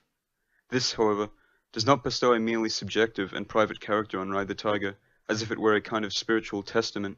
On the contrary, I believe that the problems and experiences that have marked my own life reflect and contribute to define typical features of individual existence in the contemporary world. Ride the Tiger might be regarded as the completion of a cycle, for in a way, in writing this book, I returned to the approach I had adopted early on in my career, an approach to which I was drawn as a youth by a deep-seated, if not always conscious, impulse that had first led me to radically reject the existing world and its values, and to embrace the point zero of Dadaism, as I had understood and experienced it at the time. I already mentioned the fact that this drive, which had also been the drive towards an ill-defined liberation, had once led me to the verge of catastrophe. In the years that followed my existential crisis as a youth, I had regained control, consolidated my ideas, and gradually come to possess firm points of reference in terms of both worldview and of conduct. After I had made an attempt with my writing to disclose the sources that might impart such firmness, chiefly by means of those works I composed in the second phase of my career, after the speculative philosophical period, after I had sought to translate the ideal of a revolt against the modern world on an active, even political level, thus obeying the second drive that marks my character, or my Kshatriya inclination. At a time when the turn of events had made it clear to me that any such initiative on the political plane is futile, I came to face the same problem I had first faced at the time of my personal crisis, in the immediate aftermath of the First World War. Yet on this occasion, my fundamental inclinations still being the same, I possessed what it took to face a similar problem in a more positive way, which is to say, all that I had gained from my many experiences in different fields. No essential aspect of my life, therefore, has either been lost or revoked, and this is not so much the case with the various experiences I made, or the theories and points of reference I adopted, as it is with that which can be gained by such experiences, theories, and points of reference, in terms of inner development, by those who have understood them. Hence, with my most recent book, I have sought to continue keeping in touch with those who have followed my work so far. The present pages, instead, I envisage as guidelines which might prevent possible misunderstandings, and offer the reader an overview of the essential character and different phases of my career. If not today, then perhaps one day, the symbolic, rather than merely personal, value of this work will be acknowledged. In recent years, the world of official politics notwithstanding, a possible exception here being the, quote, Movimento Sociale Italiano, unquote, party, we have witnessed the adoption of the ideals of the right in certain milieus. With my more recent writing, most notably with Men Among the Ruins, and my critical essay on fascism, but also by the publication of a number of articles, I have sought to provide such milieus with adequate points of reference, so that they might follow certain ideals on the basis of a common doctrinal framework. The collapse and deviation of these milieus is a concrete threat. Many individuals and groups embracing a vague traditionalism have existed in the past, and many have chosen to find support in Catholicism. Yet, in such a way, the right is running the risk of turning into something rather uninteresting. A similar process can be envisaged with regard to the idea of tradition. Tradition, as understood in the unique and superior sense I have previously defined, whereby it is not for mere sake of emphasis that the word is spelled with a capital T, is increasingly becoming an object of interest. Precisely on account of this renewed interest, some people have sought to favor a watered-down idea of tradition, marked by moralizing and religious concerns, an idea that, on account of its proving certainly less inconvenient and demanding, can more easily take hold among the public, with a consequent lowering of standards. In this respect, the words used by a rather well-known Italian writer are revealing. To the question of whether he or those of his generation had in some way been influenced by my, quote, traditionalist, unquote, ideas, and the prospect of their translation onto a political level, this writer answered affirmatively, not without adding, however, that he had distanced himself from such views when they had served their purpose, a purpose he compared to that of a healthy sunbath, when he suggested that, quote, unless one stops at a given moment, one gets burnt, unquote. This is no doubt an elegant and clever way of admitting both to one's incapability of following an unconditioned approach, and to the need for adopting a more watered-down version of traditionalism. I discussed and further developed such matters in one of the last chapters of the second edition of my book, The Bow and the Club, which I will soon turn to consider. I had been offered the chance for a similar discussion by the publication, at the hands of a rather well-known Italian journalist, of a collection of essays pretentiously entitled What Tradition Means. The few pages of this collected volume to actually engage with the subject of its title provided a rather confused and flimsy portrayal of tradition. The book of mine I just mentioned, The Bow and the Club, is the latest work of mine to have been published by Schweivele. This volume is a collection of articles, some of which I had first published elsewhere or delivered in the form of conference papers, while others are new. The title of the book is meant to describe the two chief fields taken into consideration, so the quote, bow unquote, aims at a remote field, issues of a transcendent nature, the quote, club unquote, which strikes down closer objects, instead symbolizes my analysis and critique of various aspects of contemporary society. One of the essays of the former kind seeks to provide a systematic examination of the superior and more genuine features of initiation. I felt the need to address this subject for two reasons. Firstly, because of the regrettable fact that, when initiation is not discussed in connection to what insignificant traces remain of Freemasonry, it is generally mentioned in the context of theosophical and, quote, neo-spiritualist, unquote, sects, in such a way as to give rise to much confusion and misunderstanding. Secondly, I was motivated to provide a detailed definition of initiation by the fact that certain modern disciplines, most notably the comparative study of religion and ethnology, appear to be lacking adequate points of reference on the basis of which to examine the wealth of evidence that is now available. Hence, such disciplines have often confused the figure of the initiate with that of the mystic, of the yogi, or even of the primitive shaman, although generally, rather sharp differences exist between these figures. My essay on initiation, therefore, serves to provide an exact definition of the subject. In another essay of a similar kind, instead, I examined myth in an attempt to refute its irrationalist or even psychoanalytical interpretations, e.g., the theory of, quote, archetypes, unquote, interpretations that overshadow the more profound and metaphysical meaning of myth. A further essay is devoted to the difficult question of what, quote, symbols, unquote, can really be used to distinguish, quote, East, unquote, from, quote, West, unquote. I here criticize the tendentious views of certain Catholic authors, among them Guardino and Coutat, who had followed the approach adopted by H. Massis in his rather discredited book, The Defense of the Occident. One chapter of The Bow and the Club is instead based on a paper I once delivered in Germany. It examines the relation between German and Roman culture, and touches upon issues such as the, quote, Hyperborean mystery, unquote, and the idea of, quote, Northern Light, unquote. The, quote, club, unquote, as I mentioned, symbolizes those essays of the book that discuss various aspects of the modern world, and which, as such, might prove of a more general interest to the public. One of these essays is entitled, quote, Freedom of Sex and Freedom from Sex, unquote. It examines the so-called, quote, sexual revolution, unquote, and provides a critical overview of its chief proponents, and, most notably, Wilhelm Reich. In particular, I here emphasized the rather curious fact that the supposed contemporary struggle for a new kind of sexuality freed from all bonds and inhibitions has, in fact, fostered a primitive approach to sex that appears to ignore its more profound and interesting dimensions. This, of course, was only to be expected, given the, quote, democratic, unquote, nature of this sexual revolution, which is inevitably destined to turn sex into a mere consumer product available to anyone. All attempts at such a, quote, revolution, unquote, of course, willingly ignore under what conditions freedom of sex might be the means to achieve freedom from sex, i.e., an inner freedom with respect to sexual matters. Wilhelm Reich has shown awareness of the primordial and superpersonal dimension of sex, yet has proven incapable of any metaphysical understanding in this regard. In a way, when discussing the theory of, quote, integral orgasm, unquote, as a path to this superior sexual dimension, Reich is playing with fire, for he knows nothing of its counterpart, the other element in power, what Tantrism has described as Shiva, or the dominating counterpart of Shakti.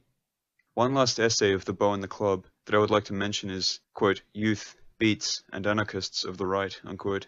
I had already discussed the matters this essay examines on various other occasions. As it were, many of those young people who had made a positive impression on me upon my return to Italy in 1948, on account of the fact that they subscribed to the ideals of the right, had gradually lost their way. Of these young men, those good at writing had chosen to cash in their literary talent by turning to fields such as journalism, and even when their inner inclinations had remained the same, they nevertheless had given in other respects. I will here refer to what I have previously written concerning the watering down of traditionalism. The only group that has remained faithful to its original ideas and has made no compromises is the one known as, quote, Ordine Nuovo, unquote, or the New Order. However, it should also be noted that even those young men who have continued to follow certain values share little in common with the anti-bourgeois youth of my day, the ideal, if distorted, legacy of which lies in the anarchistic, quote, protesting, unquote, and, quote, burnt-out youth, unquote, embodied by beats and hippies. The, quote, revolutionary, unquote, drive of the former youths of today, on the other hand, is generally limited to the ideological and political sphere, where it is expressed through the fight against the democratic system and Marxism. Quite a few of these young men are also willing to resort to action and run concrete risks, and yet their everyday life is hardly, quote, revolutionary, unquote. Rather, it remains as bourgeois as that of most other people, particularly with respect to marriage, sex, offspring, and family. It is for this reason that, in the aforementioned essay, I chose to discuss the Beat movement, in its original form, however, not in its more recent and squalid offshoots. I emphasized the problems and limits of this movement, and also pointed to the various ways in which those youths who are driven by similar urges as those of the Beats might avoid dangerous paths or deadly snares, while securing for themselves a legitimate framework in which to voice dissent and acquiring a real center that might allow them to, quote, be, unquote. Hence, my idea of an, quote, anarchist of the right, unquote, who, unlike other anarchists, rejects certain things not for the mere sake of rejection, but because he cherishes values that are not found in the present order, because he rejects the bourgeois world, and aspires to a superior freedom conjoined with a more rigorous discipline. For, quote, one can only allow himself that which he also has the power to refuse, unquote. Quote, if the hinge is strong, the door can be slammed, unquote. As the time has now come for me to draw some conclusions, I believe I can safely claim to have done, quote, what needed to be done, unquote. No doubt, this claim is subjective insofar as it reflects my personal awareness, an awareness I have often experienced, and which I have frequently referred to in the present book, of having fulfilled those duties I had come to accept as such, duties, that is, which only marginally correspond to the more congenial duties I might have had in a different context or a different civilization, where my role could hardly have been that of the quote writer, unquote. In fact, I never identified myself with such a role, which I have always regarded as the mere means to an end, nor, in this context, have prospects of quote success, unquote, or quote failure, unquote, ever been of any importance to me on a personal level. If anything, my chief concern is, and has always been, of an objective sort. For a better organization of my work in the various phases of my career, if made possible, would have allowed for a greater efficiency in pursuing my aims. It is not only on an external level that the predictions made on the basis of a traditionalist approach to Western history find new, rigorous confirmation with each passing day. Were the perspective deriving from a traditionalist approach to history not to ensure a Spinozist form of impassivity for those who adopt it, one could not avoid experiencing a feeling of outrage when faced with the spectacle of a West busy digging its own grave with bovine idiocy. In fact, were one to ignore the rigorous way in which certain actions are immediately followed by reactions, he would be reminded of the ancient saying according to which the gods blind those whom they wish to ruin. As for the specific scenario of contemporary Italy, it is both pitiful and disgusting. Not only the political and social sphere, but even that of culture today leaves little room for new endeavors. Naturally, it is not official culture that I am concerned with here, for at best, this consists in nothing more than what I've previously termed, quote, dumb intelligence, unquote. More commonly still, as in the case of the cliques behind mainstream publishing houses and newspapers, official culture is simply the expression of a more or less politicized intelligentsia. Politicized, that is, in the dominant democratic and leftist sense of the term. All in all, my books have probably raised more interest abroad. I've already mentioned what works of mine have been translated, particularly into French. I'm sure that in Italy, I must have a faithful and attentive, if select, readership, for, with the exception of my very latest works, all the first editions of my books are sold out, and in some cases second or third editions have already been published. Mine, however, is a mysterious readership.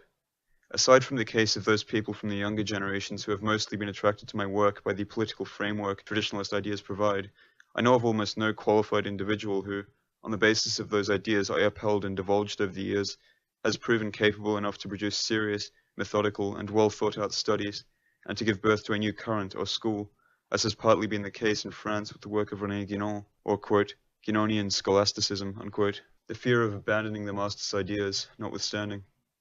I already mentioned the significant gap that separates my own views from the foolish ambitions of certain right-wing milieus that have effectively ostracized me. As for Germany, the country that in many ways provided a more fertile soil for my work than Italy in the past, nothing much can be expected from it today, for the military collapse of the country has been followed by an inner intellectual and spiritual breakdown, accompanied by an almost neurotic reaction against all superior interests and ideas. Despite the few exceptions to this scenario, it seems that, quote, the desert grows, unquote. I was informed of the existence of a few small groups in Italy inspired by the ideas I've sought to promote, groups which are operating outside the editorial and political sphere. A, quote, Center for Evolian Studies, unquote, was founded in Genoa, and a similar step was taken in France, although so far, this field has produced nothing significant enough to be regarded as a firm new start. However, I should point out that I only keep the most essential contacts, and that my direct means of information are very limited. Besides, I have also witnessed rather curious instances in which regressive processes have affected individuals whom one would normally regard as being immune to a collapse on account of the superior wisdom to which they have been exposed. At any rate, I believe that I have provided those people with the desire and capability to examine and further develop certain subjects with the essential guidelines in various fields. I feel no need to specialize in any one of these fields in particular, although one day I well might, if I have nothing better to do, provided, that is, I don't quit altogether. It thus occurred to me that I might write the present pages for the purposes I previously mentioned, firstly, to provide a kind of guide to my writings, and secondly, to outline just what aspects of my work might be regarded as something more than an irrelevant contingency, in the eventuality that my work as a whole might one day be examined. Written from Rome, January 1972. End of book.